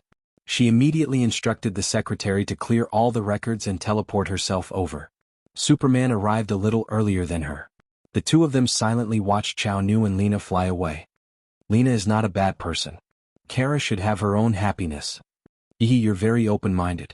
Superman smiled bitterly. What else could he do if he was not open-minded? The two of them waved and left. Thea was more experienced than Superman. She could see that Kara had admitted to 90%, but still had some misgivings in her heart. As her sister, she felt that it was her duty to help her strengthen her conviction and go further on this path. The Daxam in the original space-time looked ugly and was obviously not a good match for Kara. However, she still needed to think about how to proceed. When she returned to the office, the secretary gave her another piece of news. Kara's sister Alex was with a woman named Maggie Sawyer last night. You have a good relationship with Lena. Do you think we can help? Thea asked the secretary. The secretary pondered for a moment. I think Lena is not ready. Maybe we need to push her a little? How about this? Let's hold a party and let them put down their burdens. The Missy decided on the plan. She picked up the phone and started to contact everyone. She first called Batwoman Kate Kane. She was Batman and Bruce's cousin and an old senior in the lesbian circle. She had confessed her sexual orientation 20 years ago and was later expelled from West Point. Now, her lover was Gotham policewoman Renee Montoya, the future second-generation questioner. The two of them were only acquaintances, but when she heard Thea's purpose, Batwoman agreed without hesitation and prepared to use her villa as a meeting place. Thea contacted a few more people and prepared to hold a small party. There weren't many people at the party.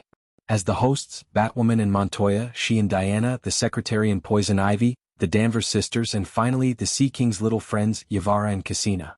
Well, a total of 12 people. Chapter 797. Considering that the Danvers sisters needed some time, there were also some who lived far away such as Yavara who lived in the jungles of South America. Some had jobs such as Renee Montoya and Maggie Sawyer, who were both police officers, decided to hold the party on the weekend. 2 days later, in the Hall of Justice, Thea welcomed the newcomers to the Alliance as an elder. The Green Arrow, Oliver Quinn, and the Atom Knight, Ray Palmer, had officially joined the Alliance. The original Batman was replaced by Dick Grayson, which no one had a problem with. However, the new Batman had no black technology, no money, and was 99% useless. Thea felt that it was enough to treat him as a mascot. The other replacement was the Green Lantern.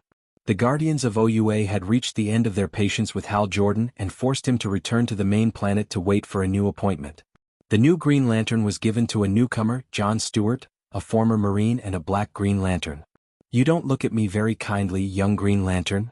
Thea glanced around and saw the new Green Lantern looking at her angrily. Did this guy not take his medicine today? You are the leader of the Yellow Lanterns and the Yellow Lanterns are evil, the new black Green Lantern said, a little annoyed. Ha ha. Thea smiled and stopped Diana and Oliver, indicating that she was fine. Her bell-like laughter echoed throughout the hall. You must have been told by the Guardians of the Little Blue Men. They want you to replace Hal Jordan? Their political skills are still so stiff. Thea immediately put a big label on the black Green Lantern. Although Hal had a lot of bad habits, he got along well with the Alliance. Whether it was the Flash or the Green Arrow, they were all very good friends. Now that they heard that he was transferred away because of political strife, the few of them looked at John Stewart unkindly. The black Green Lantern did not realize that Thea was using Hal Jordan's popularity to isolate him. He was still talking about how evil the Yellow Lanterns were. The Yellow Lanterns sacrificed a lot in the last war. They are not evil. Diana stood up immediately. If this newcomer didn't say anything, she would teach him a lesson. Thea pulled Diana back. Why would she use her fists when she could defeat the enemy with just a few words? You keep saying that the yellow lamp is evil. Do you know who built the yellow lamp? Don't try to quibble. I know it's Sinisto. The green light thought that she was trying to shirk responsibility and felt that he had seen through her verbal trap. Yes, you're absolutely right, evil Sinisto. Is that what the Guardians say? The black Green Lantern nodded, as if mentioning Sinisto's name tarnished his honor. Thea found it a little funny. I'm afraid the Guardians didn't tell you that the powerful lamp ring on your hand was worn by evil Sinisto when he was in the Green Lantern Corps, right? Jon Stewart's expression instantly turned interesting. At first it was disbelief, then suspicion, and finally horror. However, his dark expression didn't make it obvious. Why didn't you throw away such an evil thing? Buried? Destroyed? She continued. The Guardians that you think represent justice probably didn't tell you that they built a space peacekeeping force before the Green Lantern Corps mechanical hunters? These mechanical hunters went out of control and slaughtered an entire sector of intelligent life. That's why they built the Green Lantern Corps. Mr. Stewart, do you know that the survivors of this sector built the Red Lantern Corps? Do you know that they want to take revenge on the Green Lanterns? Do you think these survivors are evil? 79 planets with nearly 150 billion intelligent life were slaughtered by the Guardians that you claim to be incomparably righteous. Mr. Stewart, as the honor guard of Planet O, as a law-abiding person, you must also think that these lives deserve to die, right? Her words were extremely tricky. In fact, she knew that the massacre had nothing to do with the Guardians and that it was Kalana who was behind it. However, this Black Lantern didn't know and the Guardians didn't know. That was enough. The information on both sides didn't match at all, so it was easy and enjoyable for her to criticize. Moreover, she pointed out Jon Stewart's identity as a member of the Honor Guard. Just by listening to his name, it was obvious that he was someone who obeyed orders. However, superheroes were a group of people who didn't obey orders. One could imagine that this Black Lantern's future in the Justice League wouldn't be too easy. After Thea finished blabbering, she didn't wait for him to answer. Her lips softly uttered a word, retard. She turned her head to the other side and whispered to Diana. The people from the Justice League looked at Jon Stewart a little strangely. This Black Lantern also sat down with lowered eyes. The atmosphere in the League was a little strange. The usually flamboyant Green Lantern was replaced, and Batman, who was always looking for trouble, was also replaced. The 9 of them had a simple exchange and announced the end of the meeting. How's your female disciple? Thea and Diana walked out of the Hall of Justice and strolled on the street. She asked casually. At the mention of her disciple, the Valkyrie showed a rare hint of worry. She thought about how to phrase it. Overall it's okay. However, she doesn't have any sense of urgency at all. She's always sloppy when she's training. I worked very hard when I was young. After saying that, Diana waved her fist lightly. Don't worry. Young people will get better slowly. Also, I remember that you didn't like to practice martial arts when you were young. You always played secretly when you could, right? Thea smiled like a little fox. Diana glanced at her with her beautiful eyes. The meaning in her eyes was, how do you know what I was like when I was young? When I was playing with mud, the 18 generations of your Quinn family weren't even born yet, right? Thea waved her hand and showed a picture. In the picture, Diana was still a lowly. The goddess was very cute when she was young. With her small arms and legs, she was holding a toy that looked like an animal doll and eavesdropping on them. On the other side, Hippolyte and Antiope were complaining non-stop. The cute little Diana had picturesque eyebrows and a jade-like face. Although she was wearing plain clothes, her martial prowess could still be vaguely seen. Little Diana eavesdropped on her mother's conversation. Her bright eyes were filled with tears. She suppressed her reluctance and locked the toy in a box. She took out a small knife and a small sword and started practicing by herself. She said that she worked hard when she was young. Reality proved that it was obviously nonsense. Diana hurriedly dispelled her water curtain spell and looked around. Seeing that no one was paying attention to her, she exclaimed, "How did you see these pictures?" "Ha!" Thea was overjoyed. Her arcane core I-2.0 had just come online. She had watched Diana's childhood through the river of time and saw many of the Valkyrie's dark history. As for the issue of using public resources for private purposes, she said that it didn't exist. Chapter 798. Diana lowered her head and thought about it. She was actually quite interested in seeing what it was like when she was young from today's perspective. She asked hesitantly and curiously, "Won't we mess up the timeline if we watch it casually?" Thea did not care at all. Although she was the self-proclaimed time manager, she felt that it was not a problem to do something within her scope of authority. "Is that so? Then can we go back and take a look?" "Sure, we might even find a time loophole."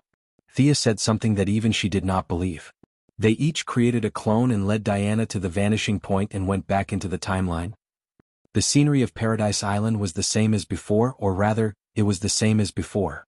Thea chose the time 7 years after Diana was born.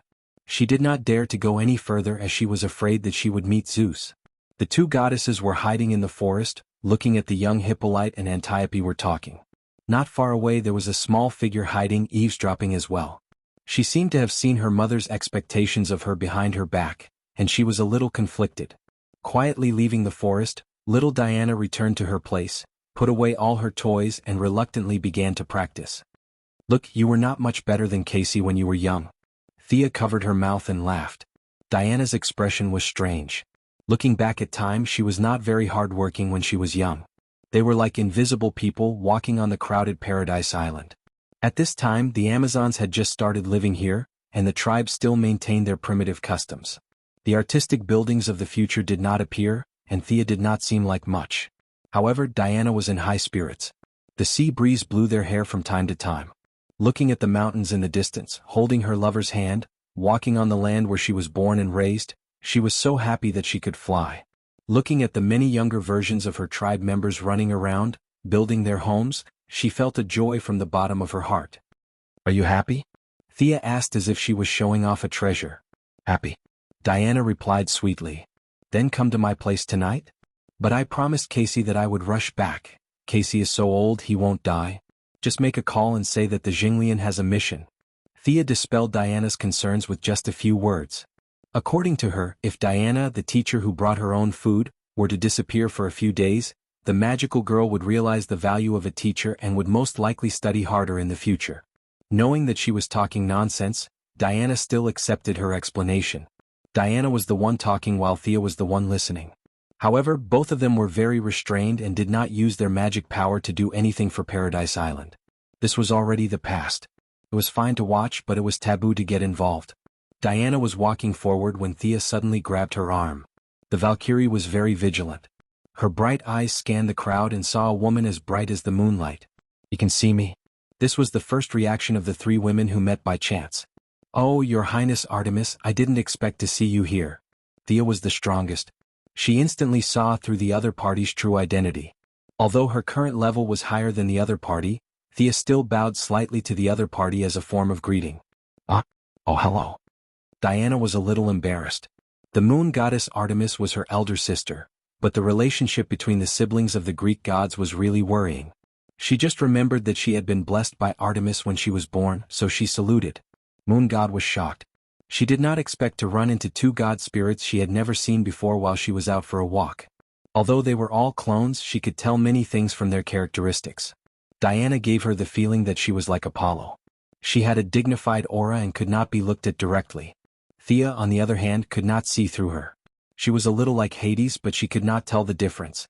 Realizing that she was a little rude, she hurriedly bowed to the two goddesses. The three goddesses did not speak. Thea and Diana were a little speechless. They did not expect to meet acquaintances on a trip. For a moment they did not know what to say. The moon goddess was the first to speak. Your highnesses are not from the Greek gods, right? Are you the gods of the Mesopotamia? They had seen the Egyptian gods before. Gods like Thea were one of the best even among the 9 pillar gods. There was no reason for them not to know her. Diana looked at Thea with a strange expression. The look in her eyes said, "How are we going to explain this?" "We came from the future to thank you, Your Highness," Thea said without blushing. This news shocked the moon goddess. Time was a forbidden area for the gods. Not to mention her, even Zeus did not dare to casually touch the timeline. Without a reference point, blindly entering the timeline would have an 80% chance of losing oneself. Do I still have a future? Of course.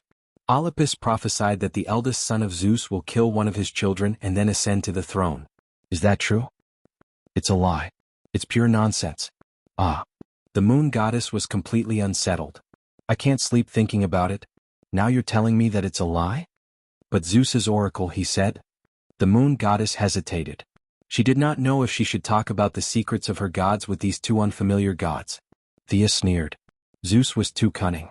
He played his children in circles, tricking them into giving up their human faith and hiding in the gods' kingdom to wait for death.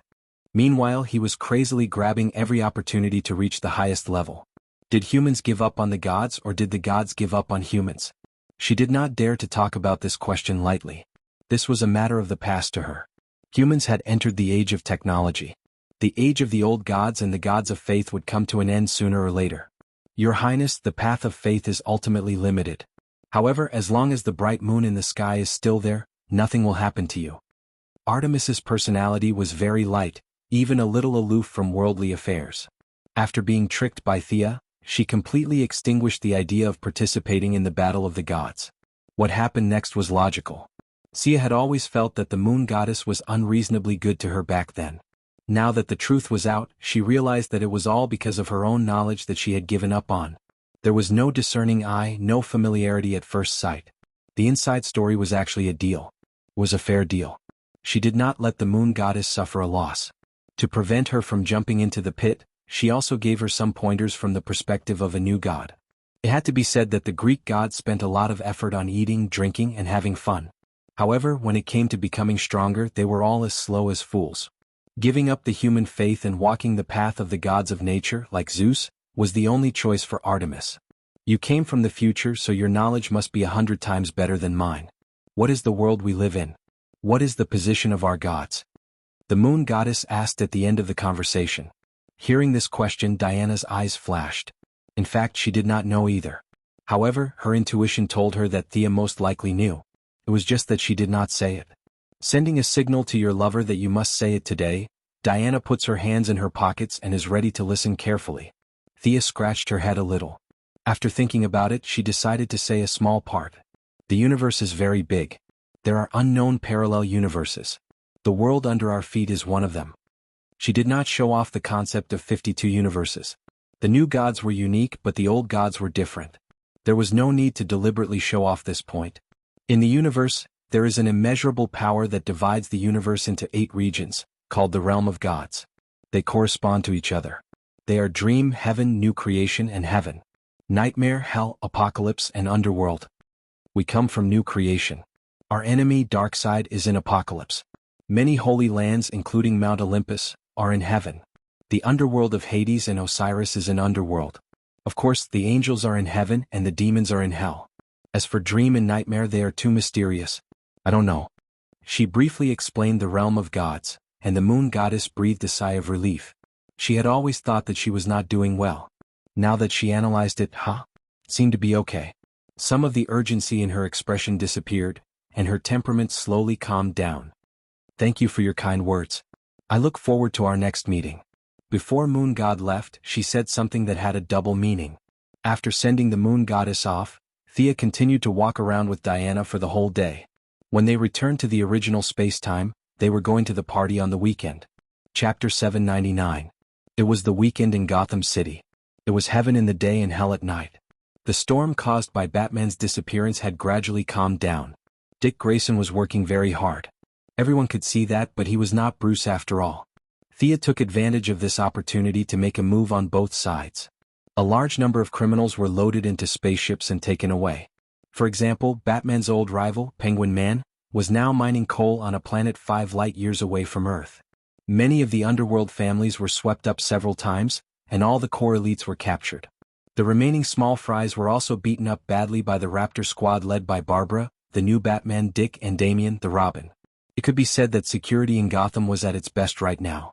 A new wave of criminals would definitely stand up, redivide the territory, and confirm a new boss. But that was a matter for the future. Welcome, Thea Diana. As Bruce's cousin, Batwoman Kate Kane was also from a wealthy family. Her villa was located in the wealthy district. Unlike Wayne's old mansion, which only had one old butler, she had many helpers. The waiter at the door helped to open the car door. Thea was wearing a checkered chiffon blouse, a camel-colored skirt, and stilettos. Diana was wearing a white dress and black pointy heels. The two of them walked out of the car hand in hand with smiles on their faces. Batwoman, who was standing at the door to greet them, was not wearing the red and black battle suit. She was also wearing a very casual dress, like a gorgeous young woman. She looked much younger than Bruce, who had suffered so much. Thea and Diana hugged her gently and said jokingly, "Gotham's security has improved a lot. I was worried about a fight before I came. Haha, I'll leave Gotham to the young people from now on. I can retire." Batwoman laughed softly. They exchanged a few more pleasantries and walked into the venue together. The secretary and Poison Ivy had been there for a while. They greeted each other from afar and talked to each other. After a while, the Danvers sisters, Yavala and Cassina, entered the venue. Alex's lover, Maggie Sawyer, had a gentle smile that hid unquestionable faith. She was a very charming woman.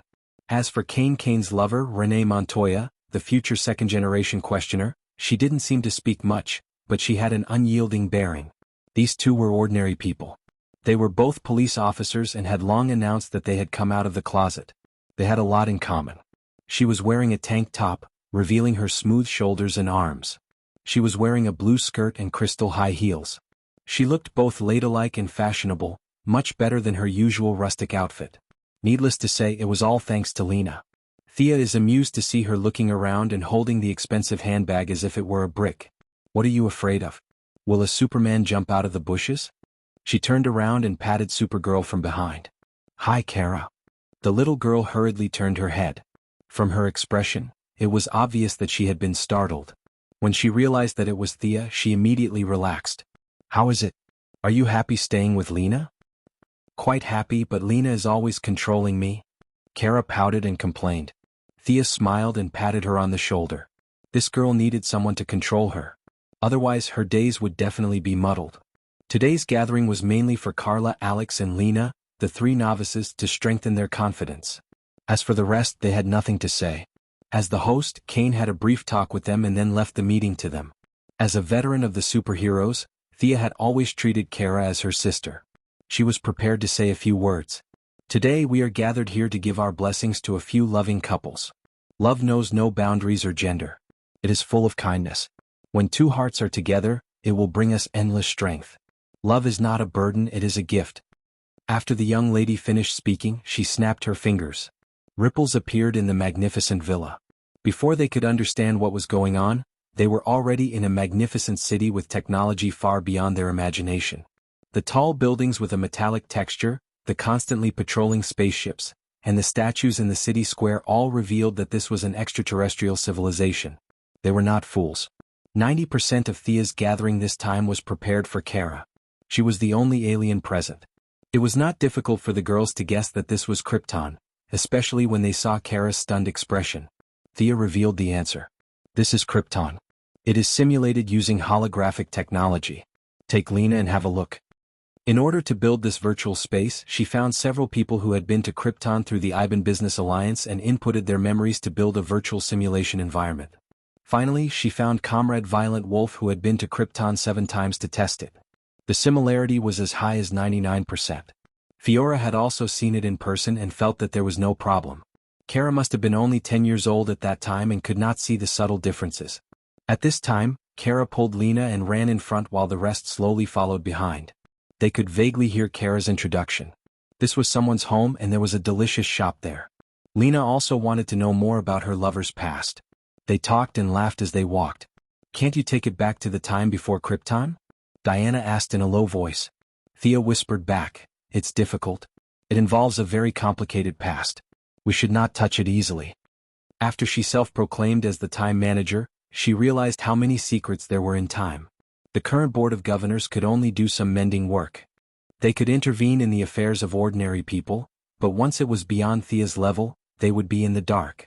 There was no doubt that some big shots did not want to be seen. This was the situation on Krypton. The young lady chose to retreat. Using space technology, she could completely simulate the environment of Krypton, but it was not necessary. Kara also knew that this was all an illusion.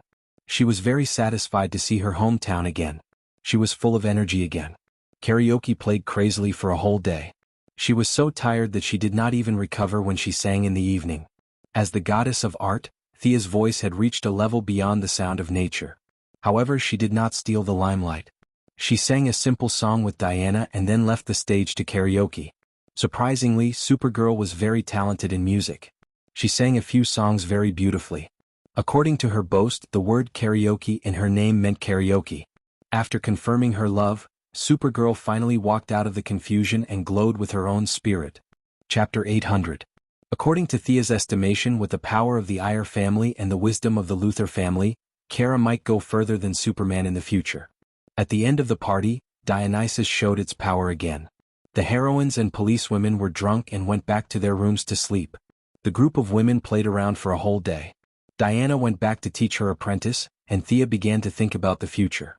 The Guardians seemed to have replaced Hal Jordan because Hal had repeatedly disobeyed orders, but the truth was not that simple. According to the Yellow Lamp and the Green Lamp, the Green Lantern Corps had been on the move recently, which meant that they had begun to plot against the entire universe. There was only one enemy that could make the emotionless little blue man so anxious, and that was the imminent arrival of the Dark Knight. They were eliminating unstable factors. Hal Jordan was a troublemaker, and there was no doubt that they would take him down first. Thea had also thought about stopping this disaster, but unfortunately this was the will of the universe. If there was life, there would be death. Everything was caused by the laws of nature. She could not stop it, nor could she stop it. The consciousness of this universe was much stronger than that of Earth too.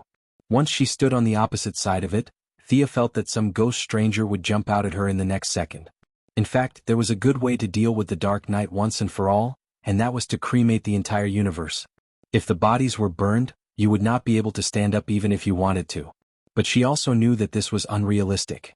According to incomplete statistics, 90% of the planets in the universe carried out burials. The few planets that Thea had been to all carried out burials. Nearly 1 million bodies of Green Lanterns were buried in the cemetery of the main planet of Ura. Many of these people were the greatest Green Lanterns when they were alive. If Thea proposed to burn the bodies of these people, she might as well lead the yellow and green lamps to war with the green lamps. Not to mention the distant alien planets, she could not even deal with Earth. Except for a few countries in Asia that carried out cremation, most countries carried out burials. The resistance to this matter was so great that the power of the president could not be pushed through at all. She had to re-enter a monarchical society. If she forced it, she estimated that she would have to kill hundreds of millions of people. Furthermore, the deceased relatives of superheroes were all buried. Even Diana's Paradise Island was buried. Did they burn all their corpses? It was possible that she had killed more people than she did on the Night of Darkness. Did she have nothing better to do? Soon she arrived at a secret base of the Heaven's Eye Society. Diana had talked to her before she left. Clown Girl didn't seem to have done anything wrong. It was inhumane for Amanda to put a bomb in her neck and risk her life for her. Moreover, the ugly girl had performed meritorious deeds during Darkseid's invasion. Was it possible to release her on that basis? Thea also felt that the Clown Girl was slowly getting better. She was a little crazy, but not to the point where she was unscrupulous. She decided to fish her out and observe her for a while. She went straight to the Heavenly Eye Society and told Amanda that she wanted to take the ugly girl away. "Can you tell me your reasons?" Black Panther didn't look too good. She felt a little embarrassed when Lin Fan came to ask for her in such a blatant way. "What reason do you want? Government approval? Special pardon? A thank you letter signed by the Justice League? You can think of anything. I can find it for you," Thea said, amused. She was very confident in facing the Heavenly Eye Society now. No one in the system could beat her. Amanda sighed. "You can take the ugly girl away, but—" "No buts," Thea answered calmly. She was in a different position. She had no right to talk about conditions. The two quickly completed the procedures. "I can go now?" Clown Girl, who was practicing gymnastics in her cell, was a little surprised when the bomb was taken out. Amanda didn't look too good. She slammed the door and left. Clown Girl looked around in confusion. After a while she realized something. "Oh, little Thea, are you here to save me?" Thea ignored her. "Gym guard? Then I'll be leaving?" "Ah." The guard looked at her blankly. "Lawton, I'm leaving."